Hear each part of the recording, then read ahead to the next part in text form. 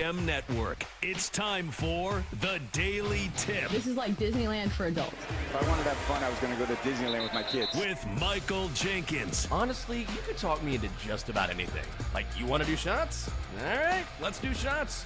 You want to put together a 10-leg teaser? Sure, let's put some money on it. In fact, I do a parlay with Champions League Soccer and the WNBA. And Chelsea Messenger. Let's try to beat the rest of the network at being degenerates, because maybe, just maybe, we can win in that regard. I do like the idea of a parlay. Hey, Dad, don't forget about me, the Dogster. Presented by BetMGM.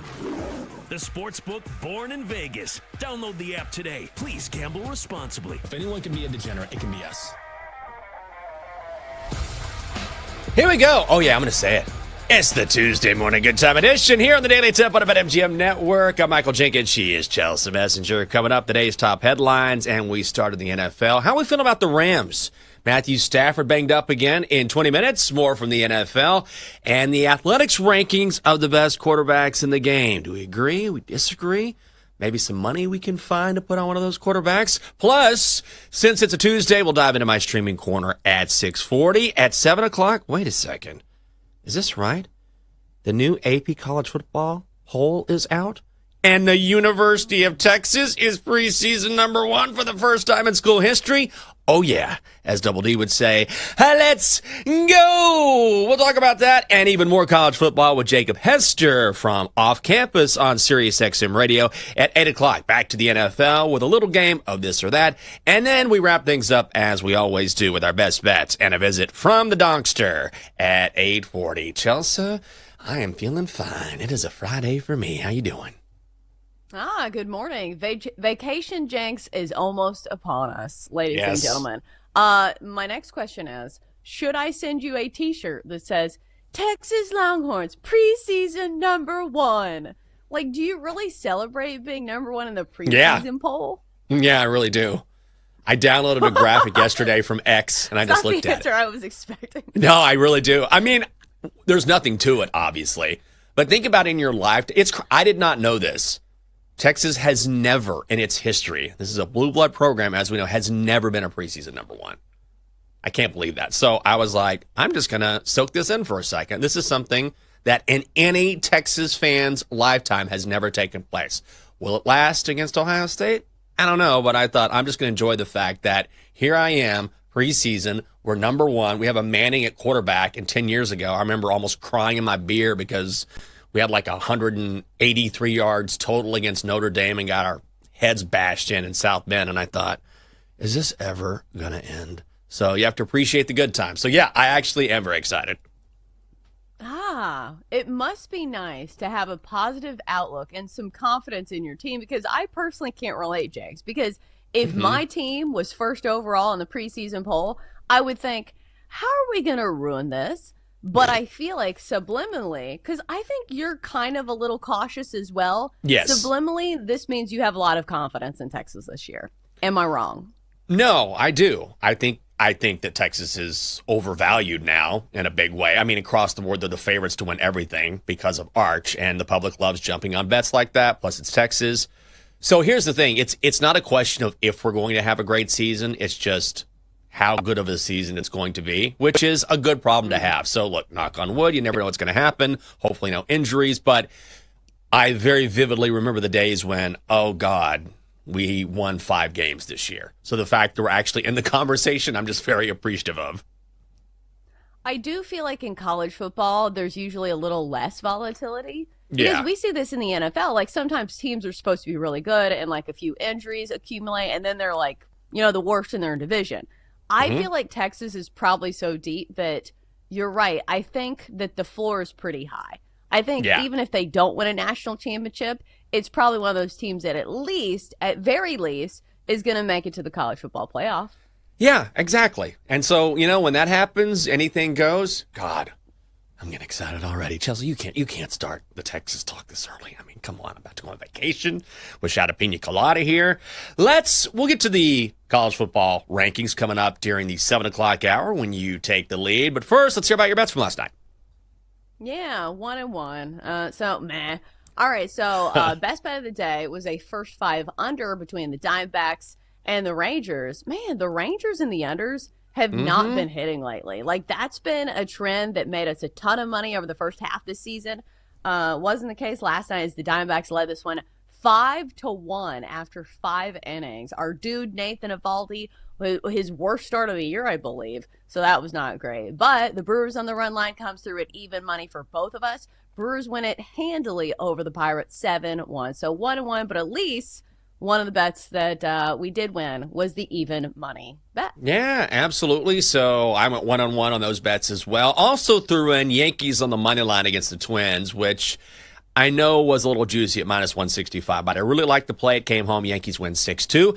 Donkster, like the Tigers last night on the money line against the White Sox, the Tigers win 2-1. So you're 1-1. I'm 2-1. The Donkster 1-0. Everybody on the right side, or at least even here on this Tuesday on the Daily Tip on a BetMGM network. Great to have you with us. So we begin in the NFL where Matthew Stafford, the Rams quarterback, missed practice yesterday. And apparently this has been an ongoing issue for Stafford with LA. Been battling back soreness after throwing 68 passes during a Saturday practice. So while the Rams were working out yesterday, there was this huge trailer, and Stafford was getting treatment in this trailer, which was a restorative and rejuvenation chamber. So Sean McVay was talking about this and says, I'm not really worried about it. We haven't discussed surgery or anything. But I think a lot of people, I know I certainly am. Like, I'm sort of bullish on the Rams this season because Matthew Stafford has been a very good quarterback for a very long time. They have a great head coach, an underrated defense. But where does this rank for you on the panic meter when it's the preseason and you're hearing Matthew Stafford already struggling with a back injury? I think there's a lot of things that go into this. Number one, it makes the Rams a little bit more volatile because I think part of the handicap, a big part of the handicap, if you believe in the Rams, is believing in Matt Stafford. And somebody who, even if he's getting older, he is still extremely effective. We saw that in the postseason last year. Also, the fact that a lot of people believe in Sean McVay. But if Matt Stafford's hurt, let's look at the depth chart. How much do you believe in Jimmy Garoppolo? Because it feels like maybe he's going to have to play a few games, for the LA Rams. I do think that Sean McVay can probably get the best out of him. Because remember, Sean McVay was the coach that when Baker Mayfield came over to the Rams for like a short stint, he hadn't even practiced that week. And I'm pretty sure Sean McVay coached him up to have a great game, even when he didn't have a full week of practice. So Sean McVay is very good at getting the most out of the least. But here's the other thing. For normal quarterbacks who are nursing injuries, I would be really alarmed, and I would be really worried. But Matt Stafford has proven he's one of the toughest quarterbacks in the National Football League. I personally have seen this myself. I think it was a game against the Titans. I was sitting there in stands, and I remember before the game, somebody said, oh, yeah, I think he has a broken collarbone or something. They're like, all right, well, we should win this game, right? No, Matt Stafford rumbled for like 40 yards rushing in that game. It kept picking up first down after first down with a broken collarbone. So this guy is tough as nails. He has persevered through a ton of injuries throughout his career. So if anybody can, grin and bear it and, play through this injury, it's Matt Stafford. I totally agree. Like, this guy is just, it's amazing when you look back at his career, like how many injuries he has played with. And I know you talked about it, but I did some research on it yesterday because I think it's fascinating. This guy, like, he is just held together with Gorilla Glue and duct tape. Back fractures in 2019.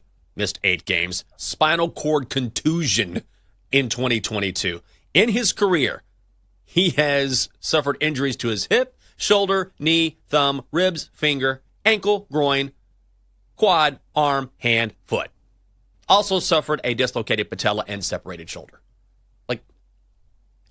Matthew Stafford could lose a leg, and the next week they'd be like, nobody drops back on one leg better than Matthew Stafford. So, honestly, I'm not that concerned because I feel like he has just gutted things out his entire career.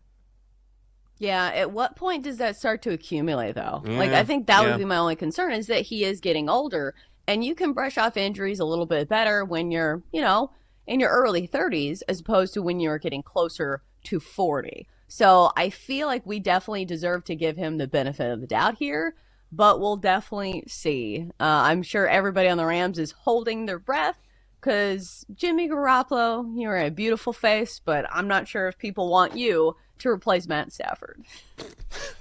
Compare that to Anthony Richardson. Whoo! I am whipped. I got to get out of this game. I am winded. Man, what is that, 3 downs in a row? Take me out, coach. You mean I have to go 4 in a row? Seriously? 4 straight? I thought we were punting, guys. Woo! No thanks. No thanks.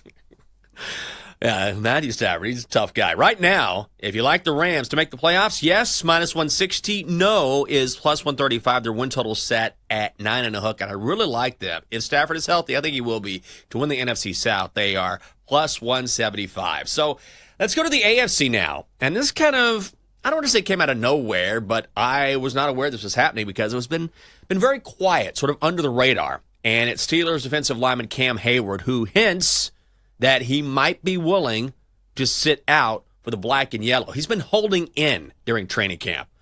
Signed an extension in 2024, 2-year deal worth $16 million guaranteed. But now he wants more. It's hard for me to, have after the year I've had to really justify playing at the number I'm playing at. I understand I signed a contract last year.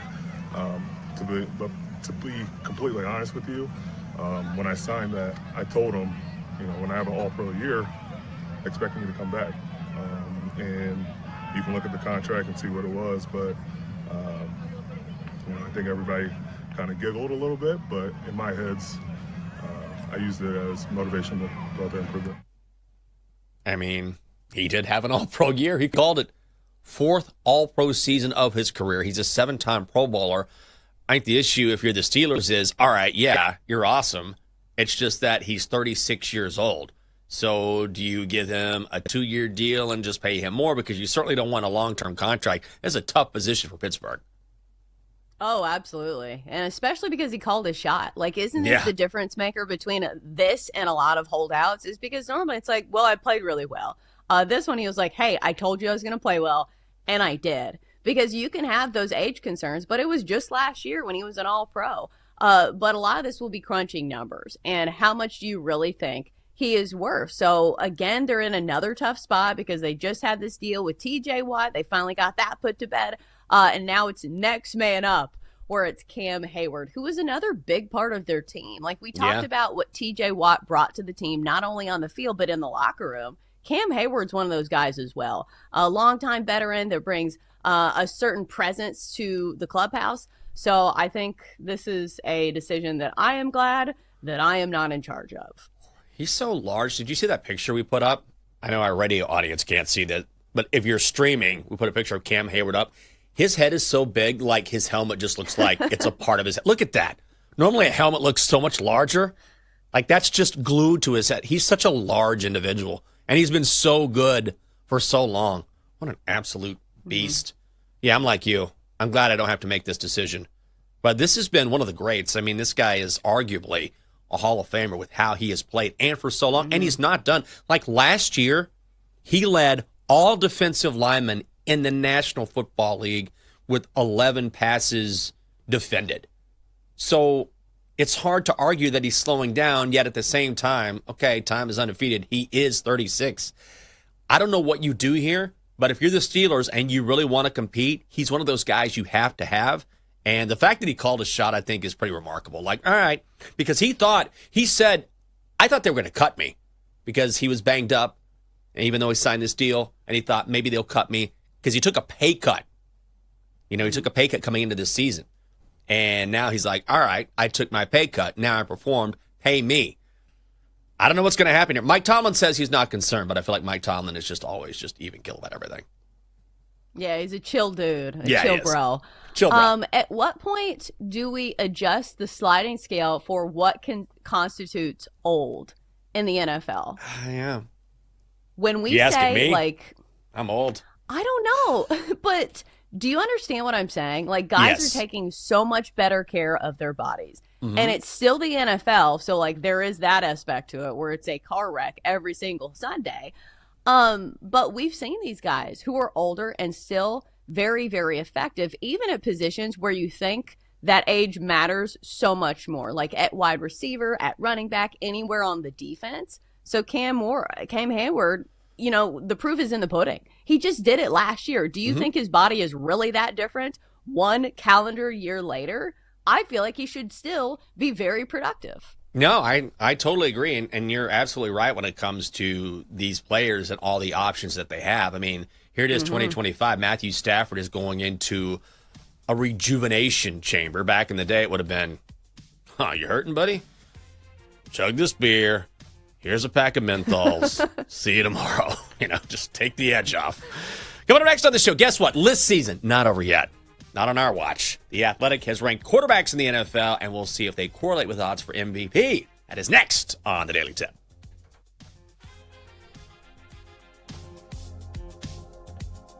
Chelsea and Jenks will be right back on the Daily Tip on the BetMGM network. Download the app today. Please gamble responsibly.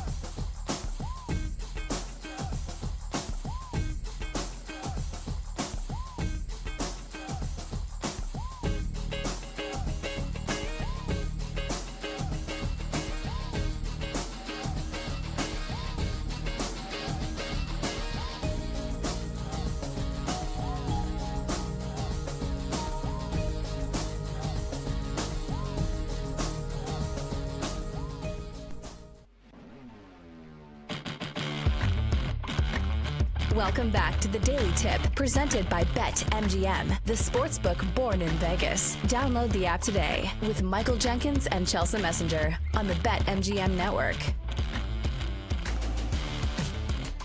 Welcome back. It is a Daily Tip on the BetMGM network. Great to have you with us. I'm Michael Jenkins. She is Chelsea Messenger. Coming up, The Athletic has ranked all of the starting quarterbacks in the league, but do we agree? And who is worth our money when it comes to NFL MVP? I just solved a mystery just now. It's taken about 2 or 3 weeks. Yeah. So on my thigh, my right thigh, you're like, oh God, where are you going with this story?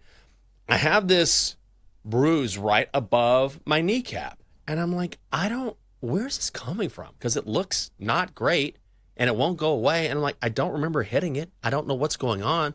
Am I putting my elbow on it when I'm on the metro? Am I like looking at my phone and somehow pressing on it? I cannot figure it out. Did I run into something and this is taking just forever? So when I was walking upstairs to go to the bathroom, I look down and I see it's been irritated and there's like an indention in my thigh. And I'm like, what in the world is this? Like a circular indention. And I was like, it's something when I'm sitting at the desk. And then I look under the desk and where the microphone is attached to the desk, there's this large bolt underneath. So when I'm sitting here and I'm moving around, I'm pressing my thigh, unbeknownst to me because I'm not thinking about it, against this bolt. And this bolt keeps pressing into my thigh. So that's what it is. I got to move away from this thing. Nah, we got to get Kathy Bates in here because this should be the next episode of Sherlock. Isn't that the show that she does? It's Matlock. Sherlock. The next Solve episode the of Sherlock. Well, does it have murder in it? No. No. Does it have, like, some type of, like, eye candy? No. Sorry, Jenks. What can we expect from this episode on CBS? Well, it's about a guy sitting at a desk. Wow, you've got me on the edge of my seat. Whoa, slow down. Please solve this before the end of the season. We have to know.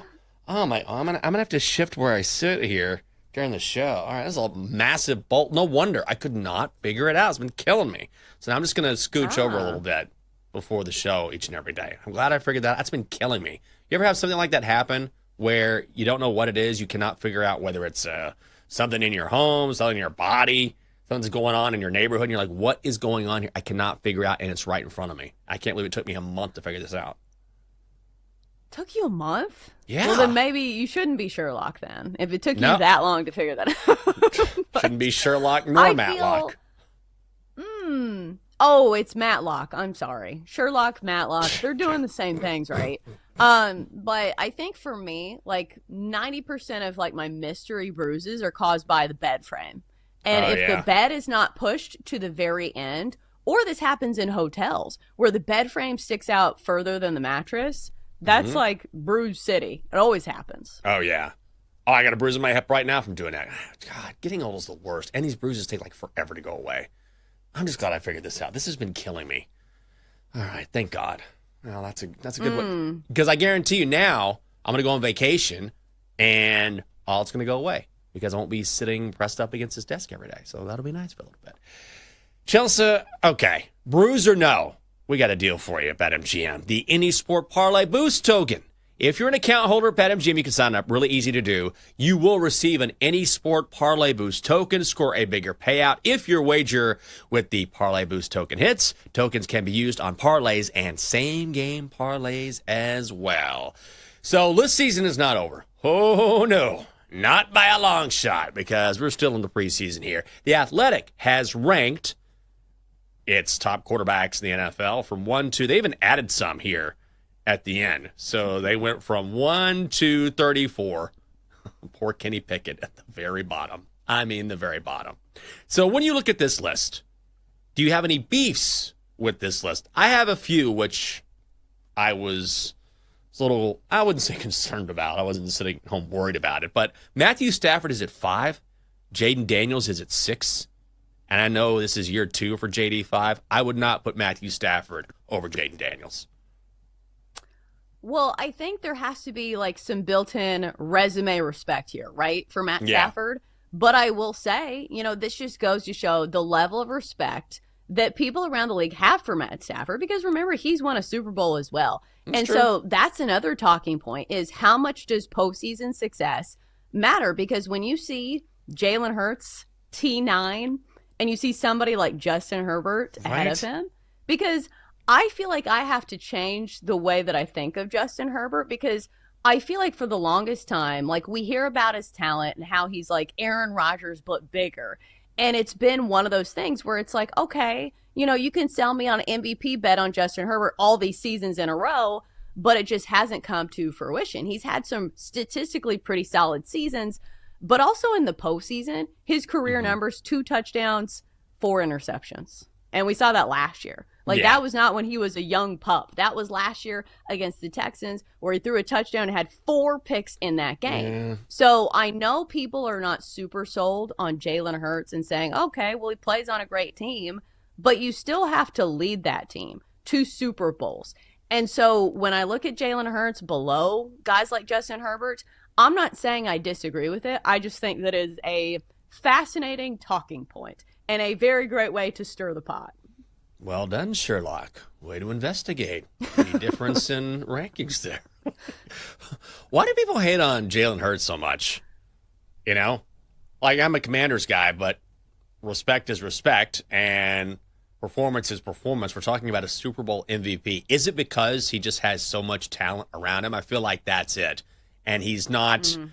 I feel like he's good at everything. He's not amazing at anything, but he's a great all-around quarterback, but doesn't really stand out. Like, you wouldn't say he's the best runner in the game. You wouldn't say he's the best passer in the game. He just kind of does everything right. And yes, it helps that he has talent, but I'm amazed at the amount of people who want to besmirch his name when you're talking about a guy who's been to 2 Super Bowls, is now a world champion, and again, won a Super Bowl MVP. It's crazy to me.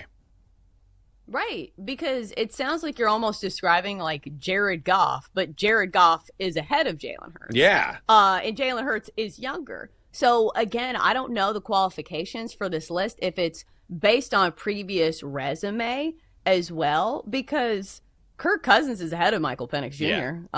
On this list as well. In fact, he's in a different tier. But let's start at the very top. Do you find it interesting that there is a tie for first place? Patrick Mahomes, who has been the long-standing, it feels like assumed best quarterback in the league, and paid as such, I believe.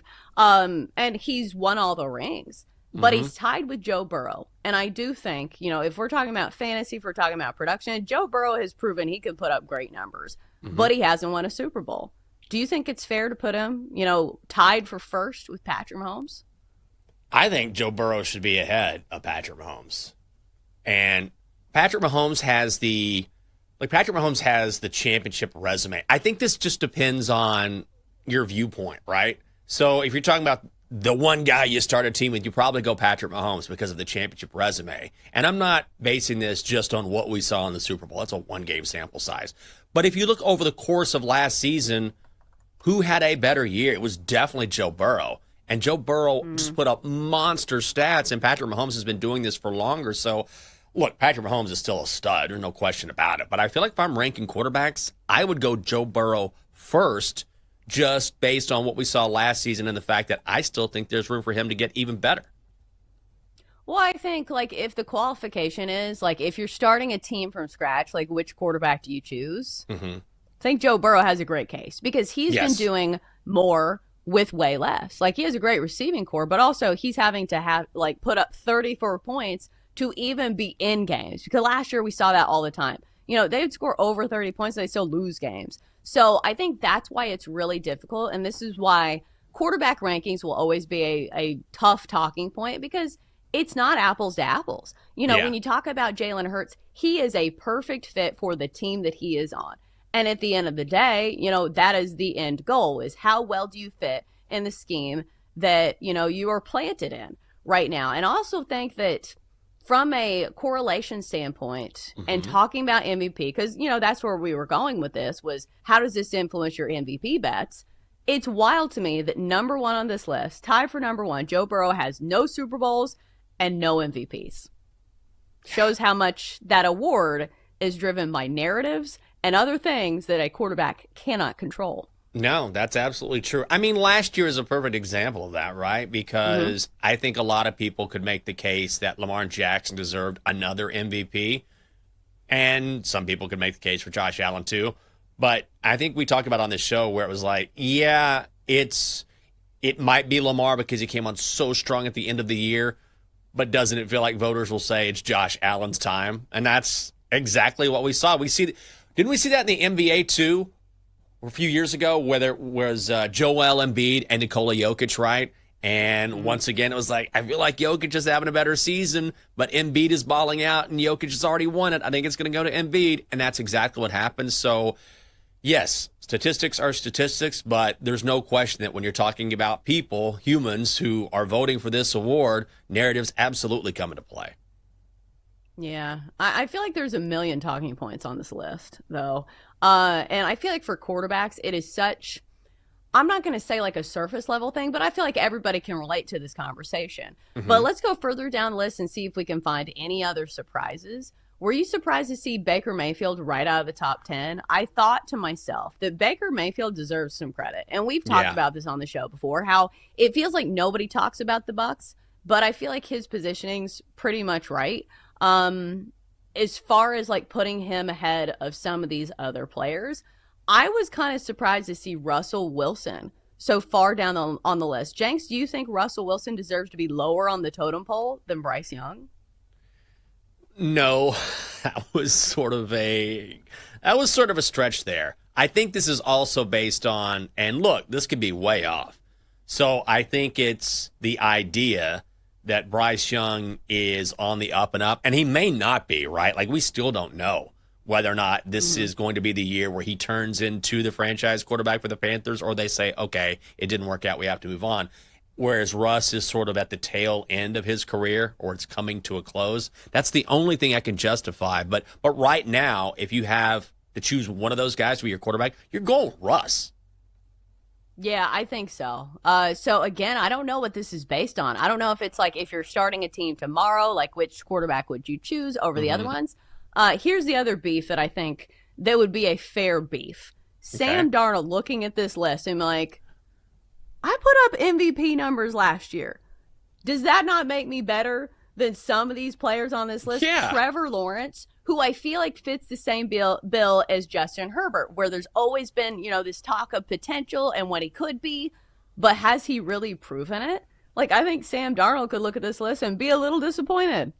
Absolutely. And also Bo Nix.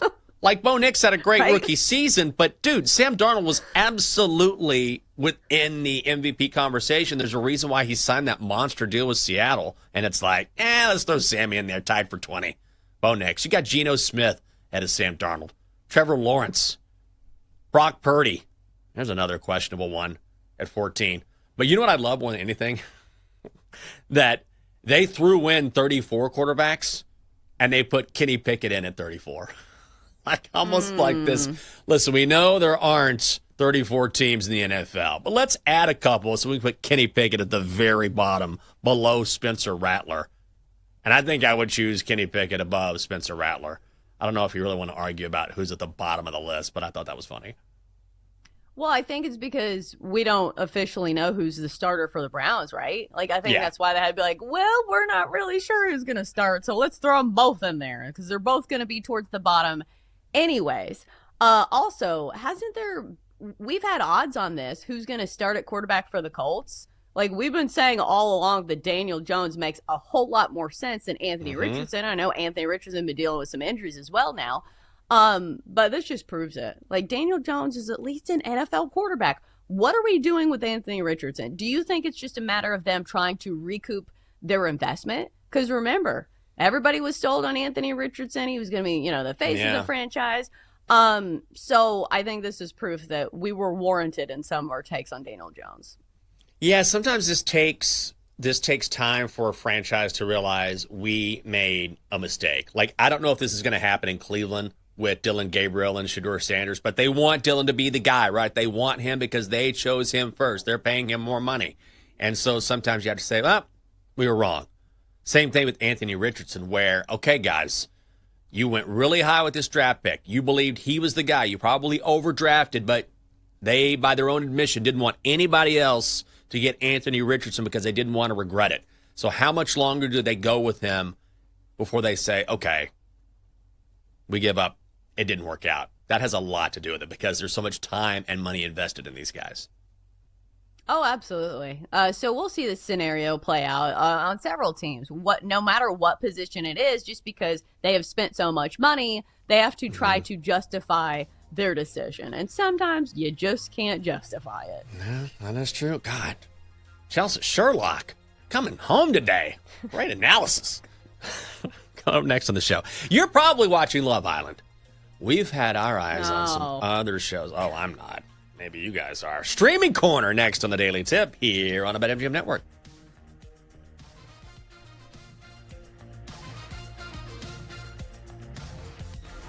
PJ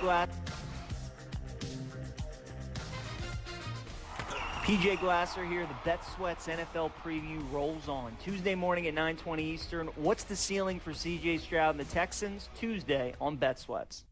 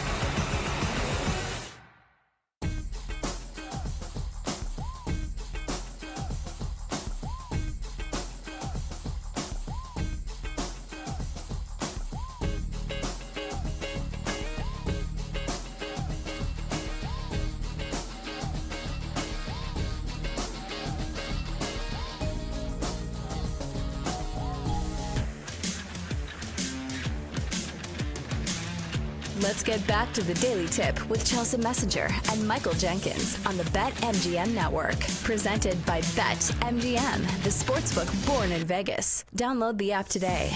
Please gamble responsibly. Welcome back. It is great to have you with us on a Tuesday. The Daily Tip on the BetMGM Network. Ooh, it's my Friday. I am trying so hard to be focused right now. Coming up on the show. Yeah, it's still preseason in the NFL, so we're going to tell you some other shows that should be getting your attention. Streaming Corner is on the way. My mom has been blowing me up, Chelsea. Blowing me up. I said this yesterday. It's getting worse. She's ready. She's ready for us to come home. I got a text at 2 in the morning from my mom. I mean, what's she doing up at 2 a.m.? She's like, oh, I'm so sorry. I'm so excited. Just let us know when you arrive. Keep me updated. Give me a call. I can't wait. Don't worry. Mark, my stepdad, he's mowing the lawn right now. We're going to have someone come over and edge and weed eat later. I'm like, Mom, you don't have to manicure the lawn for me to arrive. Like, I don't know what's going on. I'm going to walk up and it's going to be like, oh, man, it's going to be a hell of a trip. Less than 24 hours away. And honestly, I think I deserve a drink right now. I don't know if I can find one. Maybe Roger can go get one. You asked me if I had a pina colada. I probably should have made one or prepared one. But I bet if anybody knows how to get a sneaky drink in here, probably Raj. Yeah, we need to go down to the corner store. I feel like there's something within walking distance of here. I don't know if you could do it during a break, though. Somebody else would have to do it. You need to train the donkster to go get you alcohol, like some sort of like service donkey. But is your mom retired? Your mom doesn't work anymore, right? So I feel like this is her crowning glory. Yes. And I wonder if I'm going to be like this, like if I ever retire, which like I'm somebody who needs to work and needs to do things. If you need, like those goals to be set for you. So when you're like, oh, the lawn doesn't need to be mowed. Maybe you flip it on its ear and you're like, listen, this house needs to be spotless. This is your goal for the month. You better have this looking like Versailles when I come up in here. Because I think some people need that. They need something to work towards. So I'm saying that I think she enjoys probably getting the house ready and having something where, you have a deadline and you need to have the house looking amazing. Oh, yeah. She'll be ready to go. I'm worried about, I got to do some swimming, a lot of swimming, because my mom just makes everything with like heavy cream, like very Southern, right? It's just like over the top, like stuff like falling off the plate. There's going to be drinks. So I got to come back. Yeah. Right. So I just got to make sure I don't come back, 20 pounds heavier after like 1 week, because I plan on doing like very little exercise. But getting in the pool, as you know, great exercise. So that's going to be how I balance that out. Yeah. Are you going to be swimming laps, though? Or are you going to be standing on the edge of the pool with a pina colada? That's not swimming. I'll be like, hold on. Let me come over here to the edge of the pool, holding the drink up out of the water. Yeah. Burn like 5 calories. Well, we'll see how it goes. All right, time to class up the joint and tell everyone what we've been checking out. What are you watching?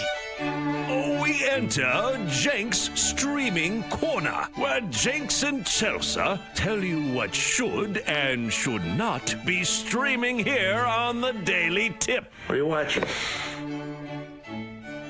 I like that sounder. Makes it sound like we've been watching Masterpiece Theater or something. So, Chelsea, I will start with you. Normally, I jump into something here, and I've been watching something which is so good, but also so sad, so I don't want to go into it too much. But what have you been streaming? What have you been watching? Let us know. We need to know. Okay, so 2 things. We started Downton Abbey because I can tell, like, my need for escape level is if I'm looking for a period drama. That means Chelsea needs a break. And then number 2, I just watched the live action remake of Mulan with my daughter because I remember growing up, Mulan was like one of my favorite Disney princesses, even though she wasn't a princess, like one of my favorite Disney movies because, she's a badass. The story is she is this female in China a long, long time ago. And so she lies to everybody and says she's a man so she can serve in the army. But here is my like super big takeaway that I felt like I needed to be on drugs to have this thought. So as she's training to be in the Chinese army, I think to myself, oh my God, she's doing all these training activities and like she's working so hard and she doesn't even need music. She's working out without headphones. People in America could never do this. Jenks, the times that I've said, like, on social media, that I'm like, oh, I forgot my headphones, still got my workout in. People are like, are you a psychopath? I'm like, people did this for centuries. Yeah. They didn't have AirPods in, 400 AD or whenever this was, and they still got the job done. They trained for war without headphones. And now people are so soft, they can't even run a mile without headphones. So that was my big takeaway from watching Mulan. Well, that's a good takeaway. I don't know if I'm going to watch Mulan, but also very fair takeaway. I'm also not someone who watches a lot of Disney stuff or Pixar stuff. I don't know why. I feel like some people get really into that, and it just never really stood out to me. Well, because you don't have a kid. Like, Yeah. I have a 5-year-old. That'll do it. So, like, I will say it was live action, so it was real actors in it. I don't remember hearing anything about it. I think maybe because it was made in 2020, and there was just, like, I don't know, other things going on. Yeah. But it was good. I do like the live action remakes for the most part when it comes to Disney stuff. Okay, very good. Glad you're enjoying, because I know it's tough for you with Blake to find something that works, so glad you enjoyed it. I've been watching on HBO Max. As someone who loves true crime, this is brilliant the way it's done. It's the Yogurt Shop Murders on HBO Max. But I will say, this happened in Austin in 1991. It was just before I got to Austin. So there is some nostalgia for me because there's a ton of video from back then. And this was huge news when I arrived. And also it has a ton of news clips from people I know, people I eventually worked alongside. So I found that aspect really interesting because I'm like, oh my God, there's Betty Cross, there's Judy Maggio. But I will also say, as someone who watches a ton of true crime, this is a hard watch. It's a really hard watch. So it's one of the few, and they haven't released the final, I think, episode yet. I think it's 3 episodes. It's never been solved. It's 30 years old. It is a horrific crime. They do a really beautiful job of showing you the inner workings of how this investigation took place, why it faltered, the impact on the families. It's beautifully done in that way. And I say beautifully done because a lot of times they sort of skip over sort of the fallout from something like this, and they don't do that. So it's really well done. But I will also say both episodes we've had to stop, and Catherine has been like, are you all right? I mean, it's really tough to absorb. Great watch, but if you're going to tune in, just be ready for it. So I don't want to go too much into it because it was really tough, but very well done. Yeah, that's a no for me, dog. Yeah, it's tough. I feel like It's I really can't tough. handle like the super gory stuff, especially because I don't know if the standards are different. I'm pretty sure they are, but they can show a lot, like on the streaming services. And like, I don't want to see the blood and guts. Like, I have a very sensitive stomach. I don't want to see that, and I feel like I need a warning at the start of the show because they just slap an R on things. And I'm like, R. Like, don't watch it with kids. And you're like, well, what's the level of gore here? Like, I don't want to see a severed limb. But well, fortunately, there's no James, blood and guts in this. It's just like it's not gory. It's just, I mean, it's a terrible crime. You're talking about 4 teenagers who were murdered senselessly, and nobody knows what happened. And so they were in a yogurt shop. The I can't believe it's yogurt shop. I mean, it's just tough. So regardless, still a tough watch. Yay, the Tuesday Good Morning Good Times edition. With murder. Yay, murder. Okay, Jenks, can I ask you about Downton Abbey? Because this was something that I feel like was very popular like years ago. I remember watching like some award show and they won like a bunch of awards. I was like, it looks pretty dry. But I know a lot of people in my age demographic that really love it for the drama. It's a little slow, and I think, it builds as most good shows do. It's not on HBO. It was, I think, originally on PBS maybe, or BBC or something.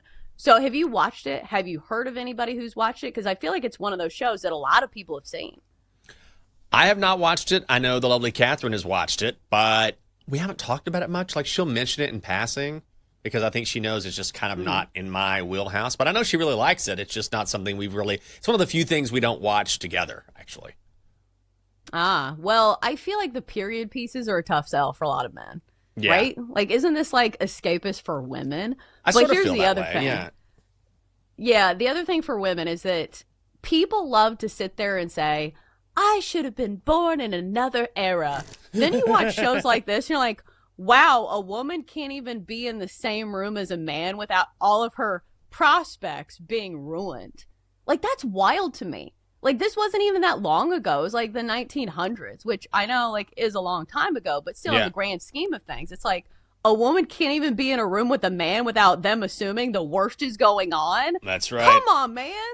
That's right. It's the woman's fault. I made a joke last night to Catherine and it backfired because I was making some sort of obviously like crass joke. And I was like, well, then why don't you make me a steak and then start pumping out some babies? And she turned, she goes, well, I love steak and I'll have your babies. Let's do it. And I was like, oh, wow, that was a quick turn. I was trying to be a jerk. And you were like, that sounds good to me. Let's do it. And I was like, all right, honey. Well, didn't. All right, I got to bring it. Denton's like, whoa, what's a transition to me here? You've been watching. It's like, I'm not eating steak. You're like, whoa, hey, I want no part of this, guys. This is your thing. But I know you only saw, one episode of Any Given Saturday? Yeah, so I'm like 4 in. I've been reading recently. Okay. Benton's reading corner. But yeah, I'm like 4 in. Yeah, for real. Do you think you're better than us? Yes. I got to finish this book before the season starts. I got like 800 pages left. Okay. So I'm like crunching this thing. It's a 1,300 page book. It's a lot. It's very heavy to hold. But I did watch. I think the last episode I saw was the Diego Pavia Vanderbilt one. Oh, nice. Yeah, he's kind of like Kurt Signetti in like, if you like him, you really like him. If you don't like him, you're like, this guy sucks. Yeah. I can see him. He definitely seems like that guy. He's so brash. outspoken. Yeah. Yeah. I happen to like him. He interviewed him last year. He was really cool about it, so I like him. But if you don't like him, you are not going to like him. That's interesting. Chelsea, you watching this? I feel like you would love this. I watched the first episode, and it was a lot of Brian Kelly, remember? And I was like, that's I don't right. want to follow Brian Kelly. He is unlikable. So please do not focus the entire episode on him. So from that point on, I have taken a pause. Oh, fair enough. Okay. Coming up next on the show. All right, Chelsea's going to take over. I need a break. And probably a Bloody Mary, Pina Colada, something like that. We're going to talk about the majors. Plus, there's a new official number 1 in college football. Hour 2 is next on the Daily Tip on the BetMGM Network. Come on back.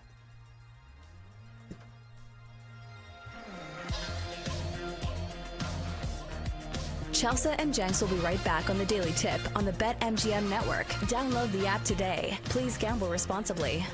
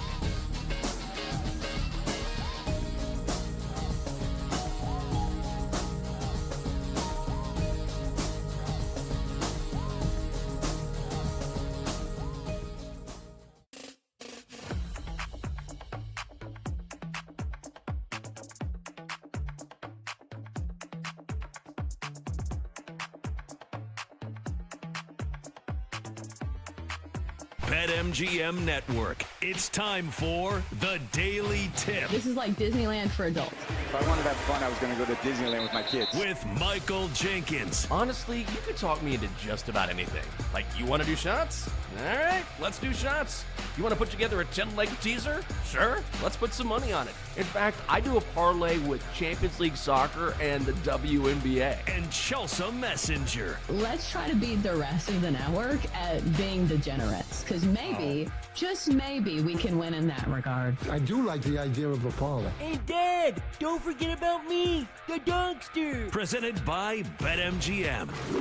The sportsbook born in Vegas. Download the app today. Please gamble responsibly. If anyone can be a degenerate, it can be us. Hour 2 of the Daily Tip starts right now on the BetMGM Network. I'm Chelsea Messenger. He's Michael Jenkins. Over the next hour, here's what's on the menu. We'll start with the first AP preseason top 25 poll in college football has officially dropped, but the top preseason spot has rarely guaranteed success. Can Texas buck that trend? At 7:20, we go on to our daily baseball bets, and then at 7:40, it's back to college football as Jacob Hester, co-host of Off Campus on Sirius XM and national champion at LSU in 2007, stops by to give his insights on all of the latest hot takes in the world of college football. It's all next on the Daily Tip, presented by BetMGM. All right, Jenks, so this next segment feels like a Venn diagram of your household. So you're a big fan of Texas football, and we will get to the preseason college football top 25, but your significant other, the lovely Catherine, is a huge Taylor Swift fan. So we have had little breadcrumbs from Taylor Swift coming on the New Heights podcast, which is obviously Travis Kelce's podcast with his brother. So apparently what she's going to do tomorrow is announce her new album cover. So she's already announced that she's coming out with a new album. And so this audio came as a little tease of what's to come on the New Heights podcast. So I wanted to show you something. Okay, what do we got? We got A briefcase. Yep. Mint green with TS on it. Yep. What's in it? This is my brand new album, The Life of a Showgirl. TS12! Yeah. Okay, so Jenks, was this the reaction in your household? Was there screaming? I don't think Catherine knows yet, or if she does, I haven't talked to her. There was screaming on my end. I woke up this morning and I saw this story and I started screaming and crying. Oh, no. Yeah, I did. I was like, no! No! Another one? Already? Didn't we just finish with the Tortured Poets Club like a year ago? And that album wasn't even that good. Florida, gang, gang, gang, gang, gang, gang, gang. Just shoot me in the face. Can we just have a little bit of a break? Just a little bit of a break. I'm listening to Miley right now. I'm listening to Sabrina Carpenter, Doechii. I just need a break from Taylor. And, of course, just in time for football season. Wait, you hear that? You hear that? It's all the Swifties waking up. They hear Taylor being disparaged. Up. Time to get in the comments. Time to get in the comments immediately for the 18,000th time. I like Taylor, but man, we just got finished with another album. And it's like, here it is again. I just need a break, Chelsea. I need a break. I was not thrilled. I was screaming in horror this morning. Do you think Roger Goodell tried to sweeten the pot a little bit and be like, hey, listen, we know the popularity of our league is helped by your fan base. Can you drop a new album? Because it does feel soon, right? Wasn't she just on tour? I feel like there are artists who are very successful that take 5 and 6 years to make an album. I understand she is a workhorse and a showgirl, I suppose. Let's pause there. The Life of a Showgirl. I did not expect this to be the title of her album. I understand the premise of she's always on stage and she's in these cool outfits. But The Life of a Showgirl, I feel like that has a different connotation than I was expecting her to have. I mean, I think the thing that gets me is that it's just so, the marketing machine is just at its peak, right? Like, they know exactly how to release this, when to release this, where to release this, so they can just build it up to its hilt, and it just comes as so staid to me, where I'm just like, I know how this is going to go down. I know how this is going to go down. It's going to come out on a certain date. Of course, it's going to be on the 12th. They're going to do it on the pod. They're going to have a crossover with the NFL. It's just sort of, it's almost, I don't say it's an insult. It's just so transparent to me. And also, like, again, I got a ton of Taylor songs, but I just finished those heavy rotation of songs on Spotify, Pandora, Amazon Music, whatever. And now it's going to start all over again. Just when I was like, I can breathe a little bit. All right, little Taylor-free mix here, and then we'll have her come back in a little bit. No. Punch to the gut immediately. So I take it you won't be listening to the New Heights podcast. No, Taylor I will not. I was going to, and now I'm not. Now I'm turning it off. I'm just, you know what I mean? It's saturation. I say this all the time. It's saturation.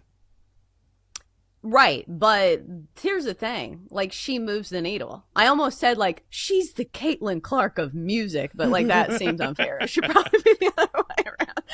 Okay, so here's the question now is that, will this episode of New Heights be the most listened to podcast ever?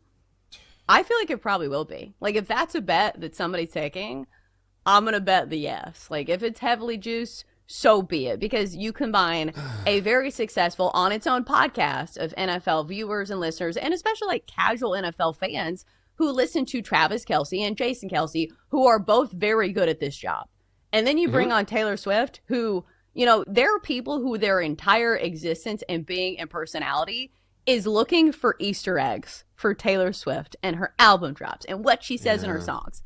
So, of course, this podcast is going to do absolute numbers. Yeah, I'm sure it will. Now I'm just depressed. I'm sure it's going to do great. I'm sure it's going to do great. Like, I was already, the first thing, of course, this is how you know your phone is listening. I popped up Instagram. First thing I see, the NFL has posted this, right? So they're already like working the marketing machine to the hilt. So yeah, it's probably going to do monster numbers. Of course, people are already arguing about it. Like football fans are like, are we doing this again? Can we please not do this? So this is going to generate all this hype just like it's doing right now, which is going to benefit everybody. I feel like Taylor Swift has reached the behemoth status of like the NFL, where it's like, oh, you think it's your time in the spotlight? Yeah. It's Taylor Swift's time in the spotlight. No. Oh, Sabrina Carpenter, you thought your time was now? That's cute. That's like when the NFL's like, oh, the NBA, you thought you had Christmas Day? Oh, look at you. Bless your heart. No, we're going to take Christmas Day now. I will say, though, the younger generation, they're moving away from Taylor. Like, it's not cool to like Taylor Swift if you're the younger generation now. Like, it's the younger artist. Like, that's so, like, old and outdated. So it's really interesting, like, how that works. But also, you're right. Like, nobody has a marketing machine like Taylor Swift. So it's like, what do you guys think about the Ravens? Is Lamar Jackson going to finally lead the Ravens to a Super Bowl title? I'll tell you what, if Matthew Stafford stays healthy, the Rams could surprise us this season. Boom! No! Taylor here. Hey, getting ready to drop my new album just before football season. Don't worry about any sort of odds or MVP at the Super Bowl. It's me, album number 12. All right, see ya. Every year. That's exactly Florida, bang, bang, bang. Oh, that song's terrible. I don't even know what song you're talking about. Because, like, I haven't listened to the old album, so I have missed that one. But, yes, Taylor Swift, the behemoth that we have to talk about, whether we like her or not. All right, Jenks. So the big news in college football, how about we get you in a better mood? Because the latest preseason poll dropped for the first time. College football season is right around the corner. And your Texas Longhorns stand alone at the top for the first time ever, you have informed us. Your Longhorns are number 1, followed by Penn State at 2, Ohio State at 3, Clemson 4, Georgia 5, Notre Dame 6, Oregon, Alabama, LSU, and Miami rounding out the top 10. So when we first kind of mentioned this, I thought that, okay, it's a big deal. Texas has a ton of hype. This is nothing new. But I feel like you appreciate this way more than I expected. Yeah. Oh, I absolutely do. I mean, this is about Double D. It's, you know what? I deserve this. I've earned this. I had to deal with the Taylor Swift news smacking me in the face. Well, now, I'm going through the fog. What do I see now? I see the Longhorns, #1 in the preseason for the first time in Texas football history, a long and storied and glorified history, and rightfully so. Yes, I'm very excited, and we're going to beat Ohio State in week 1. How you like that? Yes, I'm very excited. So I just think that, you have to appreciate the little moments in college football. And look, I understand that preseason polls mean nothing. And Denton said yesterday in our text chat, which is, look, 19 of the last 21 preseason #1 teams have not won the championship. So this isn't necessarily a good thing, but I'm never going to complain about having grown up with a passion for my particular school, and then we finally get to #1 and not enjoy it, at least for a little while. I know it doesn't mean anything, so I'm not going to hang a banner, and if we start losing games, it's going to be nothing. But at least for now, I'm just going to enjoy the fact that, hey, at this moment, here we are. Well, it feels correlated, too, because we've seen this in the Heisman race. Like, I remember this from handicapping, Heisman preseason odds, is that very rarely does the Heisman favorite win the Heisman. It's been one of those awards where you've seen some guys with really long odds. We even saw it with Joe Burrow, and Joe Burrow's dad took advantage of it. Like, I think it was like 60-1, something crazy like that. So Arch Manning is your favorite. And that's going to be another trend that Texas has to buck, is the Heisman preseason odds usually not mirroring what they are at the end of the season. But I do think this, like, we are setting up Texas with a ton of hype. And I don't mean you personally. I mean, like, the rest of the college football world, because it just feels like in every single category, Texas is the favorite. Arch Manning is a surefire fire deal to where if Texas is anything short of a national champion, like, I know you won't be... Like, you will be disappointed, but I don't think you'll say, like, the earth is crumbling. Right. I feel like if Texas doesn't win a national championship, some people will definitely have questions about Steve Sarkisian, about the program, about Arch Manning. Do you think that's fair? Just because the hype is so big right now. So that's what I'm afraid of, is the expectations being so big that if they fall short of anything but perfection, it's going to be, people panicking and saying, really unlogical things about this program. I will say the hype is definitely too much. Like, I'll be the first to admit it. Do I think Arch can live up to the hype? Yes, I do. I think he's that good. But also, at the same time, when the odds are telling you that Texas is the favorite to win the national title, Texas is the favorite to win the SEC, Texas is the favorite to win this, Arch Manning is the favorite to win the Heisman Trophy, like, people get way too excited. It's kind of like with the Deion Sanders and Shedeur Sanders effect with the Buffs, right? Where immediately it was like, Colorado's going to win the national title. And we all knew Colorado was not going to win the national title. Now, Texas certainly has a chance. They have the roster to do it.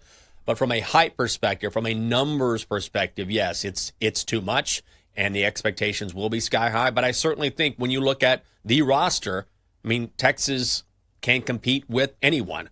They have a couple weaknesses, but then again, everyone does in the top 5, top 10. No team is perfect. So the hype is a lot, but I do feel like Texas can meet it. It's just that, meeting those expectations is going to be a grind because they're going to be there all season long. Oh, for sure. And for Arch Manning as well. Do you think when you look at the top 10 and you see that there are some teams that don't even have returning quarterbacks, that's where I think some volatility is. And we just talked about one. Arch Manning, obviously, does have some experience, but he is not an entrenched starter. So if you look at this list, Clemson, Penn State, and LSU are the only top 10 teams that return quarterbacks. We've already talked about our, question marks for Ohio State at quarterback. Georgia has some concerns as well, at least in my opinion.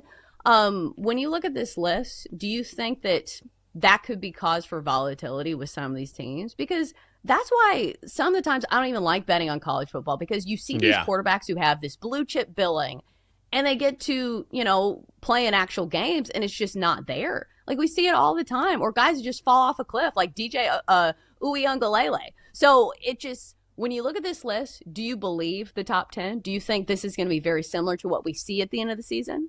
I think there's going to be some sort of disruption just because of what you mentioned, which is the quarterback situation. Like Ohio State still has not decided on a quarterback. Like it's Julian Sayin or Lincoln Kienholz. Like they're going back and forth. Maybe Sayin has the edge. Alabama named their starting quarterback yesterday, and Ty Simpson. So when you have an entrenched guy like a Drew Aller, you have an entrenched guy like a Kate Klubnik at Clemson, I think those teams have an advantage naturally because of that quarterback play and those guys who have that experience. Yeah, it feels to me like their floor is higher. Like maybe their ceiling isn't higher, but their floor is higher. All right, coming up next, switching gears to baseball, we give you our favorite plays of the day here on the Daily Tip, presented by BetMGM. Chelsea and Jenks will be right back on the Daily Tip on the BetMGM network. Download the app today. Please gamble responsibly.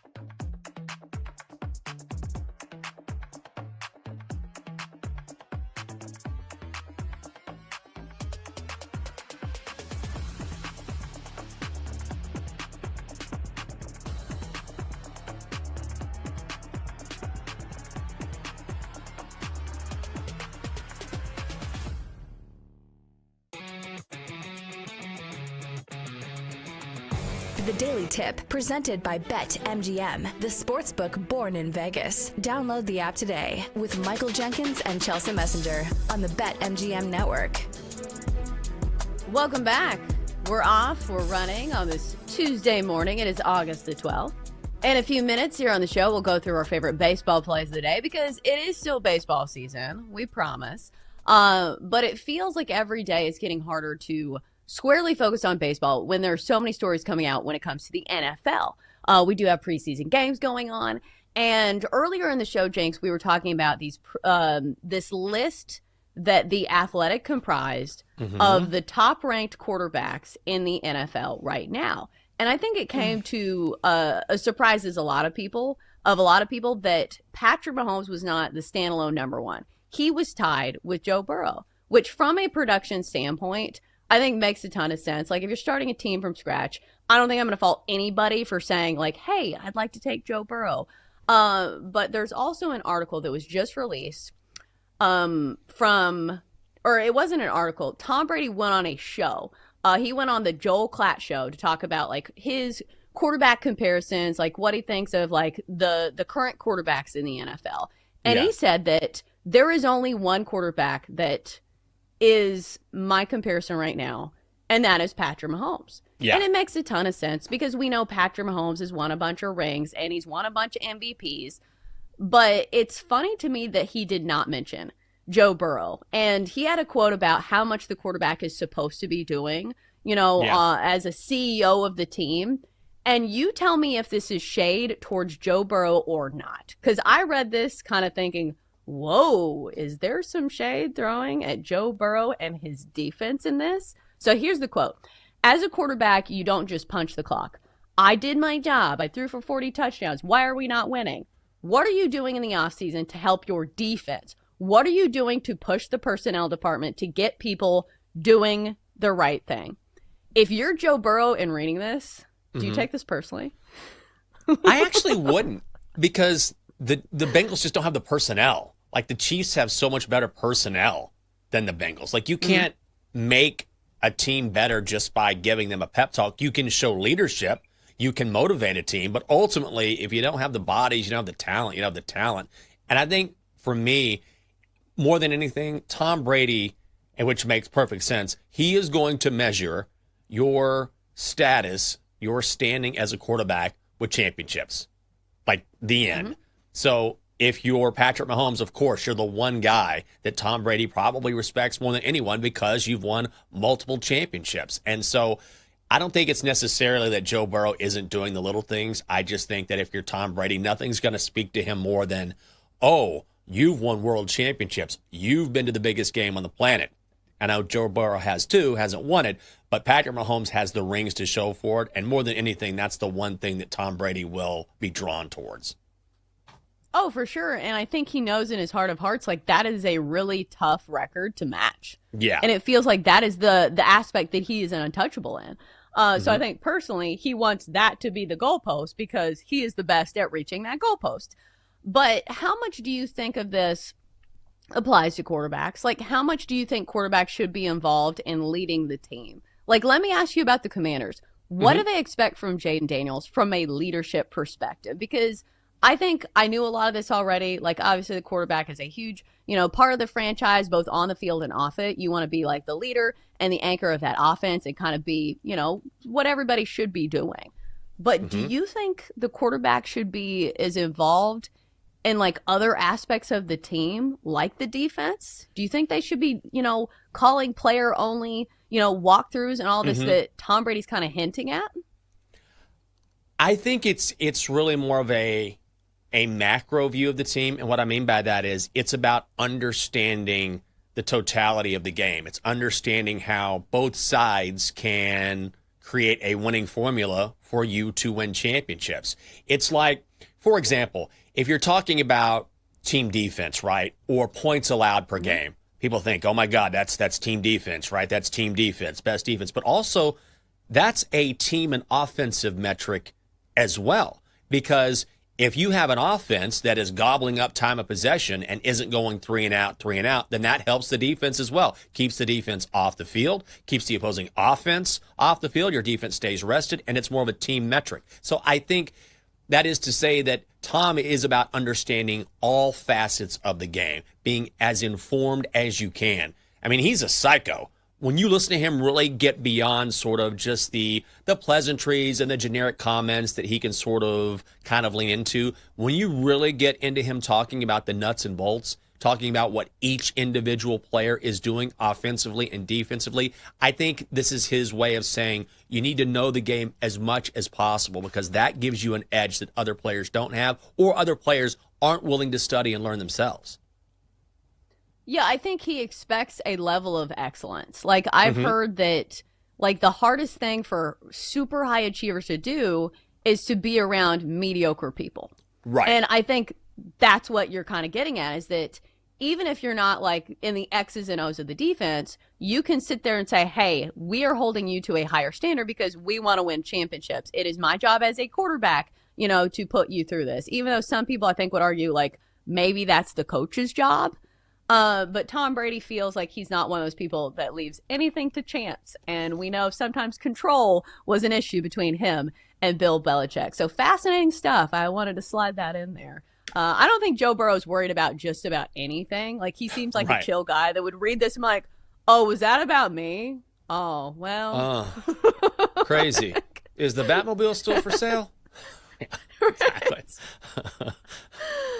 All right. I just wanted to pepper that in. All right. So as promised, let's get to our baseball plays of the day. If you're betting at BetMGM, you might as well use their MLB Boost token. Swing big on your next MLB parlay. Use this parlay boost token to score a bigger payout if your next baseball parlay hits, only at BetMGM.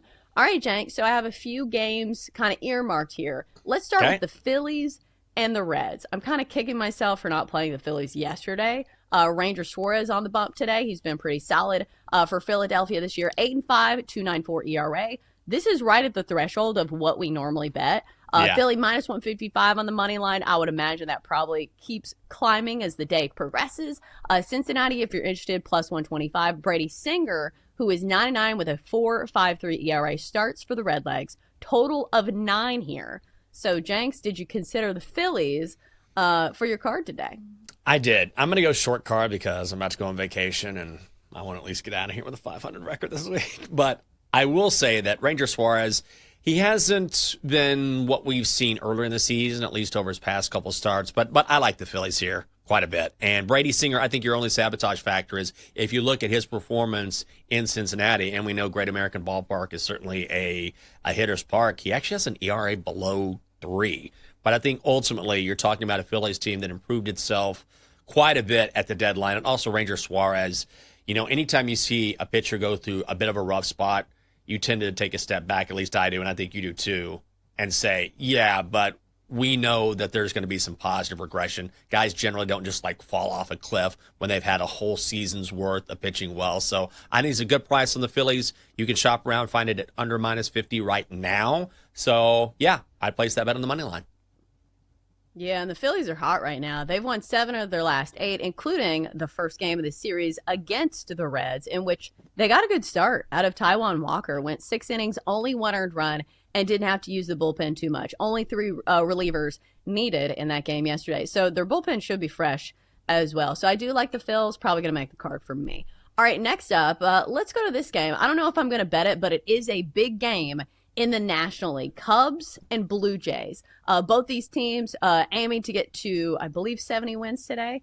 Or maybe it's 60. I need to double check that. But anyways, Blue Jays at home here. Home favorites, minus 135 behind Jose Barrios, who's 8-4, 3.89 ERA. The Cubs are plus money, and they're a great offense, but Ben Brown has not had great numbers this year. 5-7, 6.04 ERA. Total of 9 runs. Jenks, we've talked about the Blue Jays a lot on the show and how surprising they've been over the last month. Best OPS in all of baseball. I don't know how they do it, and I feel like I've missed out on betting on them, but would you bet on them today? I actually like the over in this game. So I was hoping to get an 8, but I'm not surprised. I was like, maybe they'll miss the mark and get an 8 instead of a 9, but we get a 9. So over 9 right now is what? Minus 115, slightly juiced to the over. If you want 8 and a hook, you can find it at minus 182. But Ben Brown, who's been okay over his last 9 innings, just 2 starts there, he definitely has blow-up potential, especially on the road. So his ERA is 6.29 away from Wrigley. Jose Barrios will give up some runs. There's no question. But his ERA is worse at home, 4.34. Jays have won 4 straight starts with Barrios on the mound, so if you like Toronto, then I don't mind that either. But he's also given up 4 runs or more in 4 of his last 5 starts. And the Jays are the best over team in baseball. The Cubs are 7th, so 2 top 10 teams to the over. I'd go over 9, over 8.5, however you want to play it. Yeah, I think even another look would be the Blue Jays team total over 4.5. I think that's minus 110 because, again, Blue Jays best offense in baseball over the last month and one of the best baseball teams in general over the last month in all of baseball. So I think minus 135 is a pretty solid price, but the Cubs bats are good. So that would be your sabotage factor if you go with Toronto there. All right. How about this one? Pirates Brewers. And I think you probably already know the direction I'm going in this one. Yeah. Whenever Paul Skeens is pitching, unders usually the play. The Pirates have the perfect recipe for unders when he is pitching because he is dominant and their offense is very pedestrian. So you can either go first 5 under here. Total in the full game is 7. So obviously a 4 might be a little harder to come across. Freddie Peralta going for the Brewers. Jenks, what about an under here, or are you taking something else? No, this is going to be my one play for today. I'm going to go first 5 under 3 and a hook, which is minus 135. I'd love to get a 4, but you just know when you see Paul Skeens and Freddie Peralta, you're not going to get a 4. Not in the first 5. You're just not. So I'm happy to get 3 and a hook. And look at Paul Skeens, man. I mean, 0 earned runs in 6 of his last 8 starts. Now, the Brewers did get to him. June 25th, gave up 4 runs in 4 innings to Milwaukee, but you got to show me you can do it again. I don't believe they can. Freddie Peralta, I mean, are the Pirates going to hit him? I don't think so. At home this season, an ERA of 2.13. Also, the Pirates are the worst team in baseball in the first 5. I don't think they hit Peralta. I expect Skeens to do Paul Skeens things. First 5 under 3.5. Yeah, I like that quite a bit. I think you could probably make a good case for the full game under as well if you want to sweat through the Pirates bullpen. But Milwaukee has a good pin as well. I think you also make a pretty solid case for Milwaukee just on the money line. They're minus 115 in some shops. I understand Paul Skeens is pitching, but he's not going to be pitching the whole game. And like you just mentioned, if there's any team that can post runs, and I'm talking about like maybe 2 or 3 against Paul Skeens, it's the Brewers because they've done it before. So great price on one of the best teams in baseball, especially at home. Milwaukee has been a cash cow for us here on the show and also for bettors in general. 40-20 at home this year and 42-18 as favorites. So when the Brewers are getting credit, it is warranted. So I think either of those plays are pretty solid ones, either a first 5 under 3.5 or just the Brewers on the money line. All right, Jenks, free roll here. So I think that you've already told us your play of the day.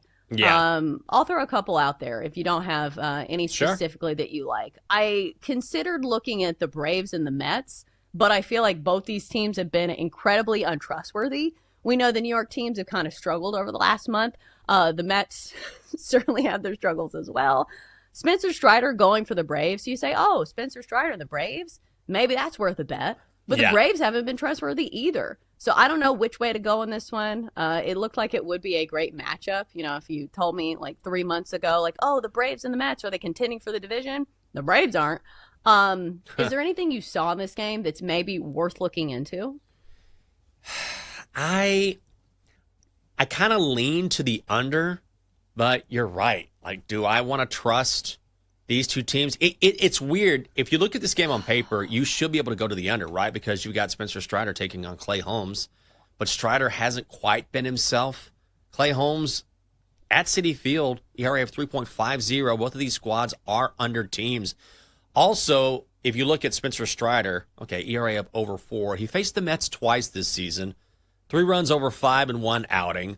1 run over 6 in the other. This is probably one of those games where it hits 8. Like on the nose. I mean, it's set right there. I would lean to the under, but not my favorite play. Yeah. And for Spencer Strider, the Braves have hit the over in each of his last 3 starts. So some of that is because he gives up some runs. Like, it's not like he's had disastrous starts in 2 or 3 of those. It's just the bullpen for the Braves has not been super solid. And the numbers for the Mets, usually I feel like they're better to the under at home, but this year it's been pretty mediocre. 29, 27, and 3 to the over, or to the under, excuse me, at home this year. I will say the Mets have been good at home, 38 and 21 this year. Yeah. One of the most dramatic splits, home road splits of any team in all of baseball. They're just 25 and 34 away from home. Braves haven't been good on the road either. 21 and 37 this year away from Atlanta. So maybe a lean towards the Mets. I don't really want to put my money on it, though. All right, coming up next, we bring on 2007 national champion Jacob Hester to talk everything college football. It's next on the Daily Tip presented by BetMGM. PJ Glasser here. The Bet Sweats NFL preview rolls on. Tuesday morning at 9:20 Eastern. What's the ceiling for CJ Stroud and the Texans? Tuesday on Bet Sweats.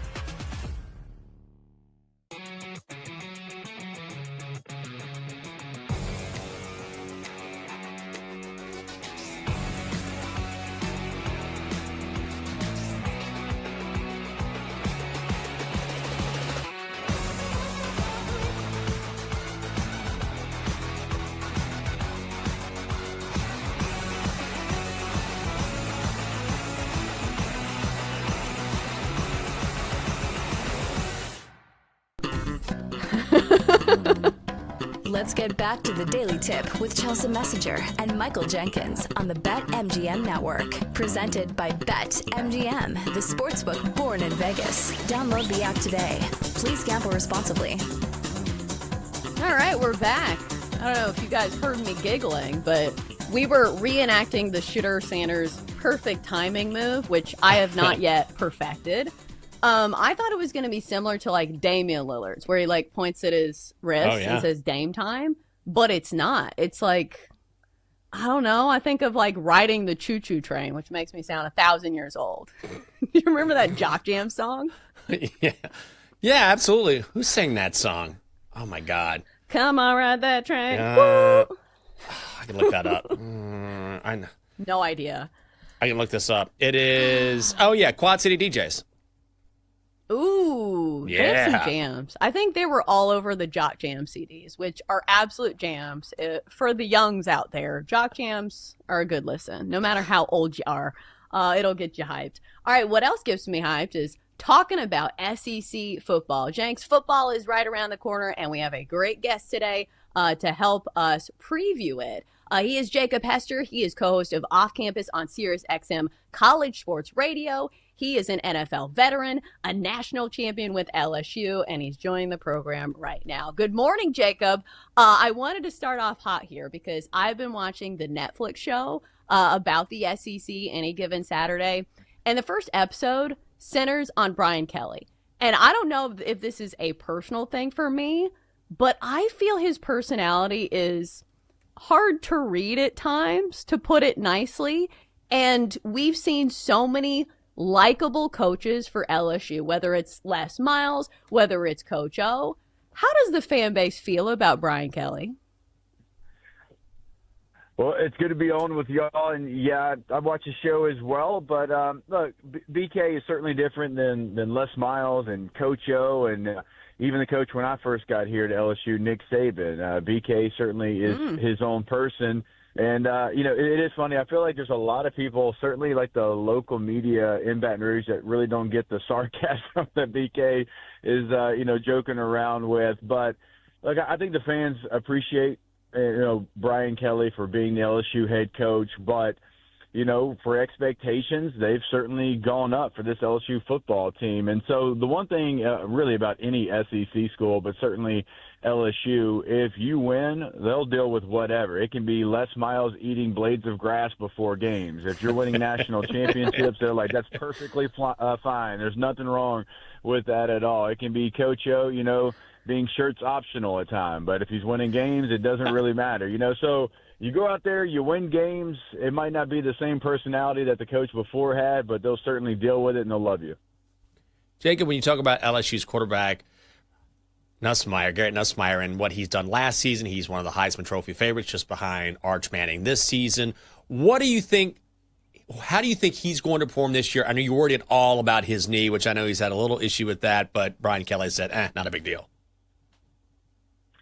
Yeah, as far as the knee goes, it's not. It's, basically camp knees is what we used to call it because, you're going to step the wrong way at least once in camp. You're going to have some tendonitis, which is what he has. And so he's got a small brace on there. But I think when a lot of people feared the worst, luckily for LSU fans and for really college football fans, because I think Garrett Nussmeier is one of the best quarterbacks in the country, it is something very minor. And then as far as, what he's going to do this year on the field, it's hard to be as successful as he was year number one in the SEC. He throws for over 4,000 yards in his first season as a starting quarterback. That is the second most in a single season in LSU history, only behind the year Joe Burrow had in 2019. So the expectations are through the roof. This is somebody that is a unicorn in college football. He waited his turn. In a day and age where if you don't play in year one, you got to take your ball, go somewhere else, and you can end up in 3-4 places before it's all said and done. But he waited. He waited behind a couple of quarterbacks. His freshman year was Max Johnson, and then it was Jaden Daniels, who, of course, won the Heisman Trophy. This guy has done it different than anybody else does it in college football anymore. So you can appreciate it. And he also appreciates the opportunity to be where he's at. That's why he waited and didn't go somewhere else. And he said it many times before. He could not imagine somebody else winning a national championship with LSU. He wanted it to be him. So he's somebody that's set up for a monster year. He's certainly got the weapons. You got a lot of what you had a year ago returning. You go out and you get, two different receivers in the portal from other SEC schools. And so, I think the Garrett Nussmeier hype train, the Nuss bus, as they like to call it in Baton Rouge, is full steam ahead because he is set up for a monster year. And I think he's going to be somebody that's going to hear his name called pretty early in Pittsburgh next year at the NFL draft. It feels like I'm sensing a similar trend between a lot of these top contenders is that on paper, this is the year for blank team. Like, this is the year for Texas. This is the year for Penn State. I feel like some people are even saying this about Clemson, how this is the best team they've had in years. And it feels like LSU kind of fits that mold as well. So what has to go right for this team to win a national championship? And is it in the realm of possibility? Oh, I definitely think it's in the realm. I mean, the last 25 years of college football, outside of Alabama, Ohio State and LSU are tied for the second most national championships. I mean, LSU's done it with 3 different head coaches. Nobody else has done that. So every year, I mean, when you have the talent that LSU has, you're in that conversation. Now, for LSU specifically, I think it's going to come down to, of course, quarterback, and we can certainly come back to that conversation, but it's going to be about the defense. And, they brought in defense coordinator Blake Baker to take over from Matt House, and Matt House had one of the worst defenses in recent memory with one of the best offenses in recent memory. You had Jaden Daniels, Malik Neighbors, and Brian Thomas Jr. on the same offense, and you did not utilize that to your advantage because if they didn't score every single time, LSU wasn't going to win the game, right? And so Blake comes in last year, certainly improves that defense, gets them to the middle of the pack, and now it's going to be, what can they do now as an encore? Like, can they go from, 60th in total defense to 30th in total defense? Because with LSU's offense, if they do that, then I think we're talking about something pretty special. So I think it's going to be really defensively because you feel like Garrett Nussmeier is going to be able to get it done through the air. Caden Durham's going to be able to get it done on the ground. And so I think that's what everybody's going to be paying attention to. And then, just the narrative across the country, I know you mentioned a couple of times there, kind of the biggest thing for me, in the top 10, you look across, it's like you either have a very established quarterback that's a Heisman favorite or you have somebody that's never really been the guy before. Like, you look at Texas, you look at Ohio State and Notre Dame and Georgia and Alabama. It's like they don't know exactly what they're going to get. Like, we think Arch Manning's going to be awesome, but he's only started 3 games. And then you look at Penn State and you look at Clemson, you look at LSU, you look at Miami, and it's like, okay, well, they know exactly who their guy is. We've seen them do it before, and it's like there's no real in between of that this year in the top 10. And that's fascinating to me to see which one of those is going to win out. Is it going to be the team that had the Heisman quarterback coming into the season, or is it going to be the team that we just all assume is going to be there because they got a talented guy that's never done it before? But it's like, well, it's Texas, it's Georgia. Sure, they're going to be just fine. So that's certainly something I'm paying attention to. Oh, absolutely. And college football always has incredible storylines, and this year is no different. Great insight from Jacob Hester, co-host of Off Campus on Sirius XM College Sports Radio, a former NFL vet and a national championship with the LSU Tigers. Jacob, we know you're busy this time of year. Thanks for stopping by. Yeah, I appreciate the time. Quad City DJs, middle school dance, let's go. Hell yeah, that's what I'm talking about. Take it back, brother. Whoop, whoop. Come on, ride that train. Oh, man, Jenks, I'm going to have to bust out the jock jams. I feel like this is also, somewhat family-friendly rap, too. I feel like I can play this in front of my 5-year-old, which is another great aspect of it. Oh, that's true. That's a good one. Man, what was that, 1996? Oh, my God. That's going way back. Why don't they make jock jams anymore? Yeah, great year. 96, come on. Forget about it. ESPN, is part of their rollout for this new standalone app that's going to be coming out here at any time. They should just come out with some sort of playlist on Spotify, Pandora, Take It Back. You know what I mean? Some old school jock jams. Just go to update it a little bit. Be a banger. Okay, let me ask you. So the college football anthem has been released, and it's by Machine Gun Kelly. Have you heard it? Do you have thoughts? I have not heard it, so I don't know. That's something I got to check out. I guess I got to get up to date here. Denton, have you heard it? I feel... Uh-oh. I have not heard it. I feel like I know the feeling that Ben's going to have. All right, go ahead. Is Fall Out Boy retired? Like where I thought it was this is Fall Out Boy's territory. Is he like I know he ditched the rap stuff to do the punk rock stuff. Is that what's going on there? Because Fall Out Boy had a generational run in the mid 2010s, just constantly bumping out bangers, coincidentally in August, and then all of a sudden it's featured for college football. I feel like their music was like almost catered to that. Like Centuries, I will always like equate with college football. Same with like Imagine Dragons. I feel like they had a bunch of songs that were like, made to be hype videos of college football. But people have like such strong opinions on Machine Gun Kelly where I like his stuff. Like I don't have anything tied to it. And people are like, oh, he's such a sellout. I don't care. Like somebody's listening to him. He's popular. He's got like the popularity factor with, who is it? Megan Fox that he is either married to or something. I don't know if they're still together, but like there were a lot of thoughts on Machine Gun Kelly. Like when they released this, when ESPN tweeted out, I feel like all the responses were negative. I was like, well, somebody's listening to him. It's you. You're the one. There's always me one. And me alone. That's you. Somebody who is listening to Machine. It's got to be somebody, and you're like, oh, this girl right here. It's me. But you're right. I mean, there's certainly a level of popularity there. It's like we were talking about Nickelback. It's like they've been around forever. Somebody's listening to these guys. Yeah, and Taylor Swift can't have everything. Oh, like she's an NFL girly, right? She's not a college football girly. I was hoping we'd, put a moratorium on the Taylor Swift references. But here we are. That's how I know it's football season. First it's list season, then there's a new album from Taylor, and then I'm like, football's back. Taylor Swift has seen her shadow, which means, we're only a few weeks away from the NFL. But back to our original point, I feel like they don't make like the bangers like they used to. Like if you've noticed at clubs, they play old music.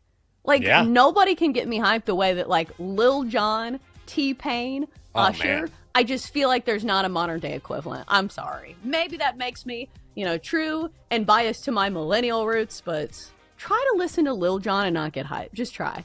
All right, coming up next, hour 3 of the show, we'll start with the biggest headlines in the NFL. That's next on the Daily Tip, presented by BetMGM.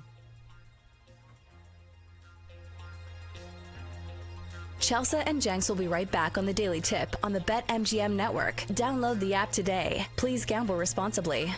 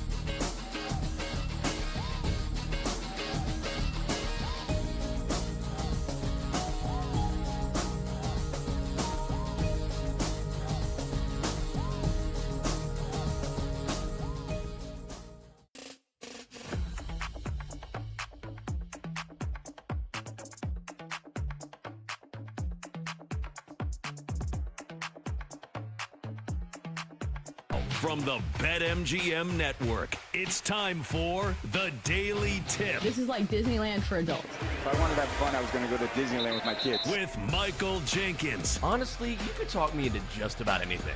Like, you want to do shots? All right, let's do shots. You want to put together a 10-leg teaser? Sure, let's put some money on it. In fact, I do a parlay with Champions League soccer and the WNBA. And Chelsea Messenger. Let's try to beat the rest of the network at being degenerates, because maybe, just maybe, we can win in that regard. I do like the idea of a parlay. Hey, Dad, don't forget about me, the dogster. Presented by BetMGM. The sportsbook born in Vegas. Download the app today. Please gamble responsibly. If anyone can be a degenerate, it can be us. And we are off in this hour 3 of the Daily Tip on the BetMGM Network. Good morning. I'm Michael Jenkins. She is Chelsea Messenger. We are live across the country from 6 a.m. to 9 a.m. in the East. Coming up in our final 60 minutes, the Rams could be one of the better quarterbacks in the NFL this season, but only if their starting quarterback is healthy. At 8:20, make sure you stick around for a Tuesday version of this or that as we focus on some of the win totals on the board at BetMGM. We'll bring in Denton for that. And you know what time it is at 8:40. The Doctor will join us as we bring you our favorite plays of the day. I don't know if he's going to be in PJ's lap today or not. That will be a good time for all of us. We'll see how that goes in about 40 minutes. Also, welcome to our audience on Stadium during our final hour as we stream live. You can do so on the Bally Sports Live app or ballysportslive.com, along with YouTube TV, DirecTV, Amazon Prime, and Samsung TV Plus. So I mentioned it at the top of the hour, and a bit of concern, a smidge, a skosh of concern for the Rams because Matthew Stafford has missed practice this week. Now, he's been dealing with a sore back, this after throwing 68 passes during a Saturday practice. So while everyone was working out on Monday, he was seeing street clothes walking into a restorative and rejuvenation chamber. Sean McVay says, we haven't talked about surgery. I'm not really worried about it. If the regular season started today, Matthew would start. He'd be our guy. So not that you're a Rams fan, you're a Titans fan. But on the panic meter, where is this? Is this a low-end worry? Is it a high-end worry? Because Matthew Stafford throughout his career has dealt with a ton of injuries, particularly to his back. Yeah, worst case scenario, if Matt Stafford misses time, is this a team you believe can contend for the NFC? Answer's no. Yeah. So clearly Matt Stafford is a huge part of why people believe in the Rams. It feels to me, if you have Matt Stafford and you have Sean McVay, you have a great chance of, some level of success. And we have counted out the Rams before and said, they used all their draft picks. They're too old. They've got a young defensive line. And yet, last year, there they stood in the thick of things, contending for the NFC. So from that perspective, obviously, there is some panic involved. But if anybody can tough this out, it's certainly Matt Stafford. I saw it with my own eyes as a Titans fan, where I remember I was sitting in the stands and there was some report before the game where it was either he broke his clavicle or dislocated his shoulder on his non-throwing shoulder. And people were like, oh, he's going to be like a statue in the pocket. No, he scrambled for first down after first down. I think he rushed for over 40 yards against the Titans that day. And, I know that's somewhat of an indictment on our defense, but still, somebody who has played through a laundry list of ailments throughout the course of his career and somebody who's known as an Iron Man. So if anybody deserves the benefit of the doubt when Sean McVay says, hey, we're not worried he's still going to play, it's Matt Stafford. Yeah, he's just done this forever. Like, his injury history is absolutely wild. And even back with the Lions, and doesn't that seem like ages ago, by the way, that he played for the Lions? It seems like forever ago. But I feel like even back then, he was always being in the lineup, gutting through something. I mean, 2019, so this is 6 years ago, missed 8 games because of back fractures. Had a spinal cord contusion in 2022. Sounds awful. So, yeah, no wonder he has a sore back. Do you know what I mean? If you've broken your back before, like, I feel like that's one of those things where, okay, it'll heal, but then you're always going to have some aches and pains along the line. Like, I had a discectomy 25 years ago where they removed a little bit of a disc in my back. I had a herniated disc, and every now and then my back will hurt because guess what? I had this surgery. Also, I've been hit a billion times by NFL defenders. I didn't fracture my back. So as you get older, of course, ailments like this start to pop up. So I don't think I'd worry about it too much. I mean, always you want to keep an eye on something like this, but listening to Sean McVay, it didn't sound like he was too concerned. So I don't think I'd be too upset about it. I would rate this maybe a 3 on the panic meter.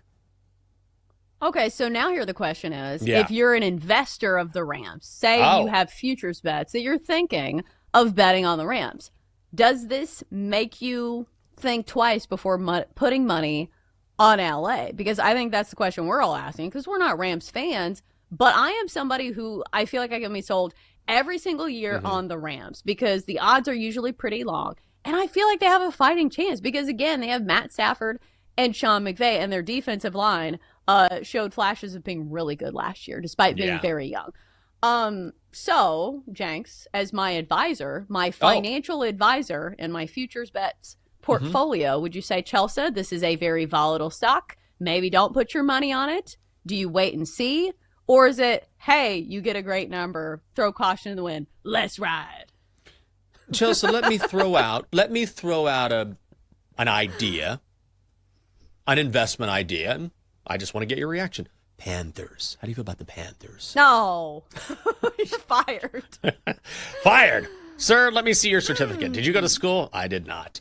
You know, I like the Rams a lot. And it's tough because, well, like any investment, there is some risk involved, right? It's just how much risk do you want to take on? With the Rams, if you are banking on the Rams, you're banking on Matt Stafford being the guy, and if he's not the guy, it's Jimmy G. The one thing I do like about the Rams, though, and why I think it is an investment worth your money, or at least worth a look, is that Matthew Stafford has been there, done that. Let's go through this again, shall we? In his career, he has had injuries with his hip, shoulder, knee, thumb, ribs, finger, ankle, groin, quad, arm, hand, foot. It just goes on and on and on. Dislocated patella, separated shoulder, lost 2 legs, had those reattached. Like, this guy's unbelievable. Still playing after all this time. And yet here he is. But look at the weapons that he has on offense with Devontae Adams, Puka Nacua, Kyron Williams. You have a great head coach in John McVay. That Rams defense is underrated. They're young. And you're talking about playing in a division where I think San Francisco is overrated. Like, I feel like they missed their window. That defense is not nearly as good as it was a couple of years ago. You're always going to risk a Matthew Stafford team having Matthew banged up and maybe not playing, but ultimately he's done this his entire career.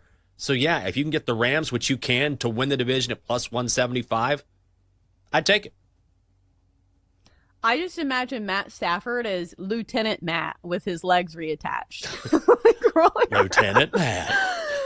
Lieutenant Matt. Oh, he is from Georgia. But here's the other thing. So if Matt Stafford misses some time and we get Jimmy Garoppolo, who has been a serviceable backup before, I think Sean McVay deserves a level of trust to where he has shown that he's gotten the most out of even below average quarterbacks. Yeah. Maybe this is not a below average quarterback, but I remember very specifically, it was either last year, well, it wasn't last year, it was maybe the year before, where Baker Mayfield came to town for the LA Rams. And it was mid-season. He didn't have time to practice, prepare before they had some prime time game. And Sean McVay threw him in there and had a great game plan that played to Baker's strengths.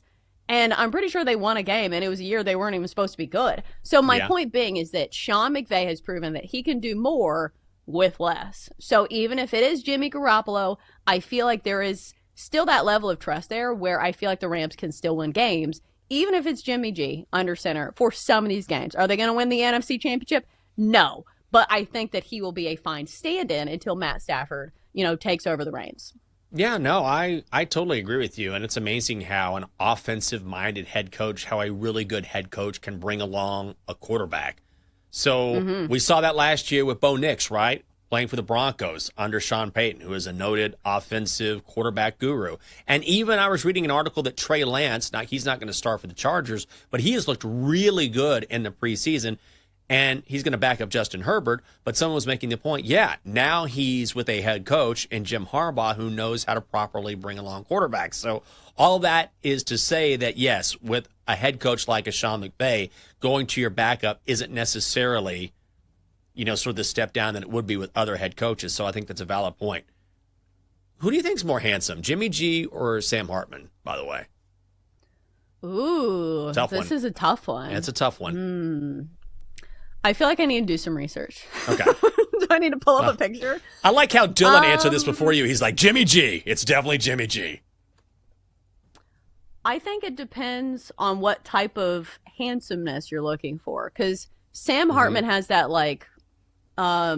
what's the word? Like the brawny man? Logsmith? What is that word? What's Lumberjack? the word? Lumberjack. Logger? The Lumberjack. logsmith. The logsmith. Clearly, Sherlock I'm very Logsmith. Yeah. Because Sam Hartman, I wonder how much of it is his hair and his beard. Do you get what I'm saying? Like Jimmy G can pull off the clean shaven, which I think is like the ultimate test of like, are you really good looking? Because you look at guys like Brad Pitt, like he's clean shaven. He has no crutches. Like some guys use a beard to like have a strong jawline. I don't know if that's the case with Sam Hartman. So I think I will give my long-awaited vote to Jimmy G. Man, 3-0. Logsmith. Double D and Dylan chimed in before you did, which I love. They're like, oh, it's Jimmy G. It's definitely Jimmy G. I had some thought in my response. And I'm just going to yell something out. I'm an analyst, Jenks. Yes. We answer the hard questions on this show. 3-0 for Jimmy G. Wow, a little surprising there. Let's move to the defensive side of the football now. And Steelers defensive lineman Cam Hayward, who has had a fantastic career in the NFL and coming off one of his best seasons ever. He was an All-Pro last year. He predicted I was going to be an All-Pro. He told the Steelers that. And he said, when I'm an All-Pro, I'm going to ask for more money. Well, guess what? He was an All-Pro for the fourth time in his career, now a 7-time Pro Bowler. But he has been quietly sitting in during training camp for the Steelers, or holding in. So he wants a new deal. Signed one just last year, 2-year contract worth $16 million guaranteed. But now he wants more. It's hard for me to, after the year I've had, to really justify playing at the number I'm playing at. I understand I signed a contract last year. But to be completely honest with you, when I signed that, I told him, when I have an all-pro year, expect me to come back. And you can look at the contract and see what it was, but I think everybody kind of giggled a little bit, but in my heads, I used it as motivation to go out there and prove it. This is a precarious spot for the Steelers because here he is coming off one of the best years of his career. He led all defensive linemen last year with 11 passes defended, and yet he's 36 years old. If you look at the average annual value of his contract, it's only 23rd in the NFL for interior offensive linemen, or defensive linemen, I should say. So he seems underpaid by that metric for sure, and yet he's older than most guys at his position, but also more effective. I don't know what you do here. This is a real quandary for the Steelers. Yeah, this is a tough one that has multiple layers to it. Like, on the surface, you say, okay, he's 36, but is he really going to crumble that much from last year when he was an All-Pro? Like, logic says no. Like, your aging does not happen over the course of, 6 months during the offseason? Yeah. So it feels like he should be very productive once again in the Steelers defense. But also, you just paid TJ Watt, and he is older, and you have to balance the books. You have to keep everybody happy. I will say the difference between this and a lot of the holdouts is that he called his shot, which is incredible. If it did happen, if this is something he spoke with the team about, because he delivered on his promise, and he said, hey, I took a little bit of a discount last year, and I said I would deliver. Here I did. I think a big question for the Steelers is this a year in which they really try to go for it? Because I think that's the question that a lot of people are asking, because what do you expect from Aaron Rodgers? Because if this is a very small window, because Aaron Rodgers ain't getting younger either, and what do you expect from the Steelers in the future? I don't know, because obviously the defense, they need to be on their best possible behavior, maybe that's the wrong way to put it. They need to be really good this year if Aaron Rodgers is going to have a chance to contend with some of the other quarterbacks in the AFC. Yeah, how much do they want to spend? I think it's a really good question. And, when Aaron Rodgers signed with the Steelers, it didn't really move the needle. Numbers didn't move in Vegas. Right now, the Steelers' win total is 8 and a hook. To make the playoffs, yes is plus 118, no is minus 140. So, look, the number is the number. Doesn't necessarily mean anything. But when Vegas isn't expecting you to make the playoffs, and that's a realistic expectation, how much do you want to go in on a 36-year-old football player? Fantastic football player, but that's a tough hand. I really don't know the answer to that one.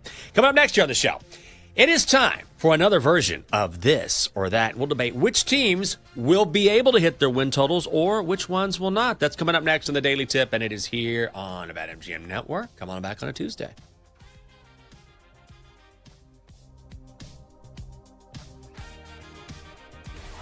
PJ Glasser here. The Bet Sweats NFL preview rolls on. Tuesday morning at 9:20 Eastern. What's the ceiling for CJ Stroud and the Texans? Tuesday on Bet Sweats.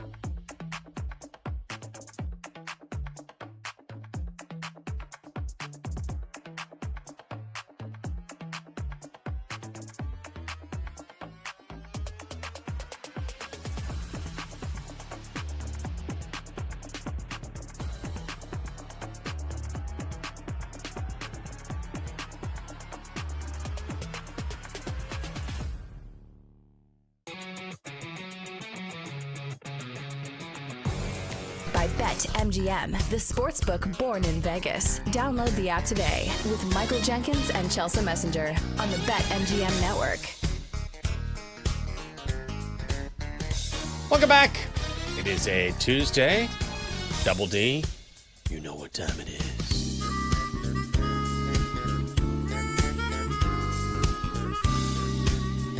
I'll say it. Tuesday morning, good time edition. That's right. I mean, my Friday. 40 more minutes. Let's go. Come out with the show. We'll look at win totals in the NFL and decide which ones we like and which ones we don't. We haven't talked about the Browns today. People are like, thank God. Please don't. But did you see that Myles Garrett was issued a citation for speeding on Saturday morning? 100 miles an hour in a 60-mile-per-hour zone. It's going to be fine. He's going to pay a $250 fine, and then he's off scot-free. What is it with the Browns and speeding? Shador has 2 speeding tickets over the past month. You got Myles Garrett now speeding. And I saw this little tidbit at the end of this article. In 2022, WKYC reported 7 instances of Garrett speeding in Northeast Ohio. Is there just nothing going on? You're like, you know what? Might as well drive fast. Just get to where I'm going. Nothing else to do here in Cleveland. I mean, what's going on? I don't know. Like, is there an Audubon in Cleveland that I'm not aware of where it's just this, like, long stretch of highway where everybody wants to go fast? I think the craziest part of this is that Myles Garrett had a really bad car wreck, a few years ago. And one would think that you live and you learn. And you say, hey, maybe I shouldn't be speeding and going recklessly fast on these roads around here. So it is concerning, especially, for him as a human being. Not just a football player, but somebody we want to keep on this earth. So I don't know what's going through his mind here. I understand he's still, he's not that young. I try to, say, oh, he's still in his 30s. Maybe just hasn't learned yet. But, if I'm his wife, I don't know if he's married. If I'm his family, I sit down with him and say, hey, we like having you around, bud. Can you please not do that? Maybe just go 80 as opposed to 100? Yeah. You think you went to school in Georgia. The Bulldogs have a huge issue with speeding, all the time. It's I don't know what's going on in Athens. They're always racing each other, or guys are speeding. They've had some, I think, some lawsuits down there and a death. It's been awful down there. So I don't know what's going on. But I'm also, when I see something like this, 100 miles an hour in a 60-mile-per-hour zone. Also, I'm not a good driver. I don't have a car. So when I drive in the fall. I'll get a zip car so I can go to Northwest Stadium for the Commanders games. I got to go out there because it's way too expensive to go out there and then try and get an Uber or a Lyft back from a stadium. It's a nightmare. But I don't drive that often. And even if I did, you would not catch me going 40 miles per hour over the speed limit. Maybe I'm a wuss, but no, I would wreck. Yeah, I'm not going 100. I am so cautious. I'm somebody who goes below the speed limit. But I know that's probably not people with nice sports cars. I understand if you have a fancy sports car, you probably want to go fast and maybe doesn't even feel like you're going that fast. Yeah. Going back to Georgia, it's wild to me that Georgia has this problem that has spanned coaches. Because it used to be, Mark Richt has lost control of Georgia. And it's he's passed the baton to Kirby Smart. So, I don't know if Athens has a road like this where everybody just wants to go really fast. Crazy. But, we've seen this in the NFL have, dire consequences as well, the Henry Ruggs scenario. Do you not see that and be like, hey, maybe this should be a wake-up call for me? So I don't know how many wake-up calls you need, but maybe just don't go quite as fast. Or book one of those NASCAR experiences where you can drive around the track yourself. Go to Germany and go to the actual Autobahn. You make enough money to do these things instead of having to break the law in Cleveland. I think they follow the Chelsea Messenger track. Does that say 65? 45 it is. And guess what? I'll see you in the left lane. Slowing down traffic. Just go on around. I don't go that slow. I know. But I'll tell you where this started is that when I was working in Fort Myers, they had GPS trackers on all of the news vehicles. And if you went above 60, it sent an email to our news director. What? The speed limit was 70. because they had one of the satellite trucks tip, and one of the reporters got very, very injured. Oh. So I think they were trying to not have that happen again. But like, we weren't driving sat trucks. But I think from then on, I was so nervous that an email would get sent to my news director that I just don't speed anymore. Oh my God. What was that Geo, the Geo tracker? Do you remember that from back in the day? Oh. Let me tell you something. Those things were so dangerous. Those were some of our news vehicles, and it had that warning like on the visor. It was like, hey, don't turn too sharp. This vehicle will roll over. I'm like, then how is this a vehicle? This is like late 90s. It wasn't like the 40s or something. So, all right. Those were so ugly. Yeah, they were so Not ugly. cute cars. Not surprisingly, that brand out of existence. Okay, let's make some choices in the National Football League.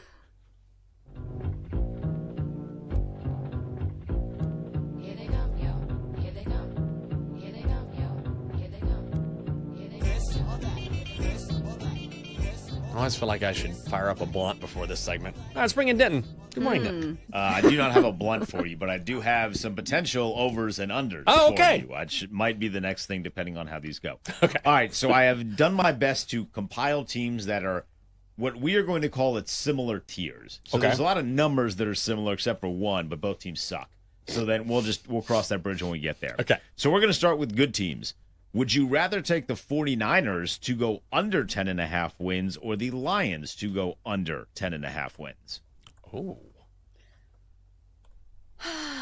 All right, so let's start with the surface level analysis, because I think the thing that stood out the most to me is that the fact that the Niners have the easiest strength of schedule of any team in the NFL this year. But 10.5 is still like a high number, and I think that's the question mark for the Lions as well. So my gut says, Chelsea, use your brain and logic. The Niners should be, the team that has the better opportunity to win 11 games. But like, I look at the Lions and I understand they've lost, their coordinators. And I think it's going to be an uphill climb, especially since they play in a really tough division. But I just can't do it. I still feel like the Lions are still a much better team. I think regular season, if we're talking about those games, they still are going to win a lot of games. So I think my brain says, Chelsea, you should take the Lions. But I don't want to, so I'm going to take the Niners. I'm going to go Niners. Like, the Lions are still mega talented. They were crazy. Actually, I'm going to go with the Niners for under. So I'm much more bullish on the Lions is what I'm trying to say, because the Lions were really banged up last year. They have I know they lost Ben Johnson, but ultimately they have so many tools on that offense. And, I'm just selling the Niners just based on the fact that, I said it earlier in the show, where they've lost a lot of defensive talent. They're older than they used to be. And certainly they're going to be good. I mean, they still have talent, but they're not nearly as dynamic as they were a few years ago. And I think Detroit, especially with Aiden Hutchinson healthy and some of that secondary back healthy again, which was not the case at the end of last season, I would definitely pick Detroit over the Niners here. So I'd go under for San Francisco. All right, let's take it under a win. How about the Bucs to go over 9.5 wins or the Texans to go over 9.5 wins? Ooh, I think I'd go Bucs over 9.5. I know C.J. Stroud has looked good thus far in the preseason, but he took a little bit of a step back last year. And also, I want to know the status of Joe Mixon. I think he's trending in the right direction. But at the end of last year, the Texans made that transition from sort of a pass-first offense. They were really leaning on Joe Mixon in a big way. But the Buccaneers, man, they have their entire offense back. They drafted another weapon for Baker and Emeka Egbuka. They already have Chris Godwin and Mike Evans. I mean, this is a dangerous team. They play in a weaker division. I know the Falcons are going to be better with Michael Penix, but I'd go over for Tampa. I think I'd go over for both of these teams, right? Because it's very similar, and Denton, you said this, they're in similar tiers, and that both these teams play in very winnable divisions. I will say I'm looking at the Bucs schedule, and they have some really tough opponents that are non-conference opponents. They'll play the Niners, they'll play the Bills, they'll play the Rams, who towards the end of the season, I feel like those are two contenders that I feel like people never talk about in the NFC. But this has been a trend for the Bucs, is I feel like nobody wants to talk about the Bucs ever. And there they sit at the end of the year, they'll win their division, they'll be contenders in the NFC. So I think the Bucs, once again, are not getting enough credit. So I definitely play the Bucs. And I think you can make a strong case for the Texans as well. Like, who's contending for the AFC South against the Texans? The Jags? Probably not. The Titans? Probably not. The Colts? Hell no. Who's their quarterback? Daniel Jones and Anthony Richardson? So I think both these teams win their divisions, and you could really make a strong case for either of these teams to go over their win totals here. All right, let's go to the top tier. The two favorites in the NFL, the Ravens and the Eagles. Which of them is more likely to go under 11.5 wins? That's a tough one, is it not? Like, you want to fade either of these teams? I will say this about the Eagles. I feel like there are stretches during the season sometimes when I don't know if they lose focus or, maybe it's injuries over the course of the past few years where sometimes they take their eye off the ball. Like, maybe you could say that, because as far as talent goes, it is still an extremely talented roster. And you can say that about the Ravens as well. I think as far as the regular season goes, I usually trust the Ravens more than any other team in football. I feel like I play their win total the regular season just about every year, because if Lamar Jackson is healthy, they are regular season juggernauts. I think they've won double-digit games in 7 of their last 8 seasons, so I'm not going under 11.5 wins for the Ravens. Maybe I'd put a sprinkle on the Eagles, but that doesn't feel great either. No, neither one feels great, but if we have to make a choice, got to go this or that, I think I would go with the Eagles for a few reasons. Number one, I think the division, the NFC East, is always difficult. I mean, I forget that stat, which we've talked about on the show before. It's been like 20-something years before there's been a repeat champion. Number two, they had a remarkable year from Saquon Barkley, and Saquon may very well have another fantastic year, another over-the-top year, but for him to replicate that, I think it would be hard to do, and he was a huge reason why the Eagles had their success, clearly. And also, look, you have a target on your back. It's just tough when you win it all, when everyone is going after you, and to replicate the same sort of success that you had previously. So I feel like the Ravens probably have a little more. I mean, that division is tough as well, but I think the Eagles, having been the Super Bowl champions, would have a tougher time getting over 11 and a hook. So I'll go under for Philly. All right, would you rather take the Falcons to go over 7.5 wins or the Jacksonville Jaguars to go over 7.5 wins? Fun. Oh, great. Duval. No, I'm not going with the Jags. I'm going with the Falcons. I think we didn't see a lot of Michael Penix Jr. last season, but I think it's pretty clear that he has a pretty high ceiling, and the Falcons have a lot of weapons on that offense. And when you have a new head coach with Jacksonville, Trevor Lawrence I feel like he keeps hitting a ceiling when it comes to, what he's been able to do in that offense, and we keep waiting for him to maybe take a step, and yet he doesn't take that step. And again, when you go back to the division, I think the Falcons, obviously, are going to go back and forth with the Bucs there. But over 7.5 seems small. Seems like a small number for Atlanta. So I'll go over for the Falcons. I think that's just it, is that the potential factor for the ceiling to be higher is there with the Falcons more than it is with the Jags. Like, I think the Jags will be interesting simply because we'll be watching Travis Hunter. And also, I think Trevor Lawrence is one of those quarterbacks where I tend to give him more credit than maybe he deserves because his numbers have not gone up. I think that's the concerning part of Trevor Lawrence, is that his completion percentage has gone down over the last few years. So he started as a rookie, 59.6% completion percentage, not great. So he went up to 66% in his second year, 65%, and then last year down to 60%, which is not great for a fourth-year quarterback. I know he missed some games last year. He was not 100% healthy, so there is some room for improvement. And they do have a good receiving core in Jacksonville, but I don't know. I think maybe I'm giving up on Trevor Lawrence a bit as far as being one of the best quarterbacks in the NFL. So I'll give the Falcons the slight nod here. I don't really believe in the Falcons that much either, but if we're picking this or that, I'll go with the Falcons. All right, final one. This was my favorite one. Would you rather take the Giants over 5.5 wins or the Saints over 4.5 wins? Cool. Go ahead, Chelsea. It's never the Saints. It's never an over on anything Saints related. We have talked about this quarterback room being the nightmare of offensive coordinators. Spencer Rattler, Jake Hayner, Tyler Shuck. Hell no, I'm not taking any over bet, no matter how low the number is. I think this is going to be the worst team in the NFL. I know 4.5 is a very low number.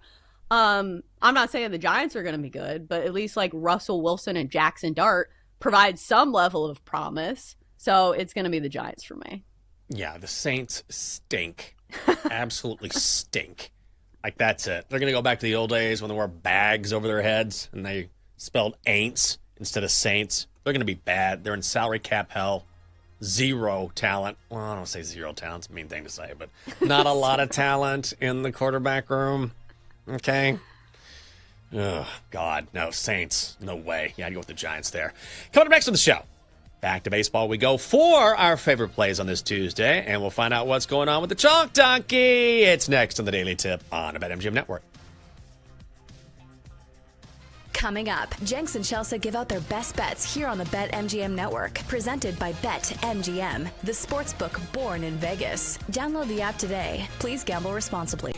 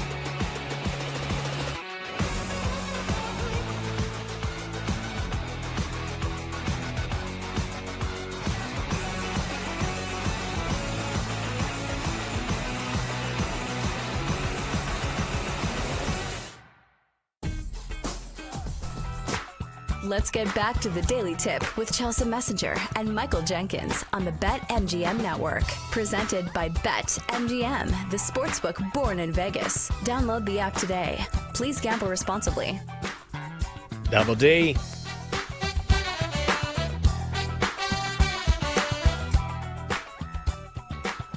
Great to have you with us on a Tuesday.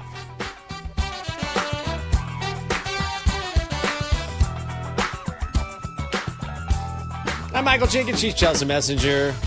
It's a Tuesday. Not Friday, though. If I can just focus for the final 20 minutes of this show, Chelsea. Coming up, EJ's here. Getting ready for another episode of Bet Sweats. The Donkster is along as well. I got a question for you. You're a swimmer. This is relevant to my vacation coming up. How long could you hold your breath underwater? How hard do I want to push myself? This was something that we did in swimming because when you are swimming like a 50 freestyle, when you pick your head up to breathe, it takes time and it's not efficient. So you want to hold your breath for as long as possible. So in swimming and at training trip, which was like our training camp where it was like the hardest week of swimming, we would do these 50s, which is down and back 50 meters where we couldn't breathe at all. And I swear the sides of my vision would start to go black. And it was a true test of like your mental capacity of how hard you could push yourself because, you know, you felt like you were dying. Yeah. And a lot of it is mental. And you hear this all the time is that people don't even come close to pushing their limits when it comes to physical training, when it comes to, you know, brain output, whatever. But I do think this was pretty close to the limit. Like when you start seeing things in your vision and like little floaters, like, do you know what I'm talking about? When you see like little things out of the corner of your vision, that's when it's really dangerous. And they've had people die, you know, holding their breath and swimming where they have aneurysms. So they stopped doing this. They like made a decision. They're like, listen, too many people are having things go wrong with their brains. So this was towing the line of danger in college swimming. But unfortunately, it's come after me. So I had to do all those things, and it was terrible. That does sound terrible. No, I asked this because we're going to do this again. Last year, we went to my mom's. The lovely Catherine and I were in the pool, and we were having contests of who could hold their breath. We're like kids. Like, who can hold their breath underwater the longest? And she eventually beat me. I think I got to like a minute 2. I was so excited. And then she got to a minute 10. And I was like, we did this for like an hour. Like by the end, we're like, we need to stop. I don't know why we're doing this. But I was just reading the world record is 24 minutes, 37.36 seconds, which is absolutely insane to me. There has to be brain damage at that level, right? 24 minutes holding your breath. Yeah. That can't be good for you. And it can't be great for you, no. From a guy in Croatia. Did this in March of 2021. Did have some pure oxygen pre-breathing, but whatever. Like, even if I inhaled some pure oxygen and give me a couple more seconds, something like that. But yeah, it's not something I really want to work toward. Yeah, think of like the mental gymnastics that you'd have to do if you're just sitting there. Like, I don't know if you're swimming, but like think about like your thoughts just taking over. Like, this is the tough part of like running on a treadmill when you're not going anywhere. You're like, okay, how long has it been? Okay, it's been 35 seconds. How long has it been now? Okay, it's been 39 seconds. Like, that's the difficult part of like what you and Catherine are doing because you're just sitting under the water, right? Like in my case, I was actually swimming. And I will say you have to use oxygen when you're using your muscles, but still like the mental aspect is tough. Yeah, I'm just like 2 or 3 drinks in, just like underwater, being like, passing out underwater. I hope Texas has a good season. Think about something else. Hope Arch wins the Heisman. Like just dumb stuff in my head. So, well, good. That's why I asked, because I figured you obviously have a lot of experience with this. I do not. I'll be doing this in the pool, and I expect to not beat my time from last year. Coming up next on Bet Sweats. Kay Constable and PJ Glasser right here in studio. We'll preview the Houston Texans and look at some potential sleepers in college football. Can't wait for that. Corey Parson will join the show at 10 o'clock, and then Sean Pendergast with more Texans at 11:20. All right. Good start early on to the week, so let's keep it going with our favorite plays tonight. Time to place your bets. All right, Chelsea. The same, but different. That's where we're going. Yeah. So I kind of was trying to get creative on this one and find the number that I liked. So I think I hit the sweet spot for me. The Pirates and the Brewers today, we're going to go first 7 under 5.5 for -150. It's a little juicy, but I do think those extra runs in the couple of innings that you get past the fifth inning are important here. Because you look at these two pitchers, and obviously this gets the first impression rose for an under. Anytime you have Paul Skeens starting for the Pirates, you know he's been consistently great. Even in his worst starts, when he gave up 4 earned runs over 5 innings. Oh my gosh, the sky is falling. But over the course of the year, like, there's a reason Paul Skeens has an ERA under 2, because he has always bounced back, after those outings. Even, the last time around against Cincinnati, 6 shutouts, despite giving up 7 hits. So I think I can trust Paul Skeens to get the job done. And here's the other aspect of taking unders with the Pirates. Their offense is so pedestrian, so it's the perfect combination for unders. Maybe you look at this Brewers offense and you say, okay, here's the sabotage factor, but you have a couple runs to play with, especially when the Pirates rank bottom 4 in just about every statistical metric over the last month. Freddie Peralta is a solid pitcher, and both these guys have proven that they can go longer than 5 on certain occasions. If there's ever a time for Freddie Peralta to do it, it's against the Pirates. And Paul Skeens, at least he's probably going to go 6 in this one. So a little added numbers to work with here. Under 5.5 for the first 7 innings. Let's go. Pirates, Brewers under first 7 innings for my best bet. Yeah, I'm with you here. It's going to be my play as well. I'm going to go first 5, though. I mean, similar. First 5 under 3.5. It's -135, so a little less juice. But I won't reiterate everything you just said so well. But the Pirates, worst first 5 team in the majors. And honestly, I'll happily lay the juice with 3.5. I'm surprised we're getting that. Was looking for a 4, but I knew that was unrealistic. So for me, first 5 under 3.5 is -135. I do have one lean if you're interested, and I will say I'm not going to play this officially, but the Yankees on the run line today against the Twins, I think might be worth a look. You can get that at even money, maybe a little plus money if you shop around. You've got Carlos Rodon going for the Pinstripes. And the Twins have not decided on a starter yet. This could be a bullpen game for them, which makes me like the Yankees even more. Carlos Rodon, not great necessarily in recent outings compared to what we saw midseason, early in the season. But in the Boogie Down Bronx this season, 7-3, an ERA of 3 even. Opponents are batting 160 against him. And we know the Twins just gave up at the deadline. So I like the Yankees. Those bats got going last night. Yankees on the run line is even money if you look around. And I think -105 at BetMGM. Yeah, the only reason I haven't been playing the Yankees is because they have not been super trustworthy. Like, I know they won last night, but they're still 3-7 over their last 10 games. So I don't know what it is about the Yankees. The talent is there. They should be winning these games. But maybe the Twins can, outmatch that. And the Twins are so bad that maybe this is what it takes for the Yankees to get back on the right track of things. I can't convince you before we get to the Donkster and PJ to maybe lay it with the Phillies tonight against the Reds. I know you like that game. That almost made the card for me. But Ranger Suarez has kind of been struggling. So he has a 5 ERA since the break. So if it was a little less juice, I could maybe justify it. It's just I don't want to lay -155 with a team where Ranger Suarez, once he gets his spark back, I truly believe he's a good pitcher, but I don't think I can justify it right now. All right, fair enough. I kind of felt the same way. Just need to see a little bit more from him like we saw a few weeks ago. Well, time now to turn our attention to right here in the studio. Coming up next, we have PJ and Kate on Bed Sweats, but the Donkster's here, and once again hanging out with his new best friend, PJ. Donkster, come on in here. Good morning. Boy, am I cozy. I'll never move again. Wow. You and PJ again there, Donkster, huh? Stop calling him PJ. He's my big boo. Oh, yeah? Oh, no. Oh, you guys going out tonight? No, sometimes it's nice to stay in and snuggle.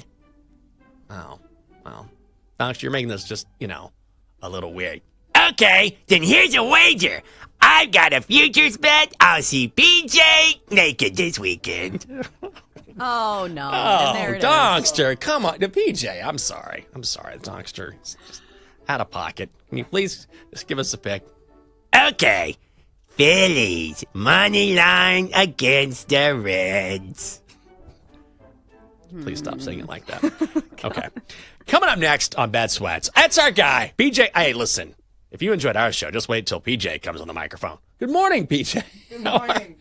Guys, Donkster's on one this morning. I tell you what, man. He really is. Oh, man. Insatiable. PJ, get ready to learn the people who work in the HR office, because it sounds like you will be going there immediately following Bet Sweats. They're going to call you. They might. They could. No, it's all fun and games. Glad the Donkster have you back for another day. So, yeah. What's going on in the show?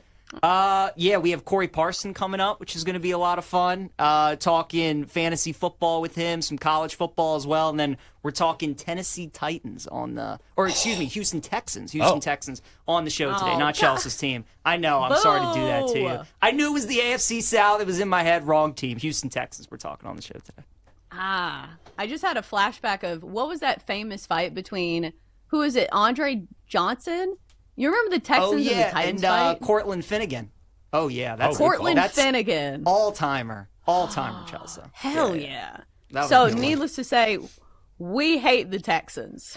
Yeah, that's fair. And, if Donkster keeps making some of the comments that he is, we might have Cortland Finnegan, Andre Johnson 2.0. So, we'll see. We'll see. Have a punting contest. See how far they can punt the Donkster. I like that. Well, PJ, we'll slide on out of here so you can get in here. By the way, just quick tease, you bullish on the Texans this year? Not bullish. I do like them to win that division, though. Okay. But not to win the AFC or anything like that. Well, Chelsea, you always have that fight. Much. You got something there. Well, that's going to do it for us here on the Daily Tip on the BetMGM Network. Do not go anywhere. Kate and PJ coming up next for Denton, Dylan, Double D, Chelsea. I'm Jinx, the Donkster, and PJ. New best buddies. I'm Jinx. Have a fantastic Tuesday. I'll see you next week, but make sure you're here bright and early tomorrow at 6 a.m. Bye.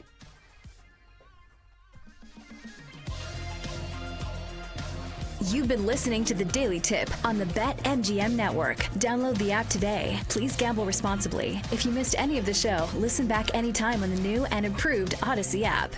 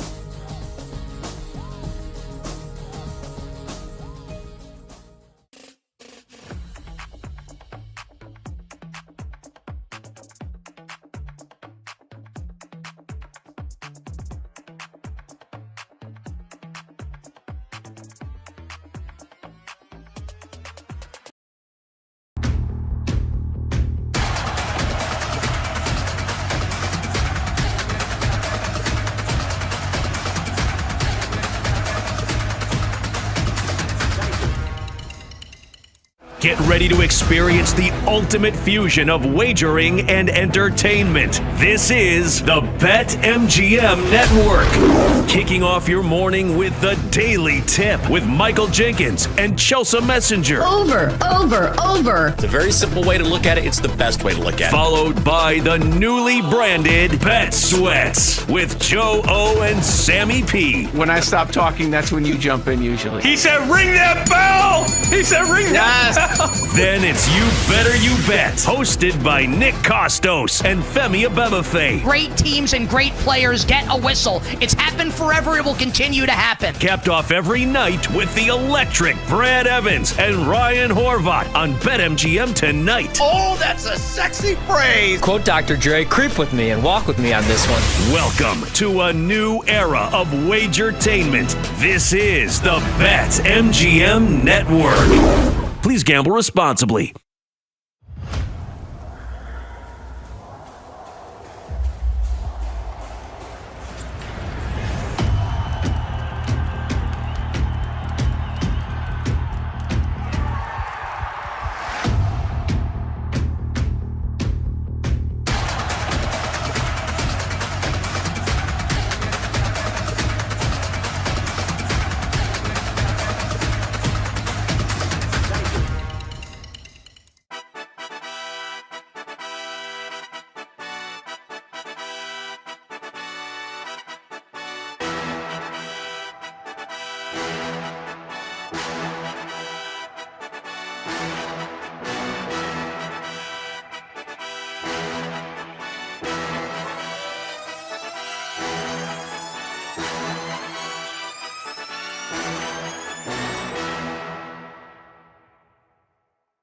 Get ready to experience the ultimate fusion of wagering and entertainment. This is the BetMGM Network. Kicking off your morning with the Daily Tip with Michael Jenkins and Chelsea Messenger. Over. It's a very simple way to look at it. It's the best way to look at it. Followed by the newly branded Bet Sweats with Joe O and Sammy P. When I stop talking, that's when you jump in usually. He said, ring that bell! He said, ring that bell!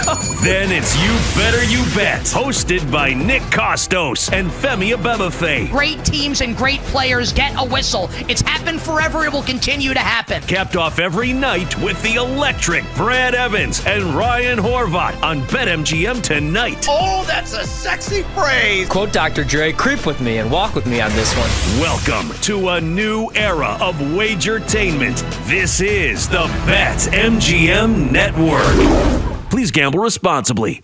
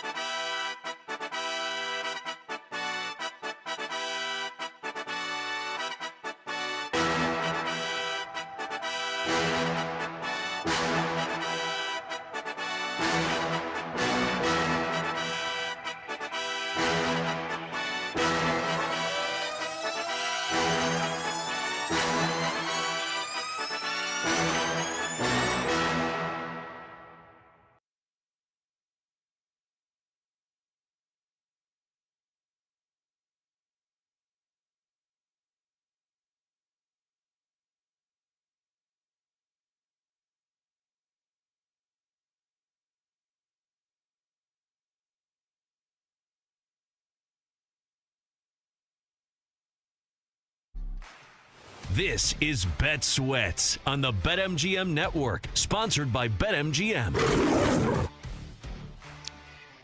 Good morning. Welcome into Bet Sweats here on the BetMGM Network. Sam and Joe off all week. I am Kate Constable, filling in for them all week, along with PJ Glasser. We got some technical difficulties that we're working on with PJ, but he should be joining us very soon.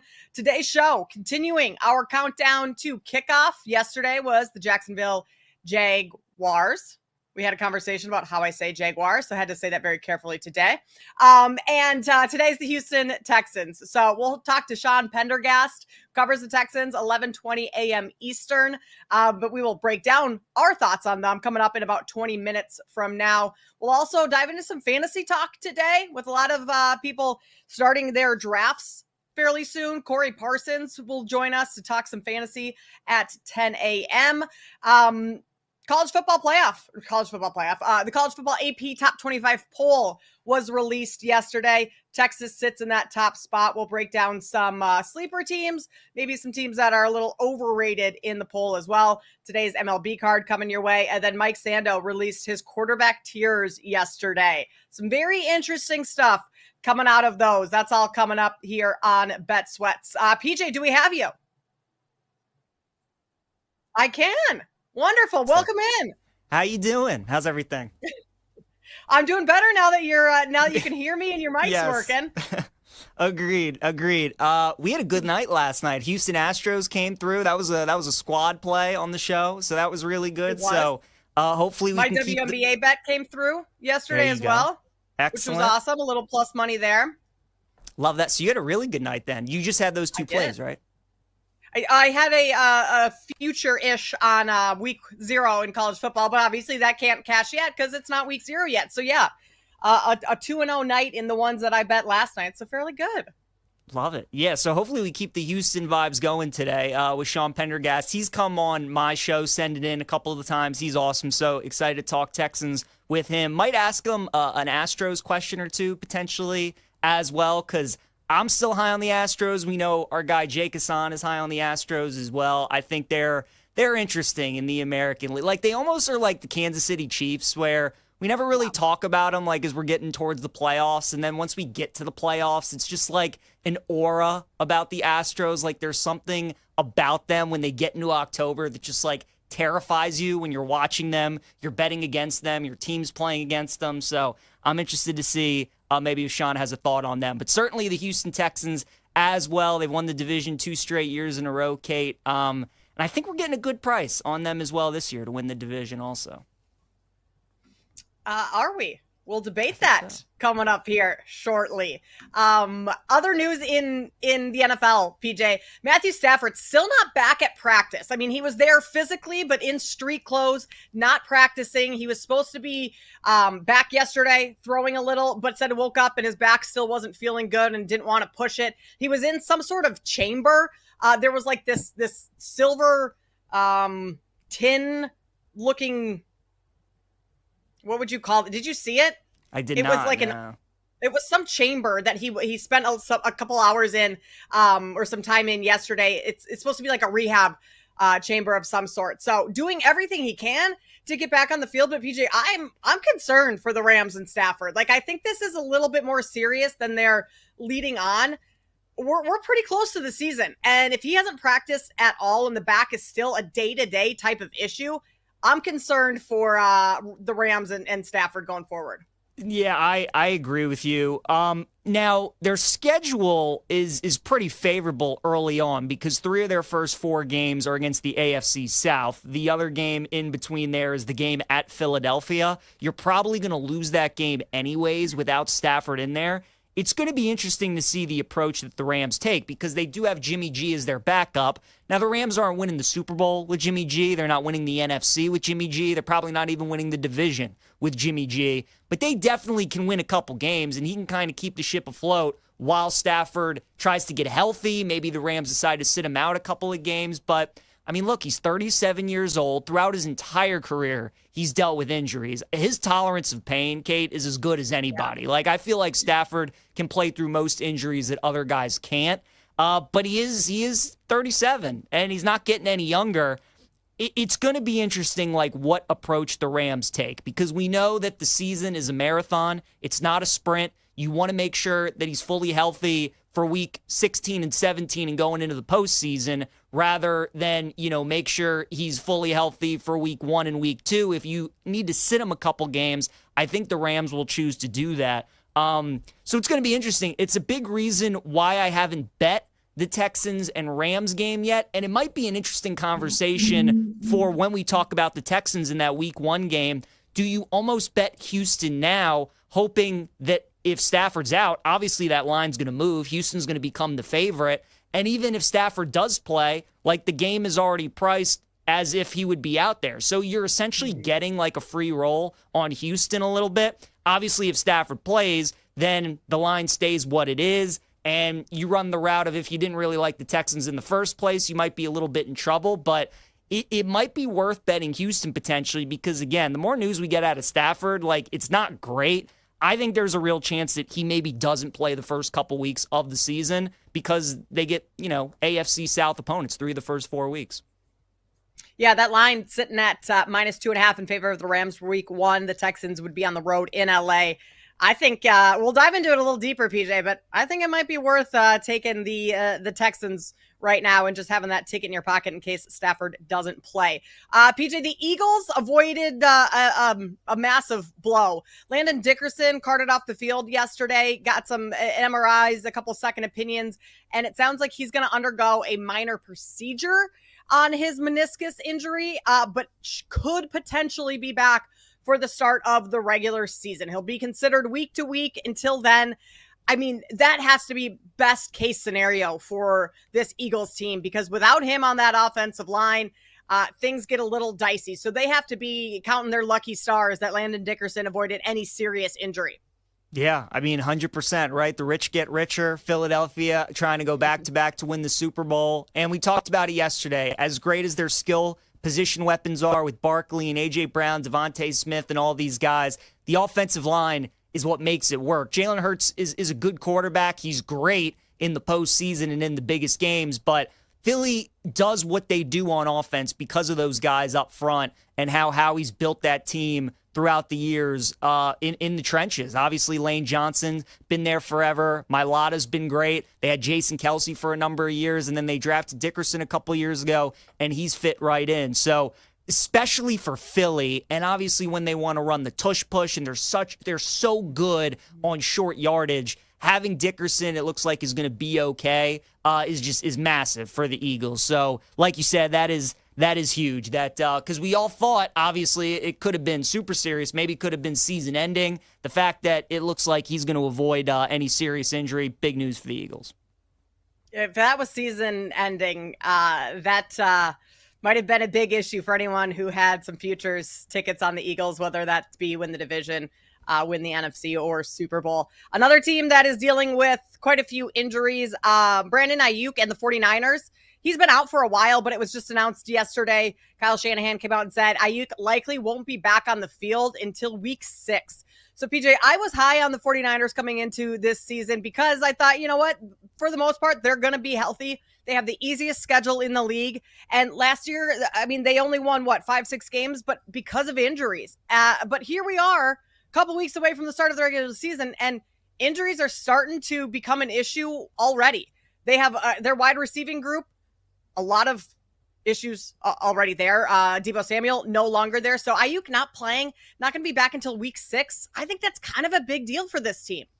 I agree. I'm surprised that San Francisco didn't make a move this offseason for a wide receiver. As a matter of fact, they gave away one of their wide receivers in Deebo Samuel because you knew Ayuk was going to miss some amount of time. Jawan Jennings this offseason has been wanting a contract extension. He's been wanting more money, so they've been dealing with that.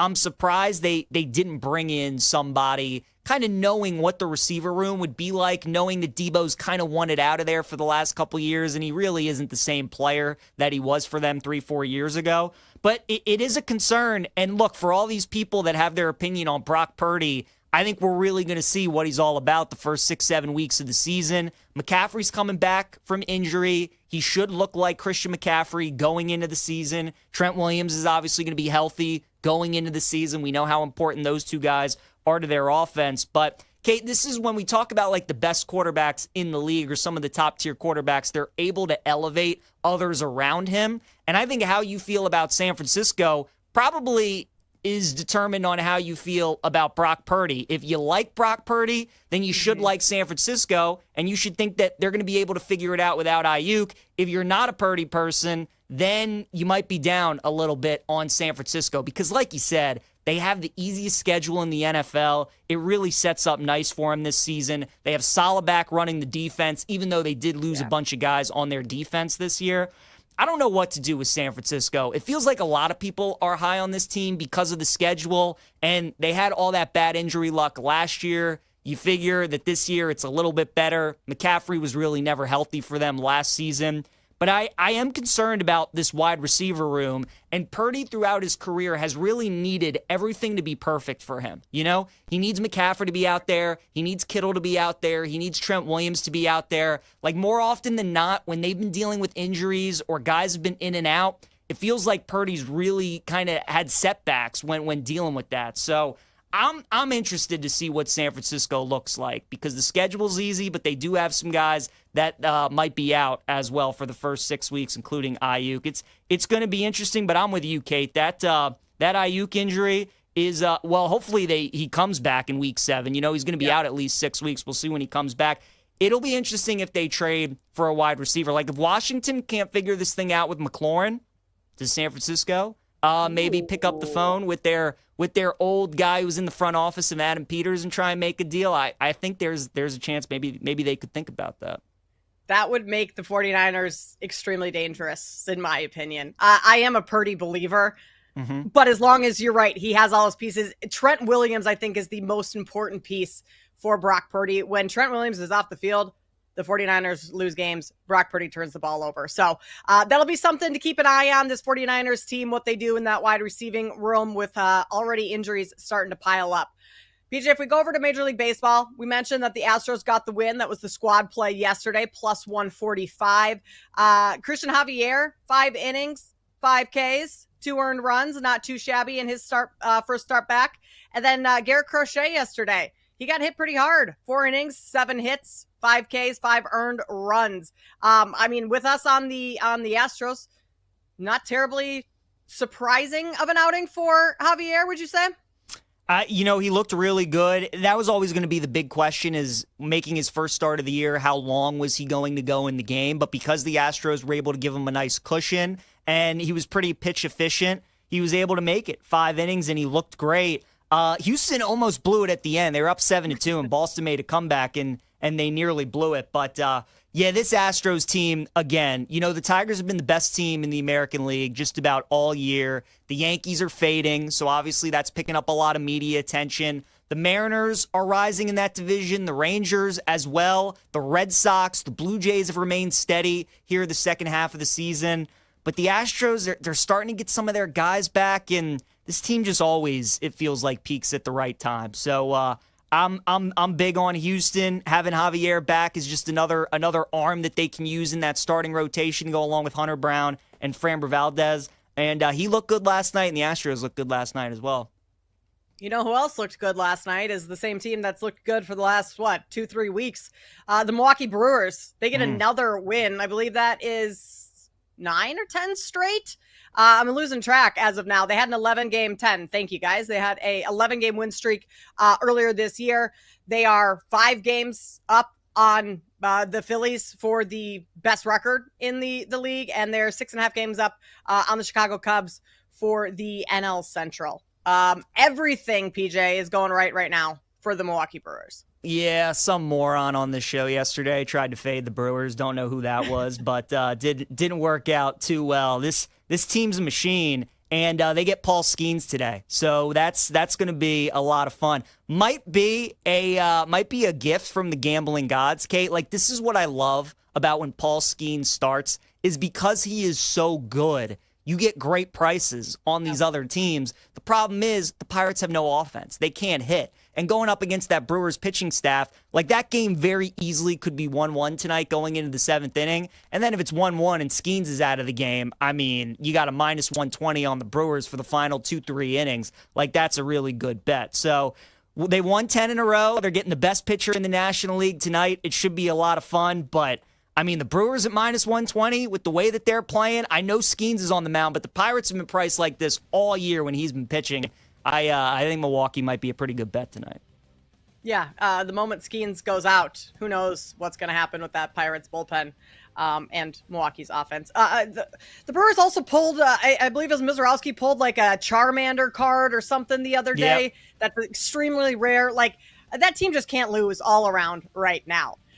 Can this team win this season? The Houston Texans. We'll continue our countdown to kickoff season preview on the other side. This is Bet Sweats on the BetMGM Network. You're listening to Bet Sweats on the BetMGM Network.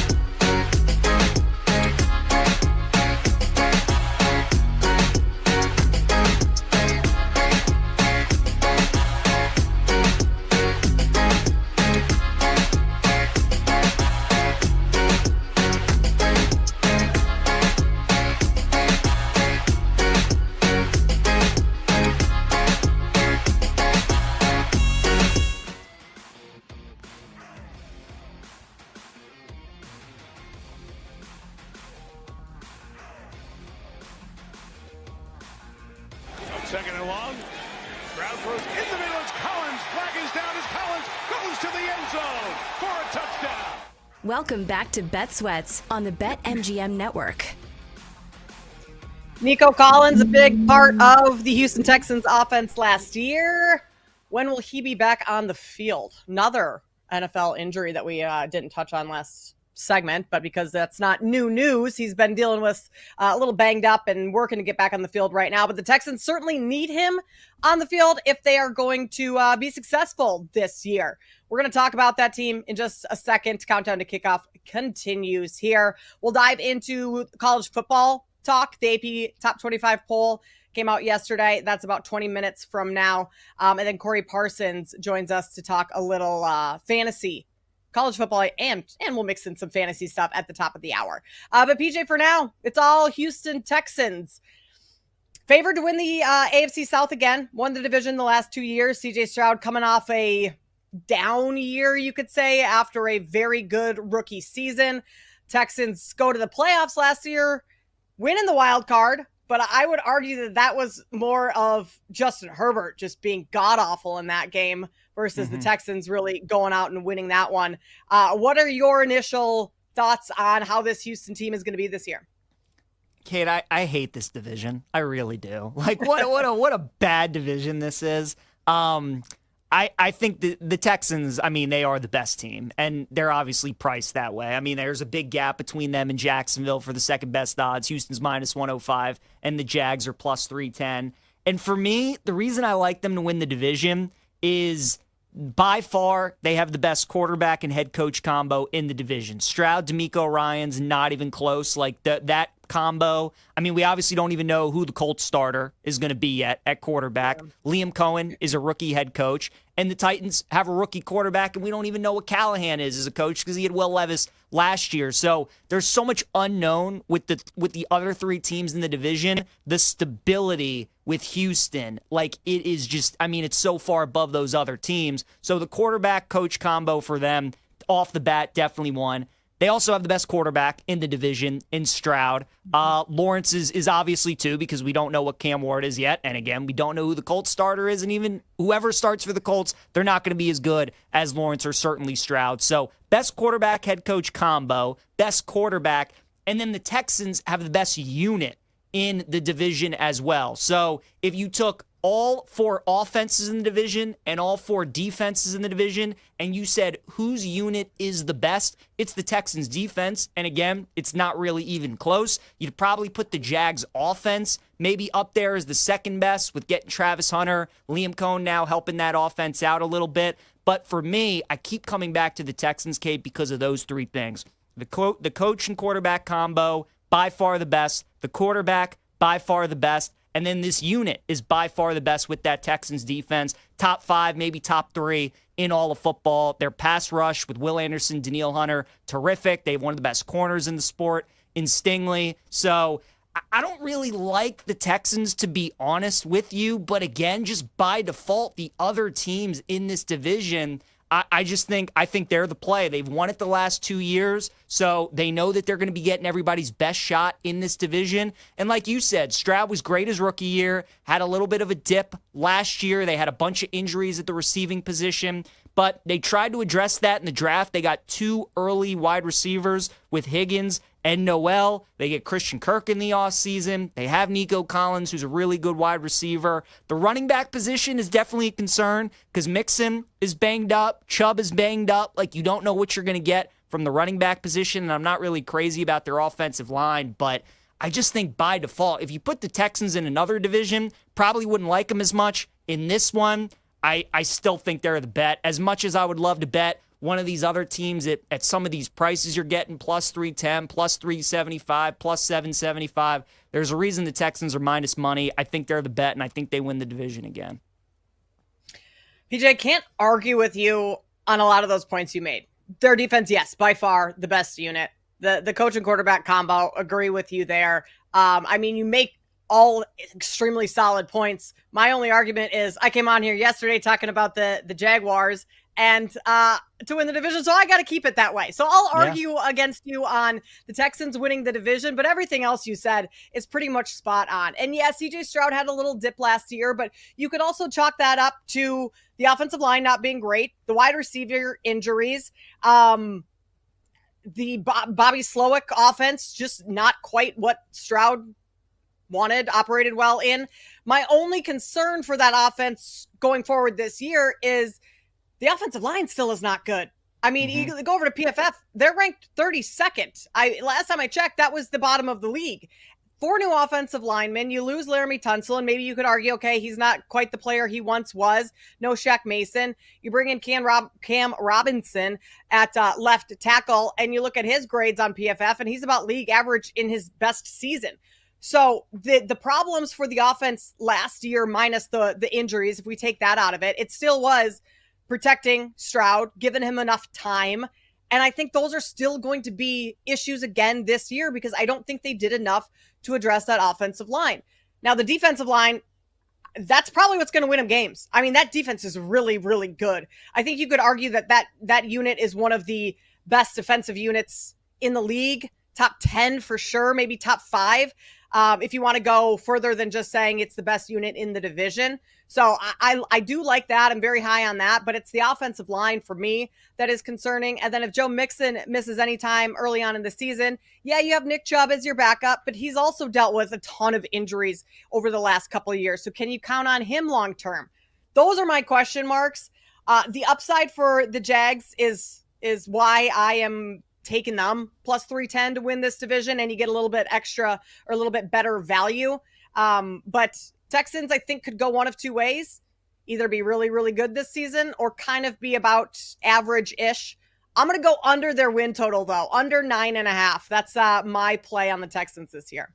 Okay. Yeah, look, and again, I mean, they could go 9-8 and still win this division. There's no doubt about it. That could definitely be a possibility. I think the one thing that concerns you about the Texans, too, if I were to play devil's advocate, is they are one of these teams that it just feels like they can't beat teams that are better than them. You know, the Ravens and Lamar have owned them. The Chiefs have owned them. They did beat Buffalo last year, but Josh Allen played one of the worst games he did all season. Keep in mind that Lions game that they lost, that was the game where Jared Goff had 5 interceptions and they still found a way to lose that game. So, again, you play in the AFC South. You're going to play in 6 games that you're probably going to be favored in. The game at Jacksonville, maybe it's a pick 'em. The Jags are a small favorite, but you're pretty much expected to win all those games. They do have a first-place schedule, so they got to play Baltimore, Buffalo, and Kansas City. Probably going to lose all 3 of those games, probably lose at least 2 of them. And then you do have to play the AFC West and the NFC West, which top to bottom, Kate, two really good divisions, you know? So the schedule is a little tougher. The quarterbacks they're going to go up against are a little bit better. So that I don't hate your win total play at all. Again, I think the Texans could win 9 games and win the division. Jacksonville is the interesting part of this. And I think the price that you're getting them at is why they're so enticing, I think, for a lot of people to bet them at plus 310. You know, when you lay money with the team to win the division, like, you really want to have no doubts. You know, you really don't want to bet it like by default. Like, you look at Buffalo in the AFC East, they're a huge price to win that division, but you really don't have any concern about any of those other teams winning unless Allen gets hurt, of course. The Chiefs, all those years that they were big minus money favorites to win it, you didn't have really any concern about them. Like the Texans at minus money, you definitely have your questions. You have your concerns. Me, and I'm sure a lot of people that are betting them or like them to win the division, it's almost because, like I was saying, you just like them by default, kind of. So it's a tough division, Kate. And we know every year in the NFL, there are teams that go worst to first in their division, right? A team that finished last place the year before, they win the division the next year. Now, San Francisco is obviously favored to win their division. They came in last year. So maybe they're just the team that does it. It feels like the AFC South, though, could be that division. Like, if Cam Ward turns out to be awesome, the last 2 top rookie quarterbacks, Jaden Daniels and CJ Stroud, have turned out to be really, really good. Maybe Cam Ward is another one who turns out to be awesome as well. The Titans surprise us all. So this division could get wacky. It absolutely could, because the Texans are not a team that are going to win like 13, 14 games. They're probably somewhere in between that like 8 to 11 win neighborhood. And I just think because the AFC South is so weak, I think they just end up kind of winning the division. That's kind of been the MO for the last couple of seasons, right? Yeah. I mean, they've been far and away the better team, best team in that division with how the Jags have played, and then obviously Colts and Titans last year with Will Levis. Let's go back to week 1 for this team, PJ. We talked about a little off the top. They're going on the road. They play Los Angeles, the Rams, and are 2.5-point underdogs. Do you take that now, knowing the Matthew Stafford news, the back injury, he's still day-to-day, hasn't practiced yet? Because if Stafford's out, you'd imagine that would drop at least a point. Like, do you think there's any way if Stafford's out, Houston would be favored on the road in week 1 with Garoppolo going for LA? So let me ask you this. If Stafford is officially ruled in and we know that he's playing, do you think that line goes from -2.5 to 3? Do you think we get a 3 with the Texans, or do you think it stays at -2.5? That's a great point, because I would like the Texans at 3 right now. I don't love them at 2.5. Exactly. I think, you're probably right. If Stafford's in, it probably does go to 3. Maybe this is playing somewhat ish in the middle here, not knowing Stafford's status. Ooh, that's tough. Kate, the Texans. Yeah.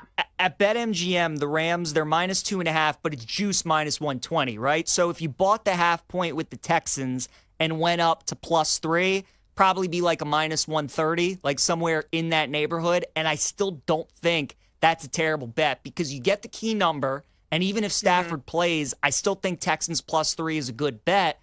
And again, if he doesn't, I mean, the Texans are going to be favored in the game. It probably swings. It probably goes from Rams -2.5 to Texans -2.5.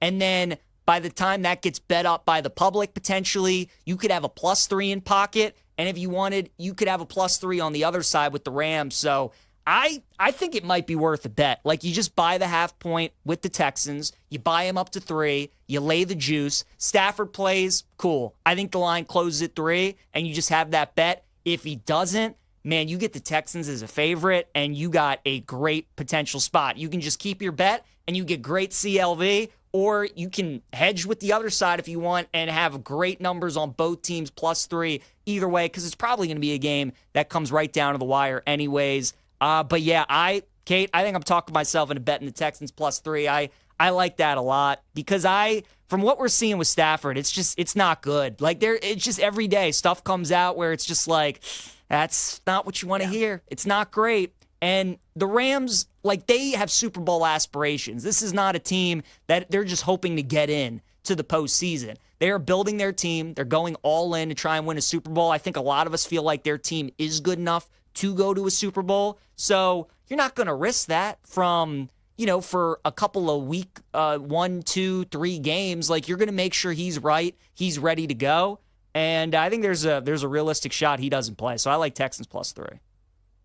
I think that's a great call, PJ. And Paul threw in the chat the ATS difference from Ben Fox, a recent article that he wrote, is 4.1 points from Stafford to Jimmy Garoppolo. And that's a drastic drop. 4.1, just over 4 points. So if Stafford is not out, yes, you are looking at getting the Texans as favorites. So buying them now, maybe you do a little middling there. But I mean, you're right. It doesn't sound like Stafford's trending in a positive direction right now. If anything, he's just kind of standing still. And to your point, why would they want to risk anything early on in week 1 in the season of him injuring that back even more and having to miss 5, 6, 7 weeks in the middle of the year versus just sitting out 1 or 2 at the start? So we might have ourselves a pretty solid week 1 play, PJ. We might. And Kate, look, like, is there a worse team that you can play off the bat in week 1 when you're dealing with a back injury? You already can't move as is, and you got to go up against that defensive line. You got to go up against Will Anderson and Danielle Hunter and D'Amico Ryans and all the different ways that they want to pressure and throw different looks at you. Now, Stafford's seen everything. McVay's obviously a great play caller, and there would be a chess match there that they would work around it and protect Stafford the best that they could. But that's a tough matchup for Stafford, even if he doesn't go, going up against that defensive line.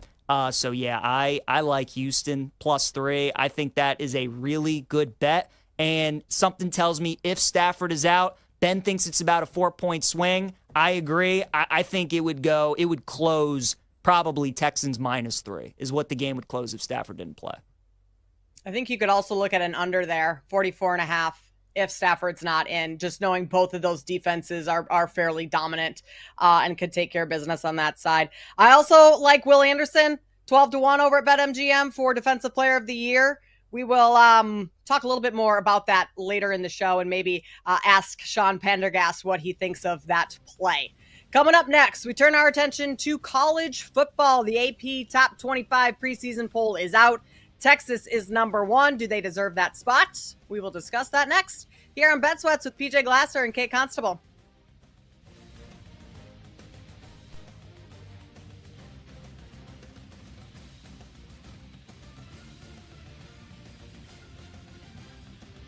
You're listening to Bet Sweats on the BetMGM Network.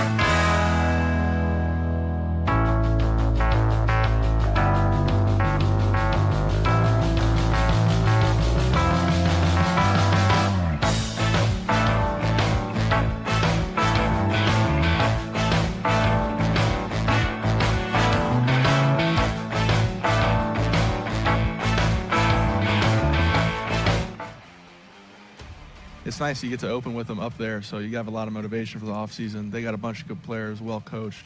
Obviously just won the national championship, so it's going to be a good challenge. Welcome back to Bet Sweats on the BetMGM Network. That is Texas quarterback Arch Manning talking about playing Ohio State. That game, week 1 of the college football season right now. A 2.5-point underdog to Ohio State. The Longhorns are. That game being played in Columbus. PJ, the AP Top 25 poll for college football came out yesterday, and Texas poll, not a massive surprise with all the Arch Mania in full force. But I mean, unless there's any significant movement to that week 1 line between Texas and Ohio State, this is going to be the Longhorns are the first top ranked team to be an underdog in week 1. That's according to ESPN, dating all the way back to 1978, which is kind of wild.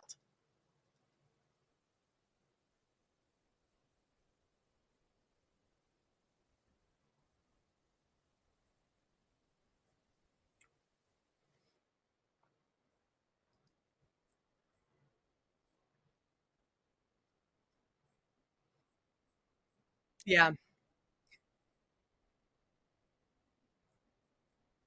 PJ, real quick, do you know who the one team was that won? It was 2017 Alabama, your team.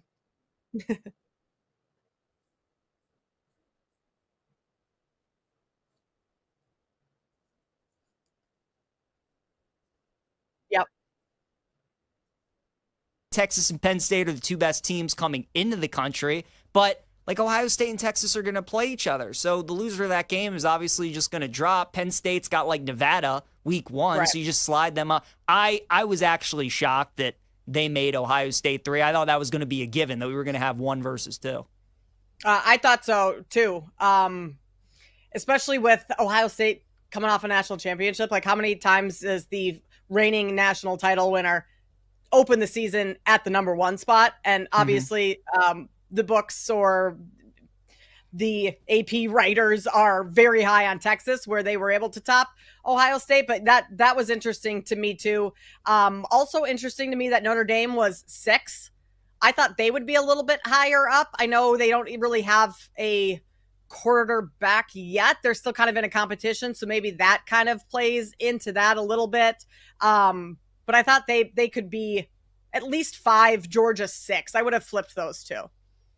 I definitely think you could have made the case for that. I think obviously Notre Dame making the title game last year holds a lot of equity. And again, the AP poll, they want their top 10 matchups, make them as good as they can, which is why I'm surprised that Ohio State, Texas isn't 1-2. But we get 3 top 10 matchups with Clemson, LSU, and Notre Dame, Miami, which is going to be really good. The team I thought was a little high is Oregon. And because they went undefeated in the regular season last year, they were the number 1 team going into the playoff. They still have a ton of talent, but Kate, they lost a ton. They only have 1 returning starter on offense coming back. And their best player probably on offense, Evan Stort's going to be out for the year, the wide receiver who got hurt during the summer. So they have to replace essentially their entire offense. And Dan Lanning has had the luxury the first couple years in Eugene of having 2 of the most experienced college quarterbacks ever. He's had Bo Nix and Dylan Gabriel, who have played a ton of games. Now you get Dante Moore, who doesn't really have a lot of experience. So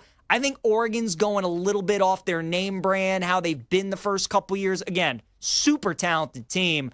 I think I would have had them a little lower, maybe in like the 9 or 10 range potentially. I think 7 is just a touch high. But it's gonna be a fun season, Kate. Another interesting thing too about the top 10: 29 of the last 31 years, a team who started the year in the top 10 has finished unranked. So I always try and figuring out who that team is going to be, because even looking at it now, you start the season and it's like, I mean, which of these teams is going to be unranked? LSU's schedule is brutal, so you think maybe it's going to be them. Miami has a ton that they're replacing, and their schedule's pretty tricky as well. So it would probably be LSU or Miami, but I always think that's such a great stat because, again, I don't think those teams will necessarily finish the season in the top 10, but one of them not finishing the season unranked just as we're starting the season is like a little crazy to think about.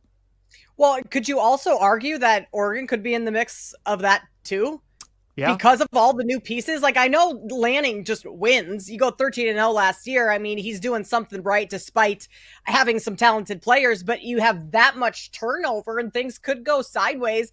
I don't believe their Big Ten schedule is all that difficult. I want to say they have Penn State, Iowa, and Washington, but they avoid Ohio State and Michigan. So maybe that is a little bit easier for them.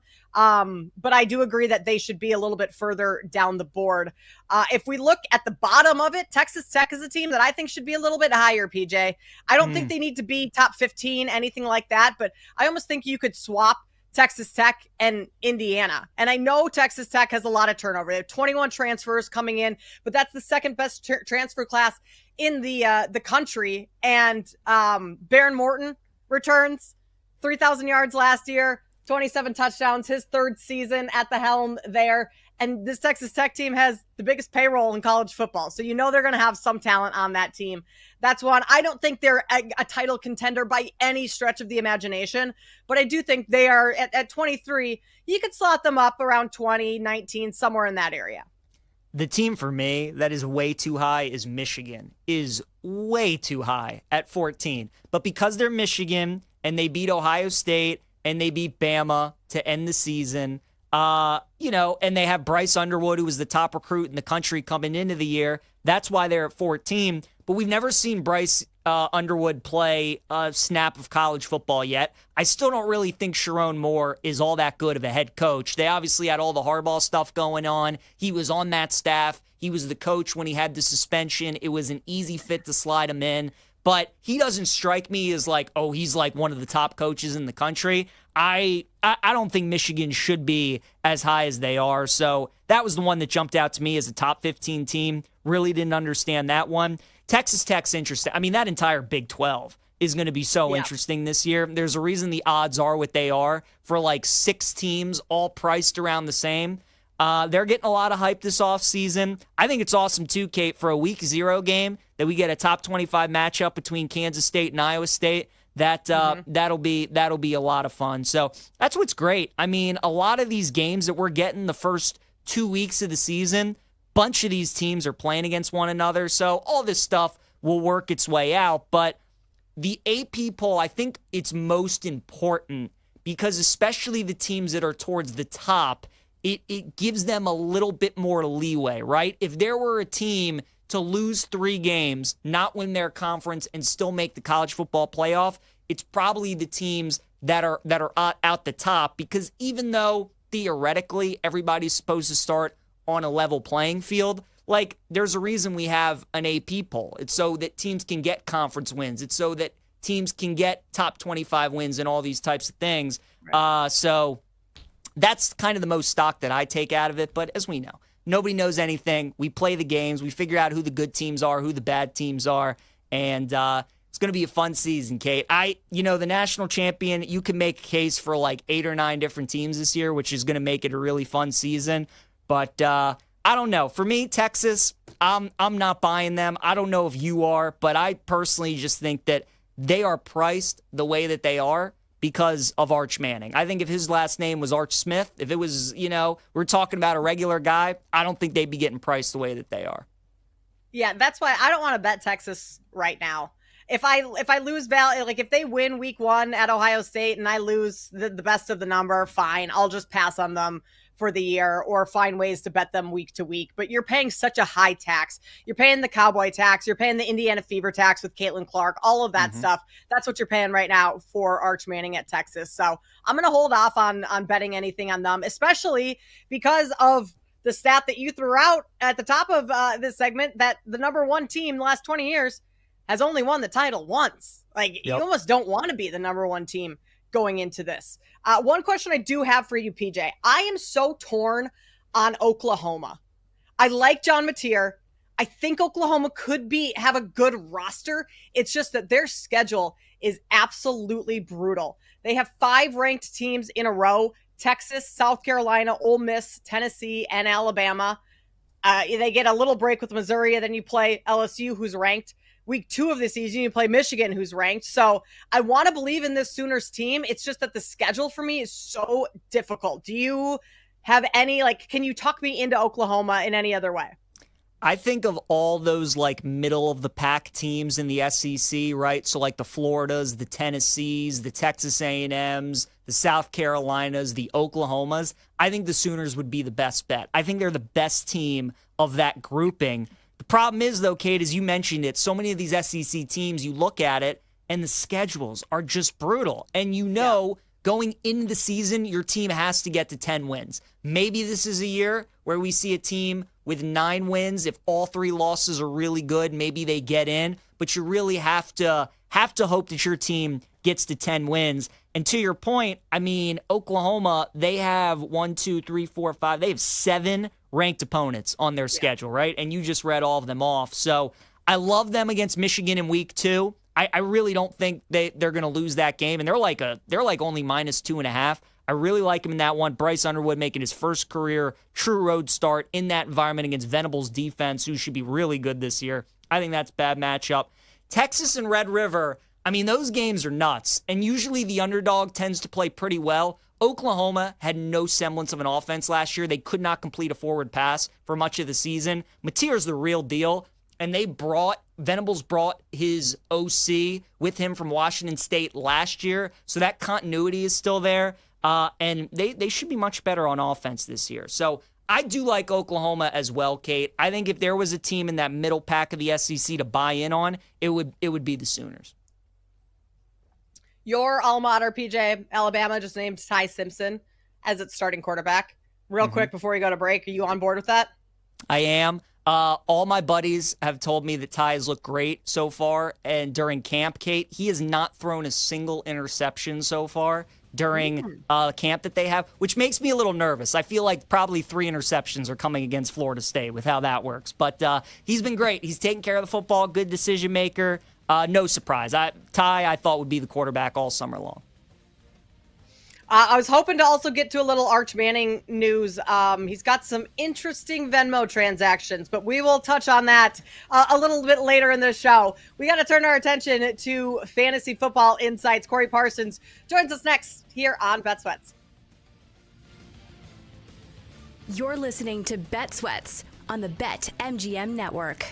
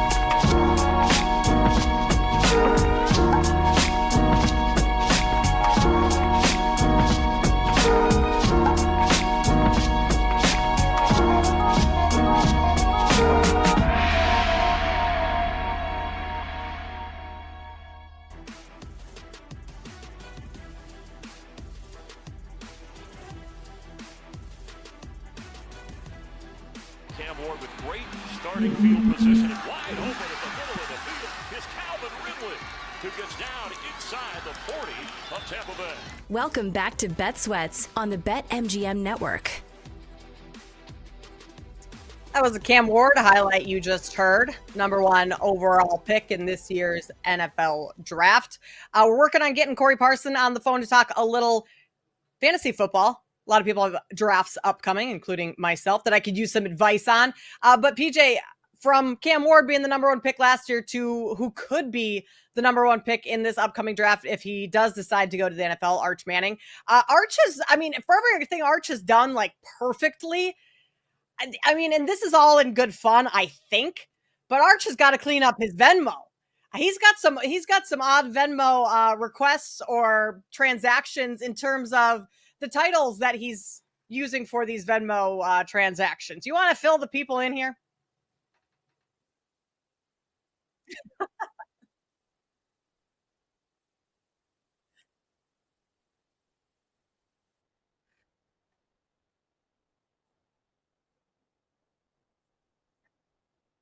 Some of his Venmo requests were like not good. And this is from like 2022. So it's pretty recent. It's like 3 years ago. And then John Mateer, some of his Venmo requests were for like sports betting games. And, that's obviously not good. I just saw a report, Kate, like 30 minutes ago that Oklahoma's aware. Mateer has promised them that like he is not bet at all. So, obviously like when you're dealing with that kind of stuff, it's very serious. If I and obviously a lot of these college programs now are having like GMs and all these kinds of things. Kate, if I was a GM, especially of some of these big time college programs, and I had like a high profile quarterback, I would make sure my entire team like goes through their Venmo history, some of their Twitter history, like all these things, and delete anything that kind of looks a little, because this is the age that we're in. People get a hold of like the Arch stuff. And then, like, all these fan bases then go on rabbit holes of, like, all their rivals, right? They want to expose, like, the quarterbacks of some of the other teams or whatever it may be. There was a woman yesterday who was, like, going on a rabbit hole of, like, some of these Nebraska players. So they got to make sure that they clean this stuff up. But that's the era that we're in, and it might be a good lesson for some of these other players to make sure that even if you're just making Venmo requests, make sure it's clean. Well, that's the thing. The John Mateer stuff is a little concerning just because you touch on the gambling stuff within college sports and you're an athlete. Well, I guess professional sports as well. Like, you got to stay away from that type of stuff. And now it sounds like it was all in good fun. But I'm sure a lot of these schools have gone through and scrubbed like the Twitter, the Instagram, the TikTok, the Facebook. If these kids are probably too young for, like, Facebook probably isn't even a thing for them. But Venmo is something that I wouldn't think to go in and scrub, right? Like, and you're paying people for your rent, for your utilities, for your sandwich you bought last week. I almost want to go back and look at mine, because I'm sure my college days I've Venmoed some people with some a little off-putting, captions, whatever you want to call it, that you type in on what the transaction is, but people, probably don't think to do that. Arch is also, didn't he have some like Snapchat scandal of some sort last year? It was brushed under the rug very quickly, but like some girl screenshotted or screen recorded a Snapchat that he sent that was, I don't remember the premise of it, but it was like not something that you necessarily want the star quarterback of your team or Arch himself getting out. And being a Manning, too, like living in that spotlight your whole life, knowing who your uncles are, like who your grandfather is, like, you would think Arch would be more careful about that stuff. And I'm sure he learned his lesson yesterday as well. But yeah, it'll be something interesting to monitor moving forward with all these teams, because obviously this isn't going away. And I would think that more GMs around the country for all these college teams, like they're going to have their players like look at this stuff and delete this stuff. But Kate, I promise you that College Game Day, Week 1, Texas, Ohio State, you're going to see hundreds of signs with all these Venmos that Arch Manning has had, right? Like they're obviously going to make it a thing. So that'll College Game Day, plenty of those signs as well. Yeah, which is part of college. Like, that's the fun of college football. Trolling the other team, right? Exactly. Like, as much as Arch Manning might not enjoy it, that's what makes college football. And you got to have a little fun with it. I think it's fairly harmless as long as they're all just kind of jokes in that sense. A couple other news pieces that came out today, or I guess a little earlier in the week. LSU PJ starting quarterback Garrett Nussmeier aggravated that patellar tendonitis that he's been dealing with at his knee. He's not expected to miss any significant time, but again, as we see with Matthew Stafford, who wasn't or isn't expected to miss any significant time, like, you never quite know how things are going to heal up or how severe they could become. If Nussmeier can't go for LSU, I think that, I mean, to state the obvious, Captain Obvious Kate, like, that's going to be a massive, massive issue for this LSU team. I would be shocked if Garrett Nussmeier doesn't play against Clemson. Like, shocked. LSU's lost 5 straight season openers. He, of anybody, knows how important that game is to their program, to his head coach, to what that game just means for the LSU fans. I mean, they've started the season 0-1 5 straight years. We know in college football, you start 0-1, haven't even gotten into SEC play yet. You're so behind the 8 ball. You have so few margin for error. So unless he's like really hurting, like truly can't walk, I think Nussmeier is going to be out there. So obviously not ideal. You'd like him to be close to 100%. Going to have to play through an injury, but there's going to be so much adrenaline out there. I think he's going to be fine. And I kind of love it that the line's moving a little bit. It was at 3. Now it's 4.5. It's just making me like LSU even more and more. I kind of think they might win that game against Clemson. I really do. I'm certainly betting them plus the 4.5.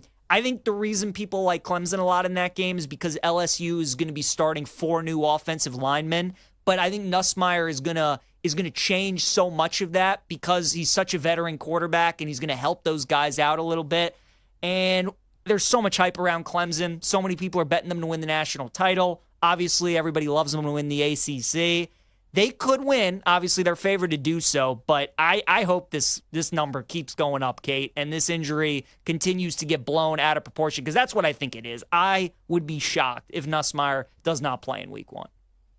Well, that's what I was going to say is, like, can this number really move 1.5 points because Nussmeier is dealing with an injury that hasn't even kept him, like, hasn't ruled him out or anything like that? Like, if he is indeed ruled out, like, that number is going to skyrocket even more, right? Like, is that movement solely because of Garrett Nussmeier kind of still dealing with this issue? I think maybe a little bit. I think also as we're starting to get closer and closer to college football, people are starting to pay more attention, more bets, more money starting to come in, and everybody's just falling in love with this Clemson team. I think more people are starting to bet them, but I'm not sold on Clemson as a national championship contender. I think they're going to win the ACC. They're just far and away the most talented team in that league. But Dabo, the 2 national titles he has won, he's had Deshaun Watson and Trevor Lawrence as his quarterback, 2 all-time greats the last 10, 15 years. Cade Klubnik's a nice player, but it seems like one game against Texas in the college football playoff has just wiped everything that most people thought about Cade Klubnik prior to that game. Cade, the 3 biggest games before the Texas game, when they played South Carolina, Louisville, and Georgia, he looked terrible. For much of his career, Cade Klubnik has not looked very good. And now one game against Texas, and all of a sudden everybody thinks he's like one of the best quarterbacks in the country, and they're picking Clemson to win the national title. I'm just not buying it. More often than not, in these kind of games, Cade Klubnik has not played well. I know Nussmeier is going to play well, and man, does Brian Kelly need this game. He needs this game real bad. So I like LSU. I think we're overrating Cade Klubnik a little bit too much, and I don't think Death Valley is as difficult a place as maybe we perceive it to be. It's obviously really tough. They call it Death Valley for a reason. Clemson hardly ever loses there, but I think it's a more winnable place to win than maybe we give it credit for. And LSU, obviously playing in the SEC, I mean, they're no stranger to hostile environments. All right, here's a little poll for you. Which Death Valley is harder to play in? LSU, nicknamed Death Valley, or Clemson, nicknamed Death Valley? Oh, it's I LSU. would say LSU. Yeah. Yeah. Oh, yeah. For sure. For sure. I went to Bama LSU, Kate, when I was a college student. I want to say it was 2016, maybe. And it's as advertised. Those people, especially wearing Alabama gear, those people are not nice. The thing that they do is they chant Tiger Bait at you, which is their thing. I have 4-year-old girls. I have 82-year-old grandmas chanting Tiger Bait at me. Like, it is just a different breed down there. And then you get into the stadium. Everybody's drunk. Everybody smells like bourbon and gumbo. The place is rocking. It's on fire. And they're loud, and they're relentless. They love their LSU football. So it's LSU. I've never been to Clemson, and again, I'm sure it's a great place to see a game. But a lot of these commentators and reporters and these guys that have been around the country, just about all of them say the best place to see a night game is at LSU. All these SEC players and coaches talk about that's the toughest place to play on the road. So I would probably take their word for it and say that LSU is probably the tougher Death Valley.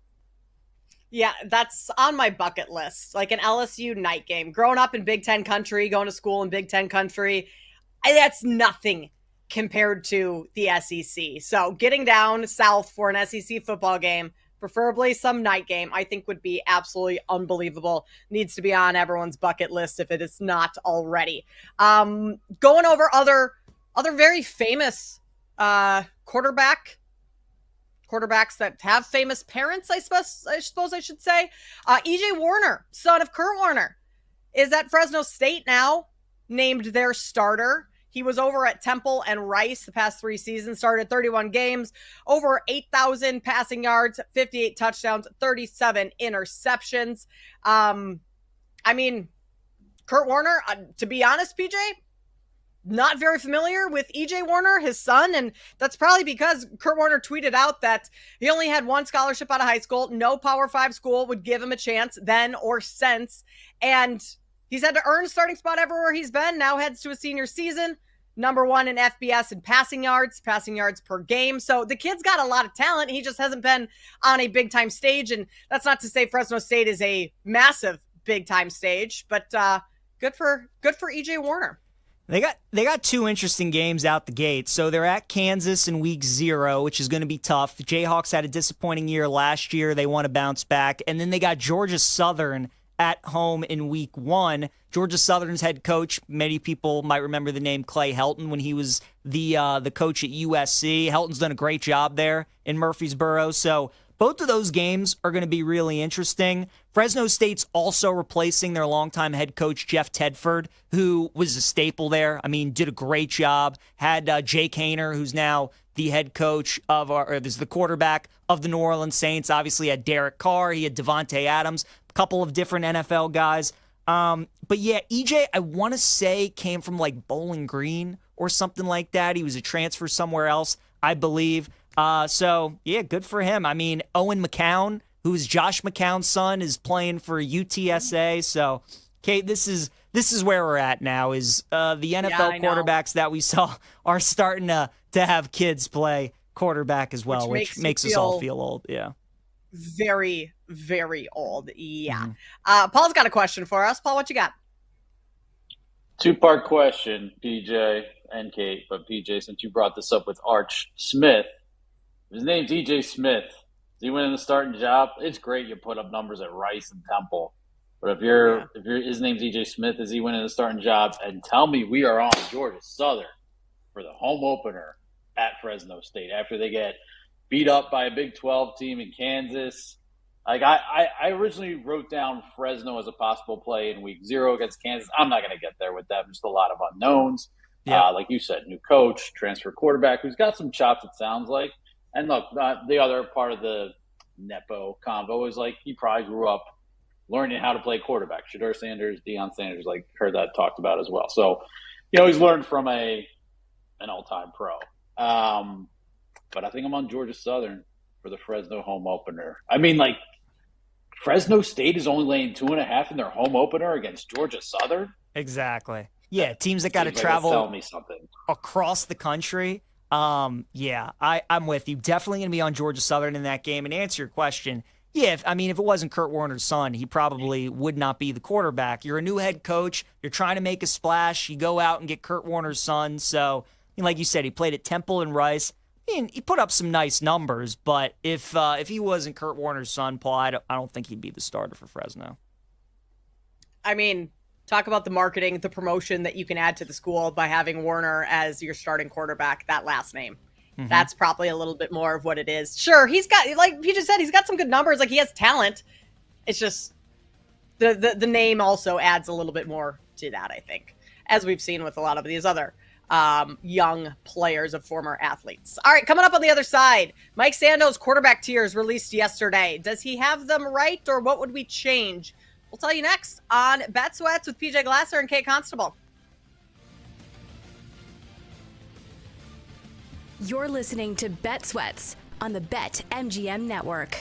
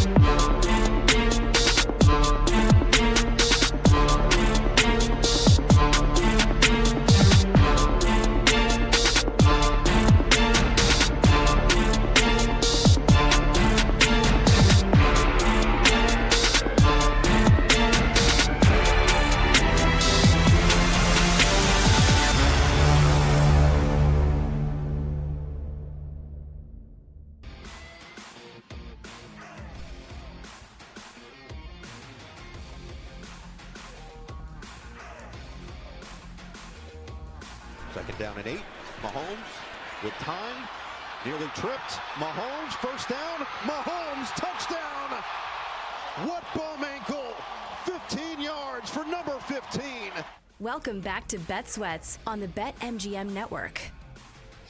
Yeah, what bum ankle. Patrick Mahomes, regardless of what's going on, he just gets it done, which is why it's no surprise that he is the best quarterback in the league.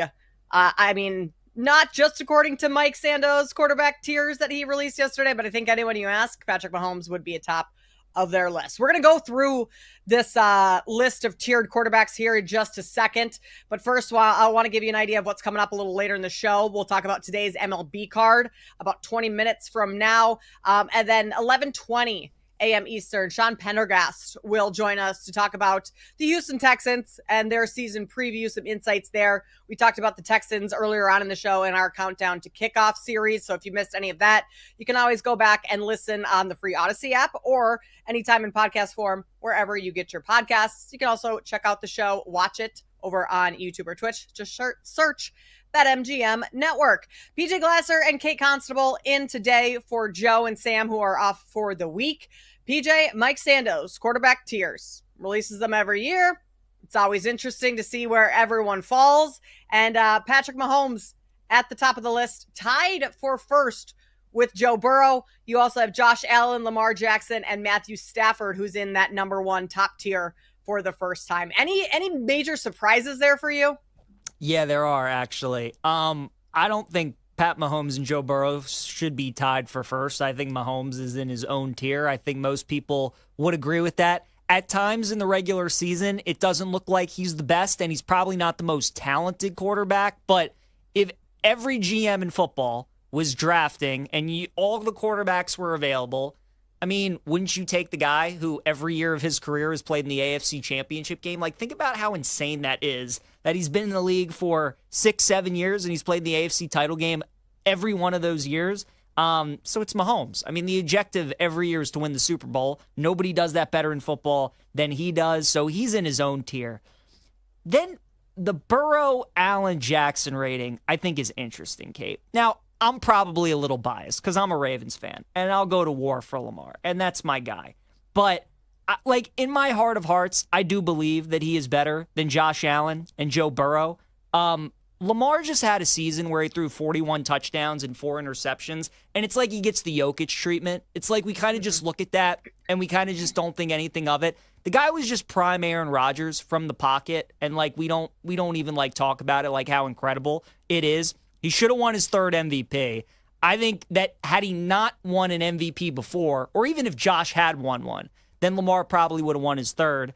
I get the Ravens have a great roster. I get he has a Hall of Fame running back behind him. They have 2 good tight ends. The receiving core is pretty decent. They have a good defense. Of all these top quarterbacks, he definitely has the best team on paper. I get all that.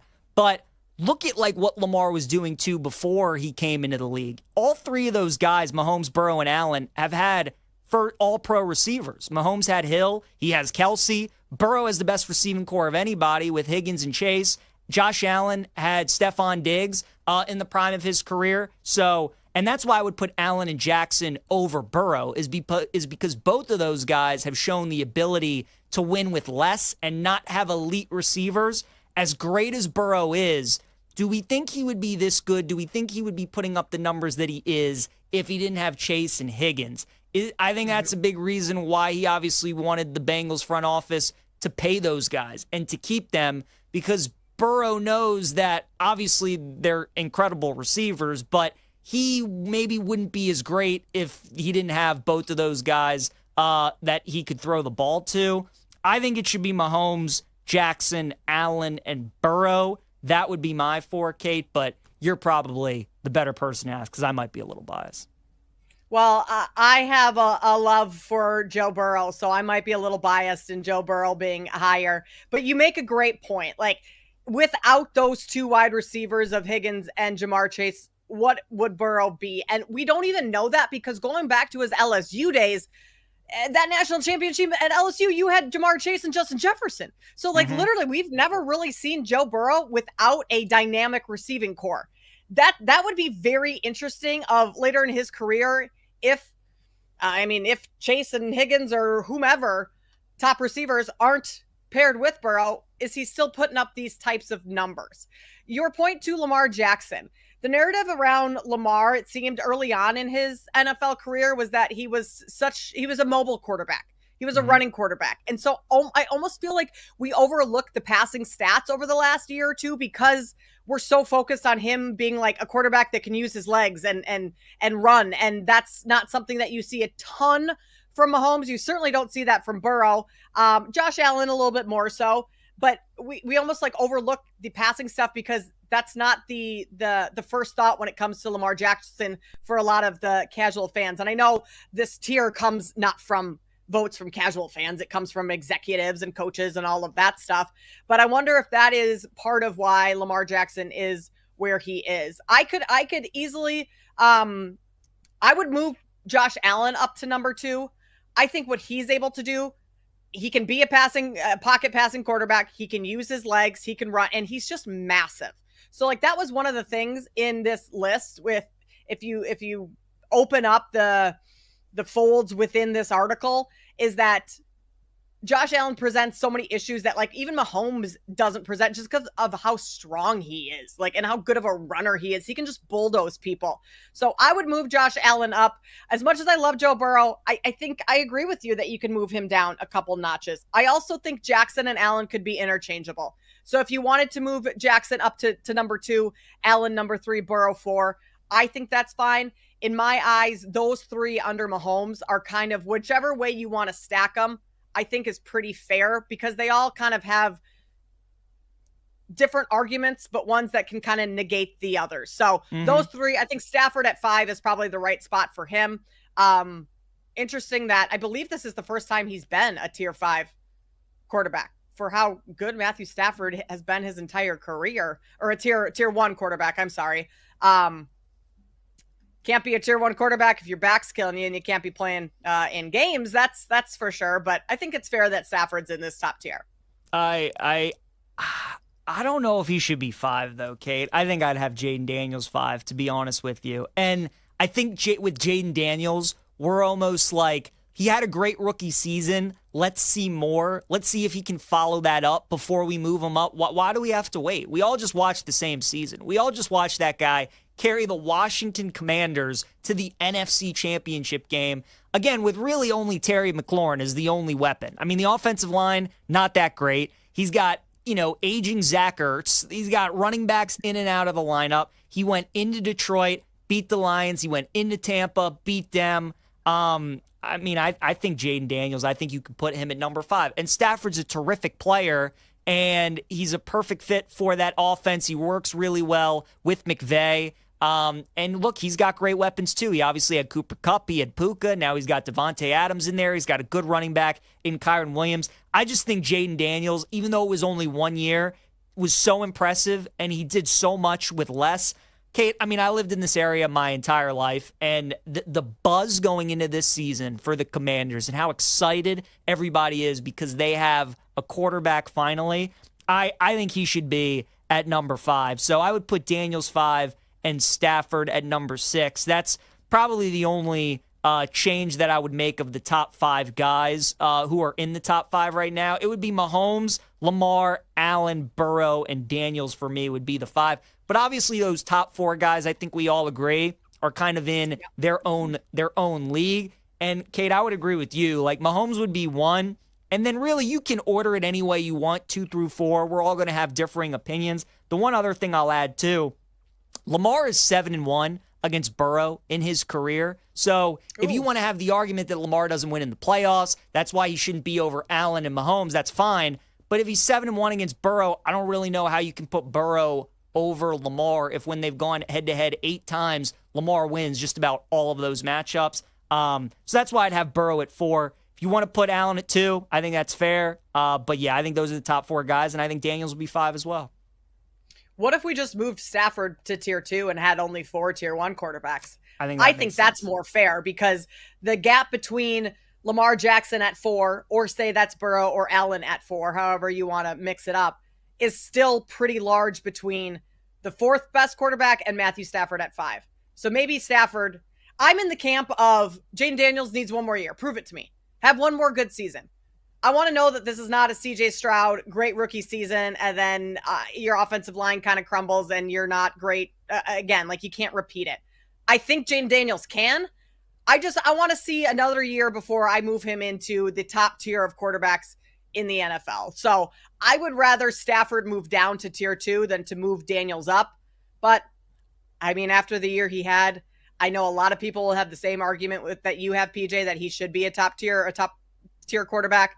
And I mean, based on his numbers and what he did, somewhat fair. I just want to see a little bit more of it. In that tier 2, PJ, Jalen Hurts, 9th, tied for 9th, and you have Justin Herbert at 7. Was it an ESPN article that came out earlier this year that had fans all up in arms that Jalen Hurts was further down the board than Justin Herbert? Hurts has won a Super Bowl. He's been to 2 Super Bowls. What has Justin Herbert done? I'm kind of in the camp of that. Like, Justin Herbert has an awesome arm, right? And he hasn't had a whole lot of weapons to help him out. But what has he done?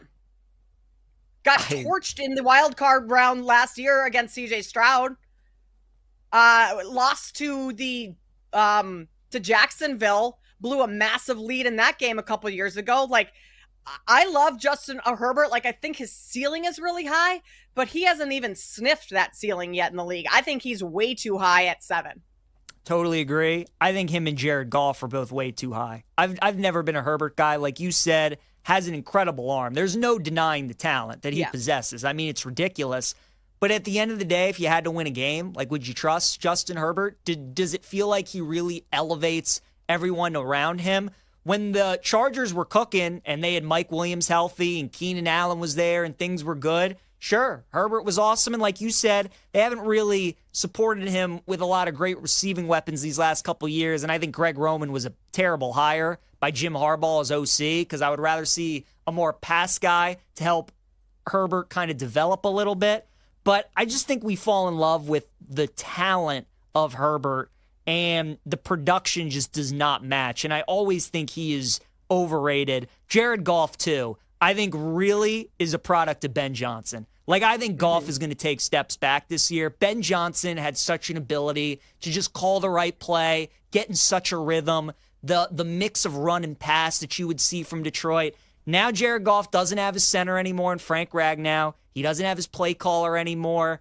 I think Jared Goff's going to take a step back. And for a guy who, whenever we talk about having to play outdoors in cold weather, like, is that a top 10 quarterback? Shouldn't a top 10 quarterback be able to play in any element? Should be able to play in indoors, should be able to play in rain, cold weather, any of this stuff. Like, we all worry about Jared Goff going outdoors. I don't really think that should be a top 10 quarterback. I think Hurts is too low. I think Stroud is too low.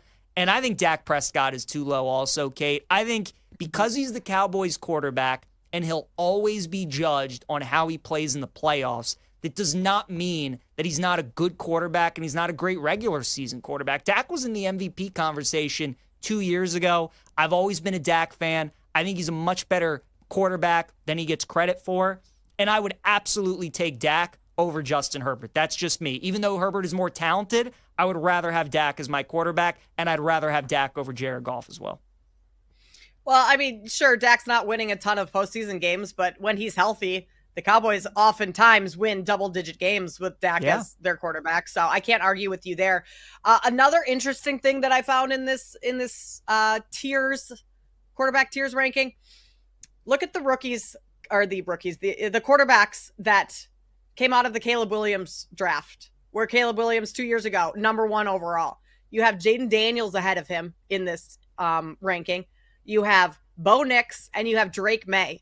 Of those quarterbacks in that draft class, Caleb Williams was number 1 overall, but he is sitting 4th behind those 3 other quarterbacks. And right now, I can't really argue with that.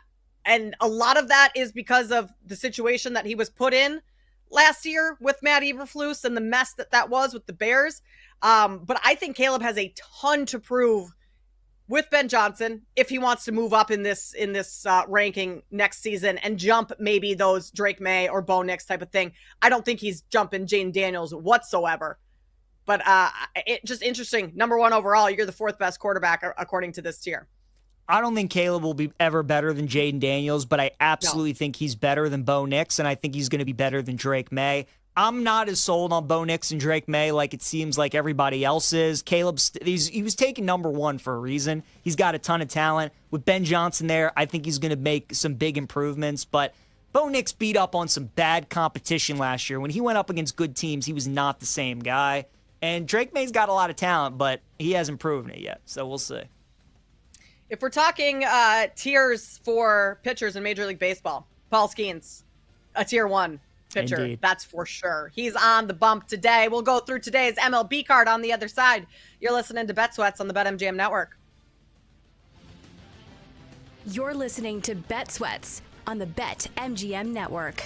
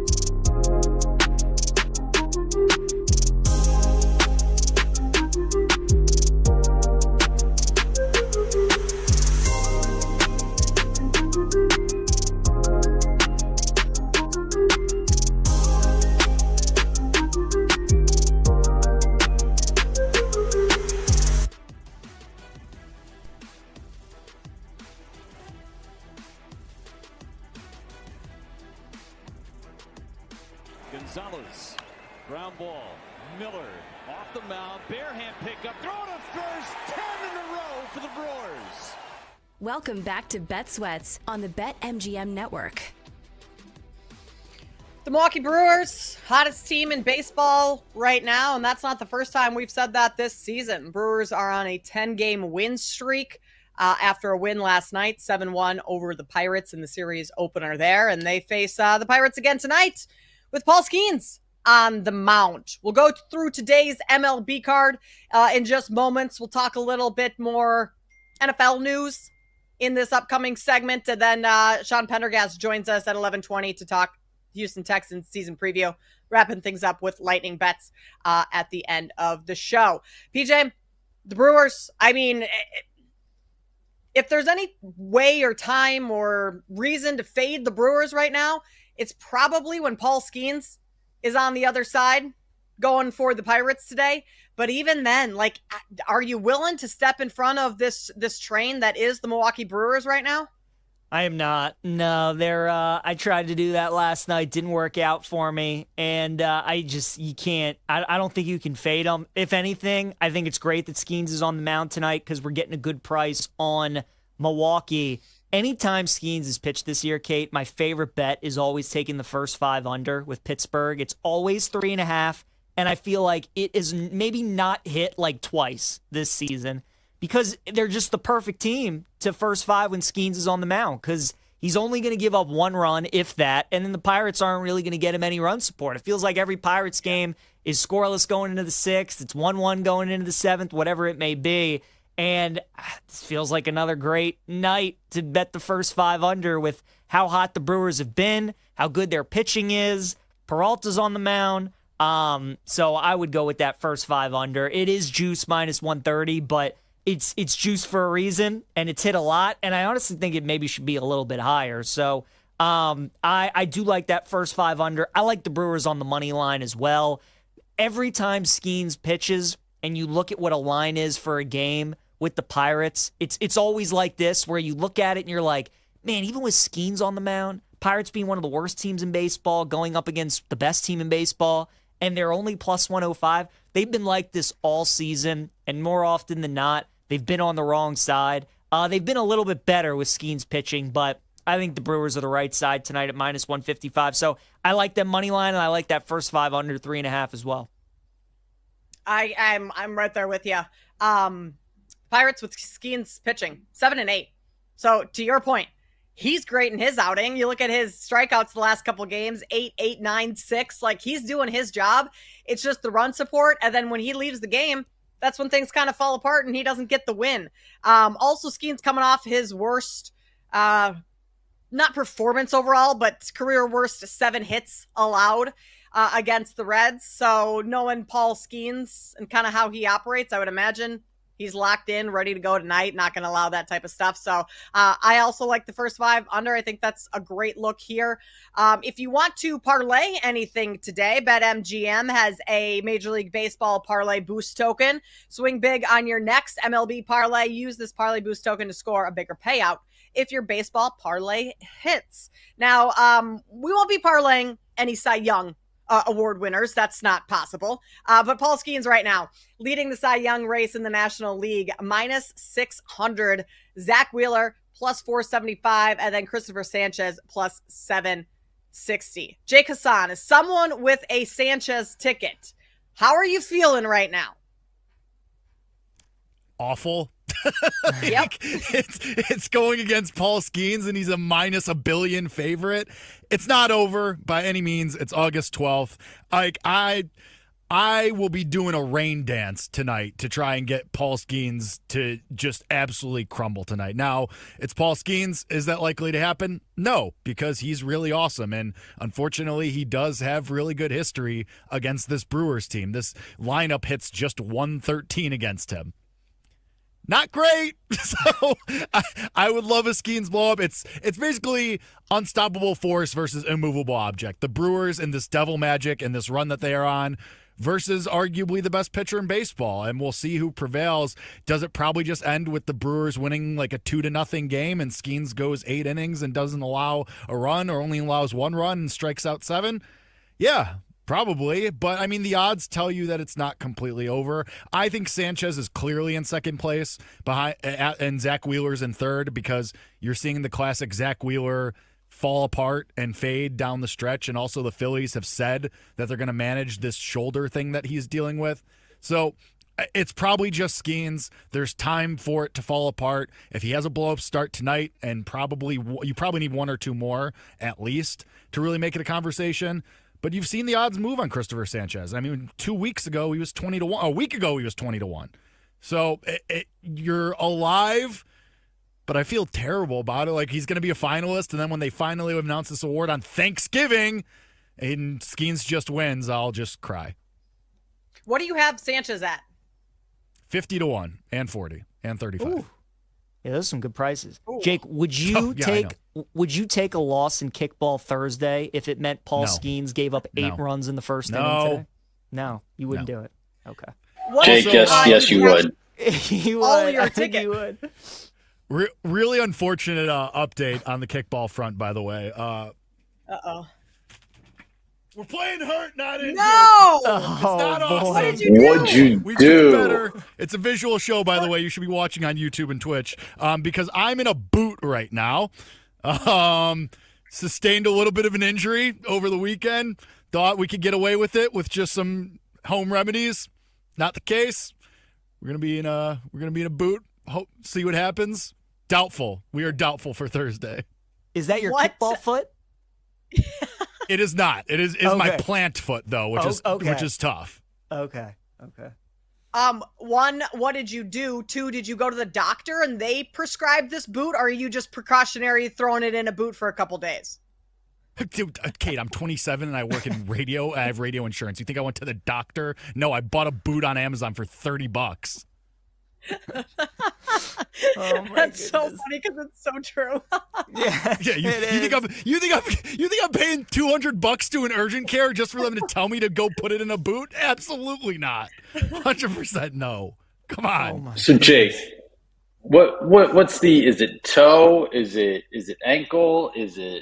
What are we it's working ankle. with here? It's ankle, and we could walk on it. We could put pressure on it, so it's not broken. I think it's just I had this happen in college, and it's not even a fun story. I literally just rolled it, and it just blew up and turned purple. Like it's not even like my body is just betraying me. Like I'm frail. I'm 27 years old. I'm frail, and my body is giving out. Like it's not even fun. So we're icing. We're gonna hit the sauna today. Boot doubtful. Officially doubtful. What does the sauna do to your It's ankle? supposed to be good. I looked it up. It's supposed to be good for like the blood circulation and like getting I the believe oxygen that. back to the injury. I don't know. I'm shocked you don't have Yeah, all of us have so many questions right now. Jake, how do you not have like an ice pack on it right now or something? We're working stuff in. We're rotating. You need to keep it elevated. I think you also need an ankle brace over a boot, like to keep it nice and tight and compact versus a boot that is more so for like the bottom of your foot. The boot has you can inflate it so it gives support to the ankle and the leg around it. It's pretty nice, actually. Love the medical opinions on this show. Just like we are crushing it right now. As somebody, because I did wear a brace yesterday instead of the boot. The brace was way worse. I felt so much worse. The boot feels way better. I mean, Jake, what would Bud Kilmer do in this situation? Explain it to him. Get out there. If I can, I'm playing, brother. Like I'm getting out there. Like that's why this boot is staying on. We are iced all night, iced this morning. We are working it. Like I'm gonna make this happen. Jake, be honest with yourself though. You have to, at best, play 3 games on Thursday. Yeah. Like you wouldn't take your Christopher Sanchez 50-1 ticket over that? Given the circumstances, I think, Jake, we need to reevaluate some things. I think we might need to, because you want Skeens to get shelled tonight. I think if you put it out there in the universe that you're rooting for your Sanchez ticket, maybe the baseball gods will do you solid. Yeah, and then I could buy a new foot once I make this one explode winning a championship. But yeah, like do you save yourself for the championship? Like what's the True. We'll see. As of right now, we'll see what happens. We should have reinforcements because early games, some people aren't going to be able to make it from work, so it's a tenuous situation. Let's get to Thursday. We're going to do treatment. We're going to update the injury report Thursday morning. The swelling was already pretty significantly down this morning, so I'm feeling pretty confident. Went from doubtful to confident. What a swing. Listen, delusion. It's called delusion, Paul. The adrenaline's already kicking in. Yeah, honestly, yeah. Do you think you could just pinch hit? I'd rather pinch defense just as the first baseman of the squad. I believe in their offensive capabilities more. Which isn't to say I don't believe in their defensive capabilities, but I'm going to figure out a way to be out there because if I'm just coaching on Thursday, I'm going to be a mess. Jake's just going to be Giancarlo Stanton, just chugging along the bases, not going 100%. That's just going to be you, just taking a nice, easy stroll around the bases. Nothing Absolutely. wrong with that. Yeah. We'll make it work. Jake, I think you just need to pound a bunch of beers. That'd make that ankle feel great. Like, that's already the MO of kickball. Just have a couple extra. True. Mom, stop listening to this. Yeah, Kate, what do you think's going to happen? They sell shooters of Fireball. Are you kidding me? Okay. Does anyone have any other baseball plays for today? I'm going to fade the Cubs with how that offense is. I'll take the Blue Jays. That's all I have. I like it. I'm taking the Giants today, Kate. I'm taking them minus 120 against the Padres. I liked San Diego yesterday, even though they were a dog, because they have great history against Logan Webb. This lineup has not seen Robbie Ray as much, so they don't have as much success off of him. You also have Nestor Cortez going today for the Padres. So I think San Francisco, good bounce back spot for them at minus 120. I think those will probably be my only couple plays. Will be Brewers money line, the first 5 under in that game, and then San Francisco money line as well. With the odds also shifting on Thursday's kickball game too, I'm wondering if you fade the Team Hassan. We'll see if we can get there by Thursday. Underdog spot. Drew Brees thinks he's perfect overlook spot. Yeah, right. Drew Brees thinks he's good at broadcasting. We'll tell you why he is or isn't on the other side. This is Bet Sweats on the BetMGM Network. You're listening to Bet Sweats on the BetMGM Network.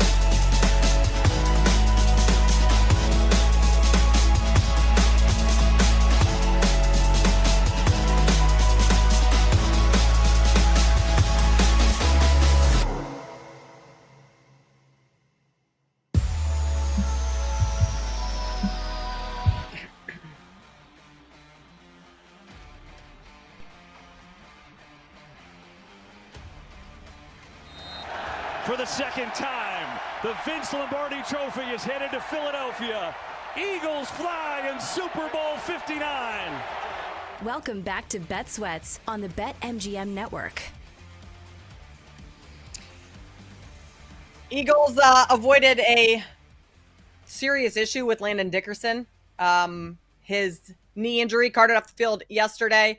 Isn't as serious as one initially thought. Sounds like he'll be back or potentially could be back at the start of the regular season. That was the Super Bowl call last year. PJ, do you think we could hear Drew Brees ever call a Super Bowl? He has called two games now. Last one, 2022 Raiders-Bengals playoff game. NBC put him in the booth. He'd only called one game before that. It didn't go well for him, but Brees thinks that he could succeed getting another shot at it. Do we ever hear Drew Brees calling a Super Bowl? I think we maybe could. I think on NBC would obviously be the most realistic when Collinsworth steps away. Because you have Romo with that long contract on CBS, and then Brady's at Fox, right? So Brees is already starting to do some stuff on NBC. I think there is a chance, yes, because he is such an all-time great quarterback. I think these networks love having coaches or quarterbacks call games because obviously the quarterback is the most important position in sports. They kind of know what everybody's job is. They really do a great job of dissecting games. And Brees, who was so much of a guy throughout his career, like a Brady, like a Peyton Manning, who relied so much on knowing what the defense was going to do and obviously having a plan to beat that, he would be great to listen to in the booth. And you know, obviously, the more comfortable he gets with it and the more reps that he gets, he's going to be better at it. He's certainly a big name. So I think we do, Kate. I think we do. Now, when is that going to happen? I don't think it'll happen until probably like 2030 or somewhere even, farther along than that. But if you're asking me yes or no, Brees calls a Super Bowl, I think he does at some point. I can see that too. I think he needs a lot of practice from now until then. Maybe some media training, some broadcast training, because it was pretty rough, that 2022 playoff game, and hasn't been back in the booth yet. I think NBC maybe deserves a little bit more of the blame for allowing Brees to call that game because he had literally no experience. And as great of a football mind he has, it's a different ball game talking about football on a broadcast than just talking about football with your pals, or even on a pregame set, something like that. Calling a game's different. But PJ, again, as great of a mind as he is, might be a little delusional in this aspect. He told Dan Patrick on Friday that he's currently one of the top 3 analysts in the NFL. He doesn't have a job right now. And he also said if he gets in the booth, he could be the best analyst, the number 1 analyst. That's a stretch to me. I agree. Yeah, that's a little crazy. That's a little crazy. If he was that good, Kate, I promise you he would have a job with some network because he is Drew Brees, right? He's not top 3. With the NFL right now, I do like Collinsworth. I know people go back and forth on him, but I've always been a big fan. Greg Olson, I think, does a fantastic job as well in the booth. He's really, really good. Brady, it was his first year. You would expect him to get better. We know anything that he does, he puts his heart and soul into it, so he gets better. Romo, after the initial love affair with him and how great he was and predicting every play, has kind of cooled off on some people, but I still think Romo is really, really good. But again, Kate, these networks want to put Drew Brees in the booth. Yeah. And if he was good enough to do it, he would be calling games. So the top three I think is a little much. I think eventually he's going to get a point where he is going to be a regular on one of the network stations, but he's just not at that point yet. I also love Collinsworth. I will not tolerate any Collinsworth slander. I know there's plenty out there, but I think he's great. Mm-hmm. I still think he's pretty good at what he does. You want to know, PJ, who thinks you're pretty good at what you do? Well, that would be Benji. Kate Adriani, our social manager. There's a PJ Glasser effect. And her dog, Benji, just loves to watch you on. Okay, we are a visual show, as Jake Hassan always says. You can go watch this on YouTube or Twitch. Right now, picture of Benji, golden retriever, beautiful dog, Kate, by the way. Just in total trance, relaxed, watching you, PJ. This is the PJ Glasser effect.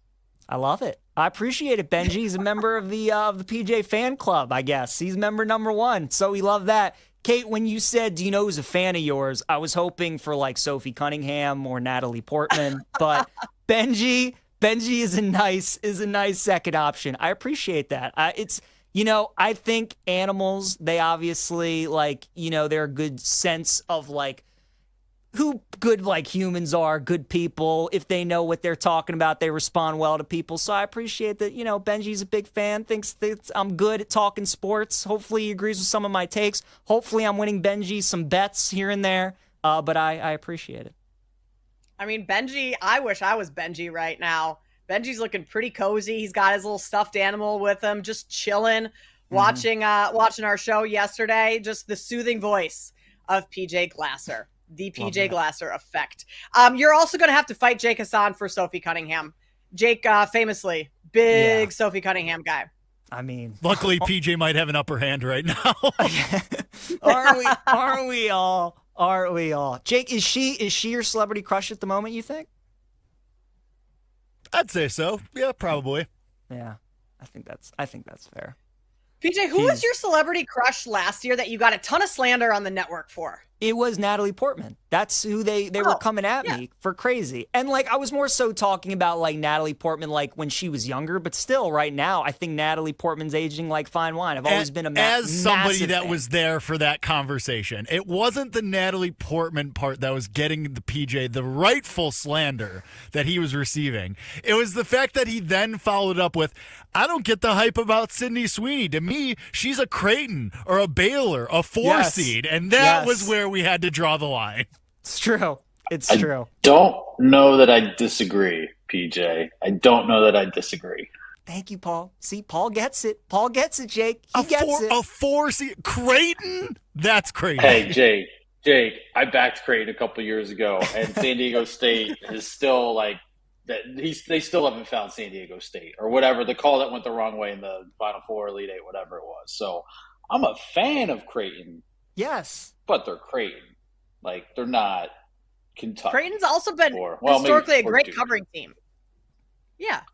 They have. Actually, we're not going to talk about Duke. Duke is actually, whoever the worst person in the world is, that's Duke. Actually, after this past year. I think everybody on this network hates Duke. I think Duke screwed truly everyone on this network. It's unbelievable. And the way that they did it against Houston was just 90%.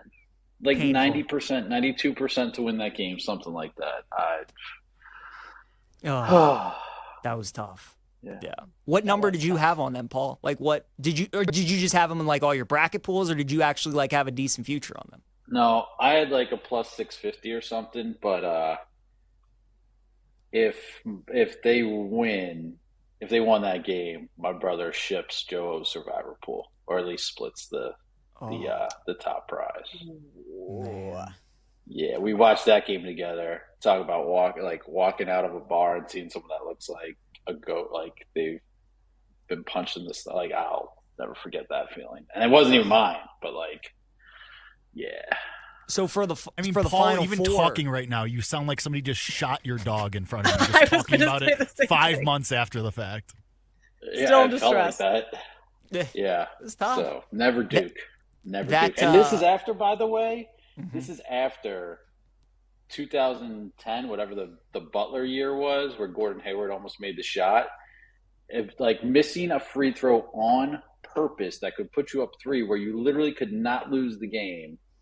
If they just make the free throw instead of missing it intentionally, I ship a block pool for I don't know, a good amount of money too. So I'm out on Duke forever. Duke, I was all in. I was ready to Duke redemption, and now I hope they basically get the death penalty, like the Pony Express back in the early whenever that was. We all have that team. For me, especially when it comes to March Madness, it's Missouri. I absolutely hate Missouri. I despise them. I had them going far this year, but where they really screwed me was when I had them winning the national title the year they lost to Norfolk State when they were a 2 seed. PJ, I'm going to say that's a you thing. That's Missouri. No, I know. That's for me. That's my team. That I just we all have our teams. Kate, do you have a team that especially for March Madness? Anyone in the Big Ten. The Big Ten always disappoints in the tournament, it feels like. Also good. Yeah, Maryland's had some deep runs. Yeah, I mean, Iowa. my Iowa Hawkeyes, I will Hawkeyes. never bet them in the tournament if they even make it. Yeah. They were supposed to go to the Final Four, 2021? That was their year. Everyone was high on them. Bounce in the first round. Yeah. Yeah, that's it for me. It's tough. It is tough. I did have them in the Final Four that year too when they lost to Richmond. I remember it clear as day. And people are like, "You're really gonna trust Fran McCaffrey?" Yeah, I'm really gonna do it, and worked out well. But Kate, the new guy that you hired from Drake, McCollum, really good. Yep. Really good. Got a good I like coach. him. Mm-hmm. I mean, hey, between Gronowski coming over quarterback PJ this year, Iowa might be back. That offense is going to be electric. I know we're getting ready to. You're already back in, Kate? You're already back in? I'm back in on football. I'm back in on football. But to what point? Like a playoff berth? I think Iowa could have a playoff berth this year. Schedule's fairly easy. You go over their win total. That defense, that's a top 10 defense in college football. I think you could say top 5, right? If the offense gets going at all, and this kid wins. Gronowski wins 2 FCS championships. Yes, FCS. 1 in high school. I'm trying to have some hope here, Paul. It's rough being an Iowa fan. Which stage? Are we already in the denial stage? Or what stage are we in right now? We might or be. the justification? We might be. Yeah. To be so boring to watch Iowa because no one scored. It's like watching paint dry. Yeah. That I need something to excite me until week 2, 3, and then I'm just kind of out on them again. But I need to get excited for week 1 at least.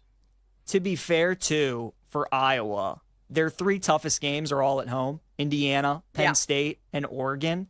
And I actually think there's a chance that they win 2 of those games, if not maybe all 3. I think Penn State's only loss this year is going to be to Iowa. I've been on record saying that. I think they're going to beat Oregon at home. I think they're finally going to beat Ohio State on the road. But as you know, Kate, that has been a house of horrors for Penn State going to Kinnick. Mm-hmm. I would think that's going to be the NBC night game. I think they're going to lose. Oregon, I think they're going to lose as well at Iowa, because the beauty about Iowa is that they're not a big brand enough to be that Fox Big Noon kickoff game, but they're going to play big games, and it's probably always going to be that primetime NBC game or a primetime game, and Kinnick at night is a tough place to play. So I think they're going to upset some teams this year. So I think Iowa's Kinnick maybe is where top 10 teams go to die, especially night games. PJ, exactly. You guys just wait. A death valley of its own. Indeed. Which is tougher, Clemson Death Valley, LSU Death Valley, or Iowa Death Valley? I think we can still go LSU. All three are tough. But yeah, have either of you been to Kinnick? Never. No. Would like to go. Never been to Iowa.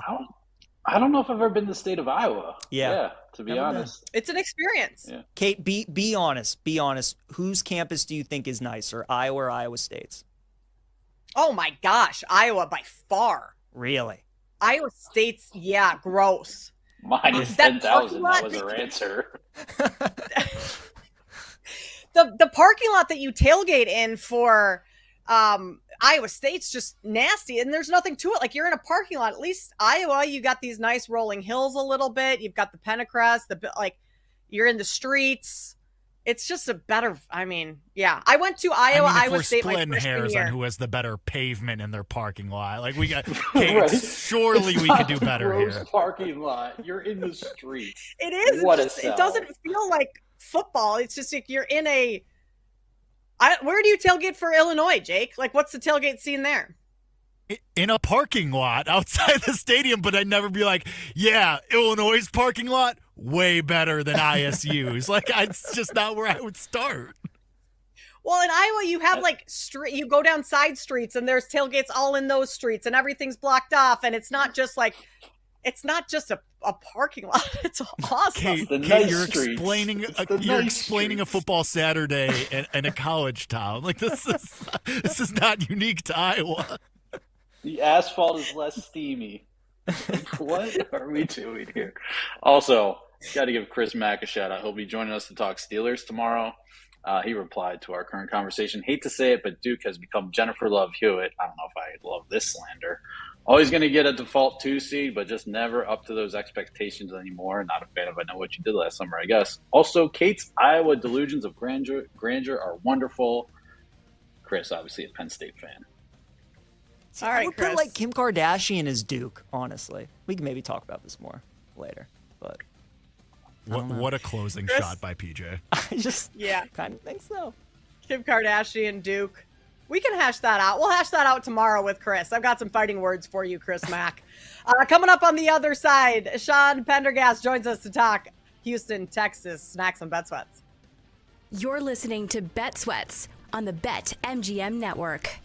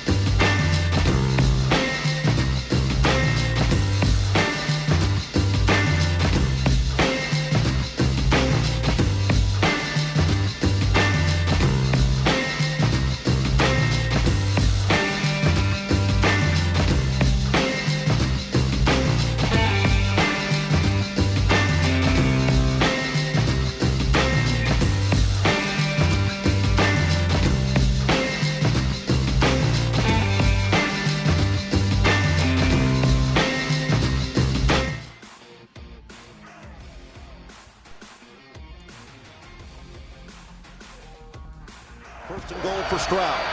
Deep drop, rolls out. Stroud on the run. It's caught. Touchdown, Dalton Schultz. The improvisation of C.J. Stroud. Welcome back to Bet Sweats on the BetMGM Network. Year 3 for C.J. Stroud, and it is going to be a big one. He needs to hope his offensive line can hold up a little bit. We'll dive into some more Houston Texans in just moments. Coming up 20 minutes from now, lightning bets as we wrap up the show. We'll tell you where we're putting our money today. But for now, Sean Pendergast joins us. He's the host of Payne and Pendergast on Sports Radio 610 weekdays, 6 to 10 a.m. Central.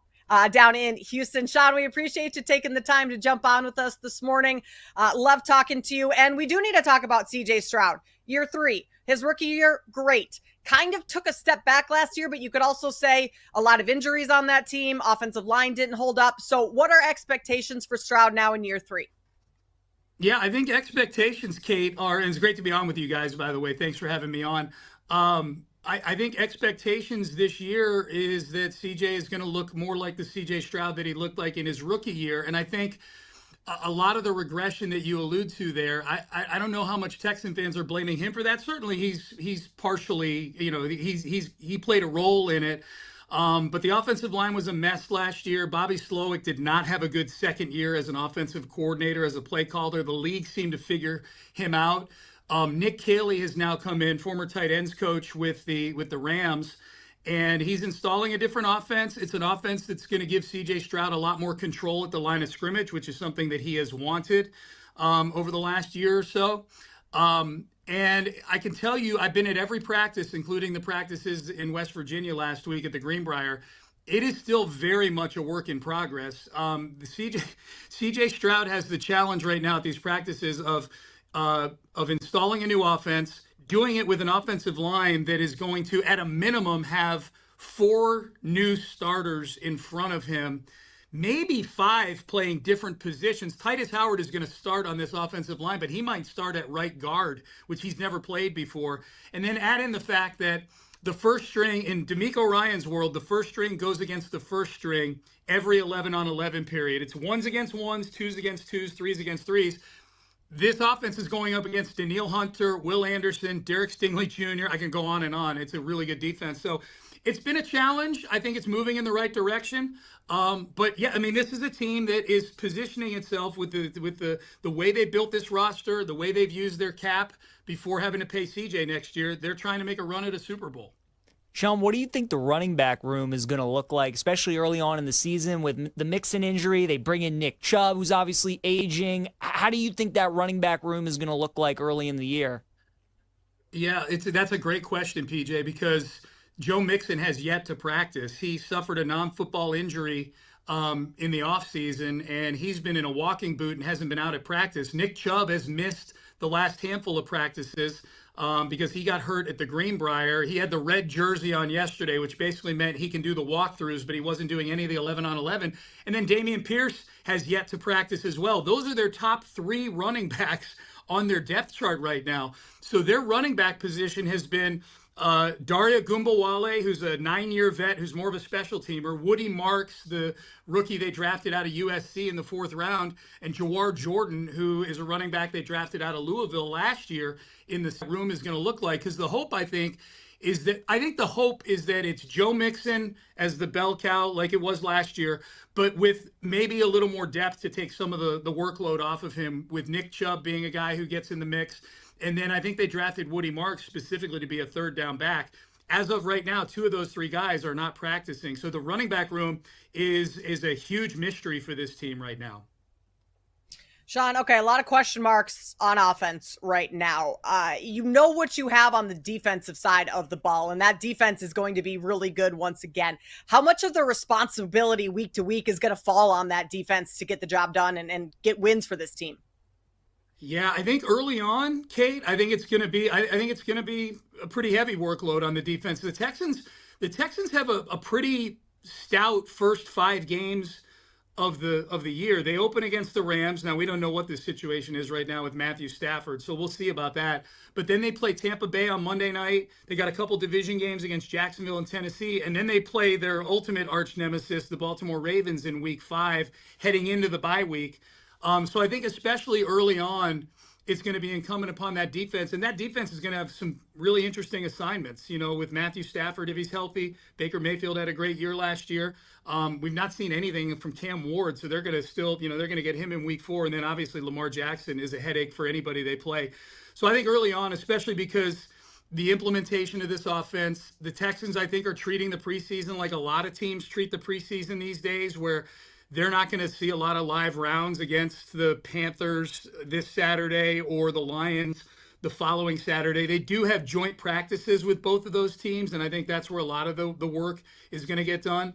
But I think early on in this season, given all the moving parts in the implementation of the offense, it's going to be the burden is going to rest on the defense for sure. Sean, going into the season, the Texans are the big favorites to win the division again. Who is the team that you think could be the biggest challenger to them? A lot of people feel like it's Jacksonville. Is that where you are? Do you think it could be Indy or Tennessee? Yeah, I've said for the whole offseason, PJ, that my biggest fear, and this is even before the Jags had hired Liam Cohen, my biggest fear with anybody threatening the Texans right now would be if the Jacksonville Jaguars get their head coaching hire right, and it's somebody who can unlock the probably 10 to 12 really good games we've seen out of Trevor Lawrence, is the end of that 2022 season where he was able to get them into the playoffs, and then the first 10 games or so of the following season where he wasn't great, but the team was 8-3. But that was a version of Trevor Lawrence that I think if they get that, they can win the division. That's been my biggest fear. Liam Cohen, as goofy as he is with the way he does the whole Duval chant and everything, is still a pretty damn good offensive coach.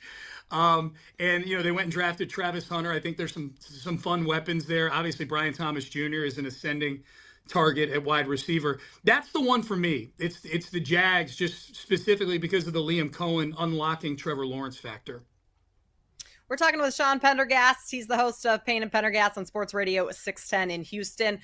Sean, you ran through the early part of the schedule for the Texans. Win total sit at 9.5. If you had to make a decision on whether or not they can win 10 games or if they're going to win fewer than 9, what would you do? They've won 10 the last 2 years, and I feel like they've improved in the offseason. And I know it feels counterintuitive. People outside of Houston go, what do you mean? They traded their best pass protector. They traded an offensive lineman who's a perennial top 100 guy and a perennial Pro Bowler in Laramie Tunsil.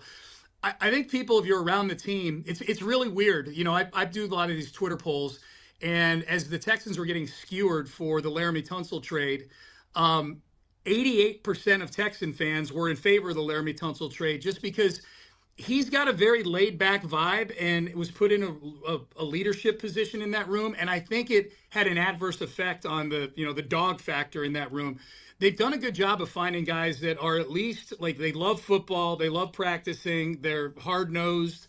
I think they've changed the culture of that offensive line room. And I think they've made other improvements as well. I think Nick Chubb has depth at running back, and I think they've really recovered nicely from the injuries to Tank Dell and Stephon Diggs in the wide receiver room with picking up Christian Kirk. And the 2 rookies they drafted out of Iowa State, Jaden Higgins and Jalen Knoll, have had outstanding training camps. So I think they're just a better football team. Their schedule, too, this year, guys, is much simpler and I don't want to say easier. But last year, they had stretches where they played 3 primetime games. And keep in mind, this is a team that played noon Sunday every game the year before because they stunk. So last year, all of a sudden, their marquee, because of the year they had in CJ's rookie year, they're playing 3 primetime games in a row in weeks 9, 10, and 11. They were playing on Christmas Day. They did the 3-game and 11-day thing twice during the season because they were one of those Christmas Day teams, and you saw how that went on Christmas Day against the Ravens. They lost 31-2. I'd rather lose 31-0 than 31-2. 31-2 just feels embarrassing, as does 31-0. I just think they have a schedule that's a little bit friendlier in how it flows. I think they're a better football team. I think C.J. Stroud's going to be a better version of himself, and I just like the hires they made in the coaching staff with Nick Caley. So I am going over the 9.5. I think I've got them at 11-6 this year, but I wouldn't be surprised if they went 12-5. I think 12-5 is the ceiling, And I think the floor, assuming health at the quarterback position, is probably something like 8 and 9. Sean, as you know, the last 2 years in the AFC, it's been the same 4 teams to make it to the divisional round. It's been Kansas City, Baltimore, Buffalo, and Houston. We all kind of think of those top 3 teams, Chiefs, Bills, Ravens, probably one of those teams going to make it to the Super Bowl again this year. What is it going to take for Houston to get in that conversation? What's that next step for them to beat one of those teams and get to the AFC title game? I think the biggest, to me, PJ, the biggest thing is that they've got to win the games in the regular season. They've got to stop losing games in the regular season to horrible teams. I think the key to get into that mix, and really the goal here, they've never been to a conference title game, the Texans. So that's sort of the stated goal. I know it sounds weird, like the stated goal should be the Super Bowl, but DeMeco Ryans has openly said, we want to get to the AFC title game. And I think the feeling there too, like analytically, is if you get to the AFC title game, then you're in the mix and it's going to be partially luck and things like that. But they have lost games in DeMeco Ryans' first 2 seasons in the regular season that are just disgraceful losses. His first year as head coach, they let Desmond Ridder throw for 350 yards on them against the Falcons. They lost to Zach Wilson with the Jets. Last year, they lost to Will Levis at home in a game where they sacked him 8 times. They lost to the Jets again last year on a Thursday night game, a Halloween game with Aaron Rodgers. They have a tendency under DeMeco Ryans to play in games that are a whole lot closer than they should be. They win a lot of them, but they let bad teams hang around, and it's come back to bite them at least 2 or 3 times in DeMeco's first 2 years. To me, the key for them in getting to at least the conference title game is getting home field in the divisional round. They've always, every time they've been in the playoffs and they've won in the first round, they have to go on the road because they're a 3 or a 4 seed. And I think the key is being either a 1 or a 2 seed. And the key to that is you've got to take care of the business that you're supposed to take care of against bad teams in the regular season. So that to me is the biggest one. And I think if we're just picking a side of the ball, like the offensive line has to be average. If the offensive line is a middle of the pack offensive line, this will be a good offense this year, because when CJ Stroud gets time to throw, he can be deadly. Sean, they also have to take care of the games where their opponent throws 5 interceptions. They still lose those games against the Lions last year. No, Kate, I'm so glad you said that. And this kind of goes into my point here. It's not just losing to bad teams. The Texans had at least 2 or 3 games last year where after the game, you see those tweets where they go, since the merger, teams that did this, and this are 0 and 114. Now they're 1 and 114. Like the Texans' opponent. Like that was one of those games, Kate, that you're talking about, where Jared Goff throws 5 interceptions and you lose on a last-second field goal. The Packers game in Week 7 had some weird metric like that. That Lions game, the Will Levis game I just alluded to. Yeah, the Texans had a pick 6 and sacked him 8 times and lost 32-27. And the whole thing surrounding that was like quarterbacks who got sacked 8 times and throw a pick 6 in a game were 3 and 33 since 1975 or something. Now they're 4 and 33. You can't lose games like that. You can't lose games where all these important metrics all lean in your favor, and that all goes back to the offense. This was a horrible second-half offense throughout the year under Bobby Slowick. Halftime adjustments looked like they weren't even made. And so, you got the offense has to get better, and you get better. I think you win games like that instead of losing them. That's a great reference. Yeah, you don't want to be those 1 or 2 teams in those stats. That's never talk about embarrassing losing 33-2. That's kind of embarrassing to be the 1 and 33 whatever on the other side. That's the thing. Like for a team that was 10-7, won their second straight division, embarrassed the Chargers in the opening round of the playoffs. The Texans, they left a lot of meat on the bone, man. There were so many winnable games for them last year that I think, again, a team that just doesn't let their quarterback get killed on a weekly basis wins those games. Sean, we appreciate you taking the time. Enjoyed talking to you. Hopefully this Texans offensive line can hold up this year, and we'll talk to you down the road. Sounds good. Always good coming on with you guys. Thanks for having me. Thanks, Sean. That's Sean Pendergast, host of Payne and Pendergast on Sports Radio 610 in Houston. PJ, I always wonder, who's the intern that has to look up those stats? Do they have those on deck? Because that's got to be a bad job. Yeah, it does. It's true. I mean, some of these numbers and stats that they find are truly incredible. It's a good question, and that was a fun interview with Sean. He's right though. The Texans, every time they've won the wild card game, they've had to go on the road for the divisional round. So if we could ever see what Houston looks like with a top seed in the AFC, make a Kansas City, a Baltimore, a Buffalo go to them, it'll be interesting to see if they can finally break through, get to an AFC title game, get to a Super Bowl potentially. We will have to wait and see, and hope for good health in the running back room, because that sounds like a disaster right now. As we wrap up the show, on the other side, we'll give you our best bets for today. Lightning bets coming your way next on Bet Sweats with PJ Glasser and Kate Constable.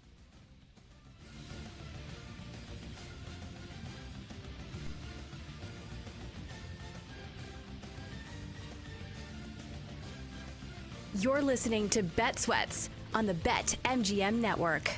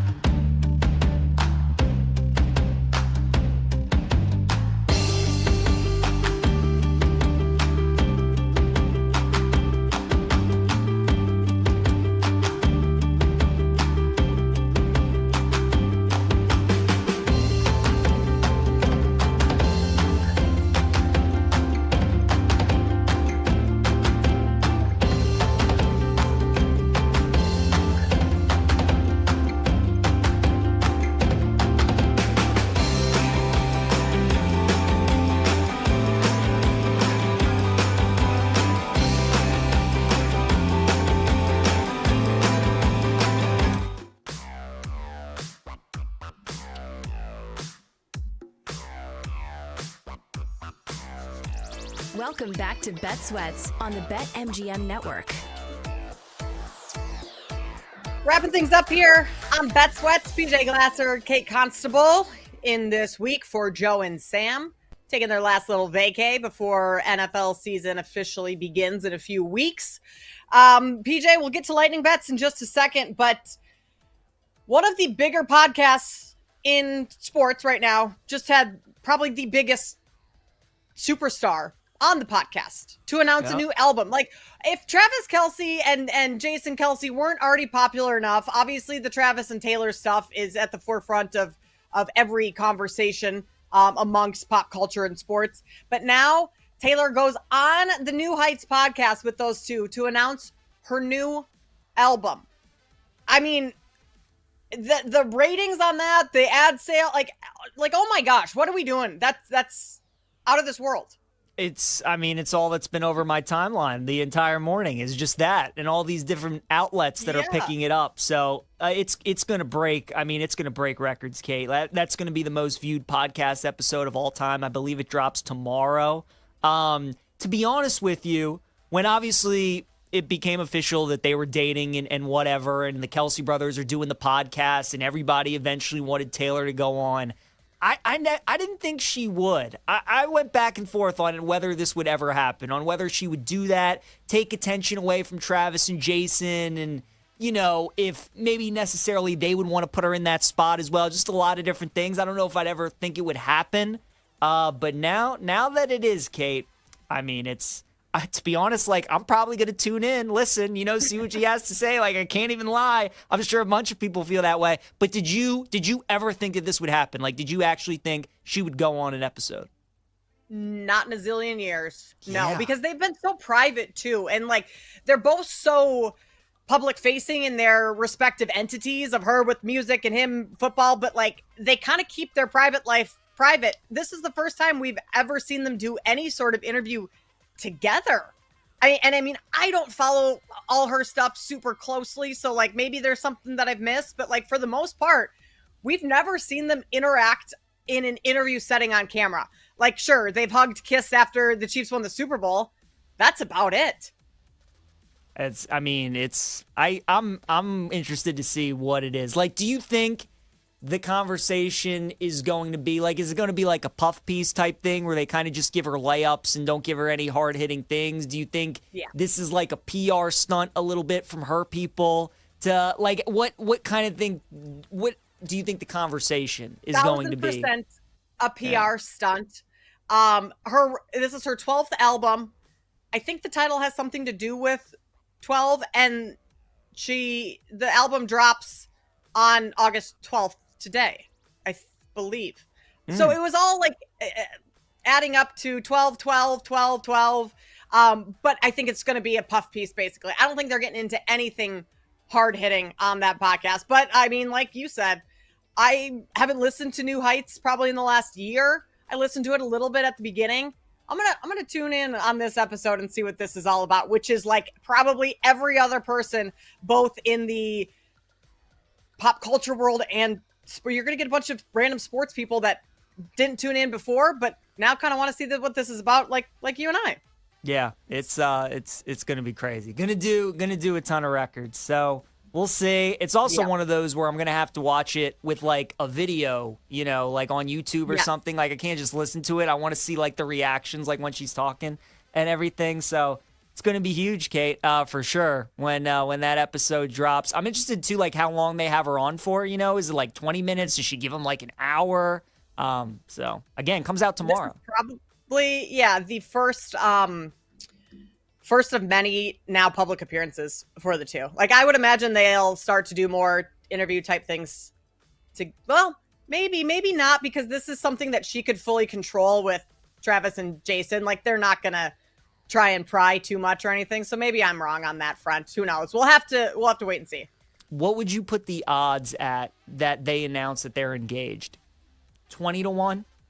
10-1? Like how stunned would you be if that happens? If it happened on the podcast? Yeah. I would be 50-1, 100-1 for this to happen on the podcast. Not happening in that setting. I would bet money that they'll get married. I think that's the way that they're going. I mean, I know nothing about their relationship, PJ. I don't follow this stuff, but they seem pretty happy. So I would bet that they do get Paul's looking at me. He just popped on camera. Yes, Paul. Can I bet the announce the engagement on the podcast and never actually get married for Taylor and Travis? What kind of odds you give me on that? Get the clicks, get the views. She gets a breakup album out of it. Wow. Breakup album would be good. I mean, that would still have to be like massive odds, but that's interesting. Yeah, that's interesting. I think you probably like 50 to 1, 40 to 50 to 1. Yeah, that's where I was thinking. Sold. Now, I mean, is this her first appearance on it? Yes. Yeah. Yeah. Yes. Like the Band-Aid has been ripped off. Like that Rubicon has been crossed. So I think now anything's on the table. But do you think they're not going to go on Good Morning America, right? She goes on this because she can control the narrative. She with owns it. Well, she doesn't, Travis. but the IP is in the family or whatever within their immediate circle. Why would you give that content to Good Morning America or? Oh, right. Yeah. You're saying she'll be back on the podcast a whole lot more. I don't even know. No, not even that. I just think her going on it for the first time sets the precedent for the first time doesn't have to be when they announce their engagement, assuming that happens. Now we've seen Taylor on the New Heights podcast. I think it opens the door for it, I would say. And why wouldn't you they're both savvy-ish business people. Yeah. Why wouldn't you do it on that platform? That's a very good point. You might as well monetize it even more so because both of them need more money, Paul. Obviously. And not only do you get a breakup album out of it, the breakup episode, oh man. Now you will lose all the Swifties. You will lose all the Swifties after that episode. But that episode itself. Will you, though? Might Because do I record feel like the numbers. Swifties hate follow a lot of her exes still. Online, the exes pop up quite often still. Are they buying the albums? I don't know. There was a Jonas brother in there, right? Something like that. Are they buying the albums? Well, I don't know. Now we've gone outside the scope of my knowledge. So I'm not sure. I have questions. I'm going real deep on this. Are the Swifties buying the breakup album? Of the Taylor's? Absolutely. No, was that your question? What was your question? Who's buying the album? No, I'm saying with her, would they still Of listen the to exes. the podcast? For example, they're not buying Joe Jonas or whoever the hell's whatever album after they break up. They're buying Taylor's breakup album, but they're not going to keep listening to the podcast or listen to it. They might troll him on X or whatever. But yeah, that's a good point. There are layers to this. a lot of layers. And Jason Kelsey gets to be the cool, goofy uncle or brother-in-law or whatever. The good guy. He does. Jason Do you Kelsey's also got a great do you think there's a business. chance that Travis announces his retirement too? Brings her on and being this is my last year. This is the plans that we have set out. Do you think that's a possibility as well, or no?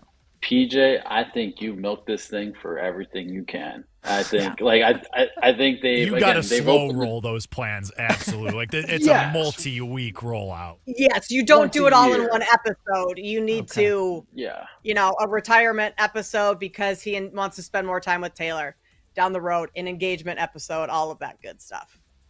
I know. Yeah. Well, we've got this figured out, guys. We do. If only All we angles. had the same celebrity work, status everyone. as those two, we could be making quite a bit of money as well. But we can make some money on BetMGM with any sport odds boost token. No matter where the action is, we'll supercharge the odds on your next sports bet. Use this odds boost token to boost your potential payout from a winning bet. That is in any sport odds boost token over at BetMGM. So, PJ, knowing that you can go any sport, where are you going today in lightning bets? Going to Major League Baseball. A couple bets for me on the diamond. I'm taking the Giants on the money line at -120 against the Padres. We got Robbie Ray against Nestor Cortez. Big advantage there for the Giants. Ray's been terrific at home this season. And a lot of the Padres don't have too great a history against Robbie Ray. They haven't seen him as much, certainly, if they've seen Logan Webb or some of those other Giants pitchers that have been there in the division for a little bit. So I do like San Francisco tonight on the money line. And then we're going back to old reliable. Paul Skeens on the mound for the Pirates tonight. We're taking the first 5 under at BetMGM, and it's actually at 3 runs now, so no longer 3.5, it's at 3, but it is plus 105, so obviously if it's at 3, you push, and you get your money back, but Kate, I don't even think it's getting a 3. I think it's going to be scoreless, 1-0, 1-1, something, one of those scores, because that's just about every Pirates score going into the 6th inning when Skeens is on the mound. It's the perfect game to bet first 5 unders because he's not going to give up a lot of runs, and they're not going to give him much run support. So Giants money line, Pirates Brewers, first 5 under, 3 runs at plus 105. My 2 bets for today. Love it, PJ. I'm going to join you on the first 5 under, but that's not going to be one of my lightning bets for today. I'm going to go and fade the Cubs and their offense right now. Their top hitters just in a slump. I'll take the Blue Jays minus 125. I think that's a fairly short price. I like that today. And then I'm going to go over to the W. Another one there, Kelsey Mitchell, over 25.5 points and assists. She's kind of, her production's gone up. This Fever team decimated with injuries right now. I think she has another big game, gets over that. Paul or Jake, you guys want to add anything in the next 60 seconds? I'll just say, it's not a lightning bet for today. I'm not saying bet it today, but I would circle Georgia Southern plus 2.5 at Fresno State in week 2. Clay Helton told Phil Steele, this is the best offense, head coach of Georgia Southern. This is the best offense he's had in his 4 years there. Very short number for Fresno, a very short favorite, under a field goal in their home opener. That just sets off alarm bells. So Fresno has a game the week before against Kansas. I would just keep an eye on that one and look to back Georgia Southern. Agreed. I'll fade Ben Brown over 4.5 Blue Jays team total. I'll also go over 8.5 and Red Sox and Astros, 2 bad pitchers, and I'll take the A's on the money line. Jacob Lopez actually been good in Sacramento, so I like them. And we'll have a kickball update from Jake Hassan tomorrow. We'll see how that ankle is healing. Day by day. Jake, elevate some Advil, ice, get it all going today so we can be back on the field come Thursday. That's going to do it for us here on Bet Sweats. For Sean Pendergast, Jake Hassan, Gertch, Paul, PJ, I'm Kate Constable. We'll see you back here same time tomorrow. Thanks for listening to Bet Sweats. If you missed anything on today's show, make sure to listen back on the Odyssey app or wherever you get your podcasts.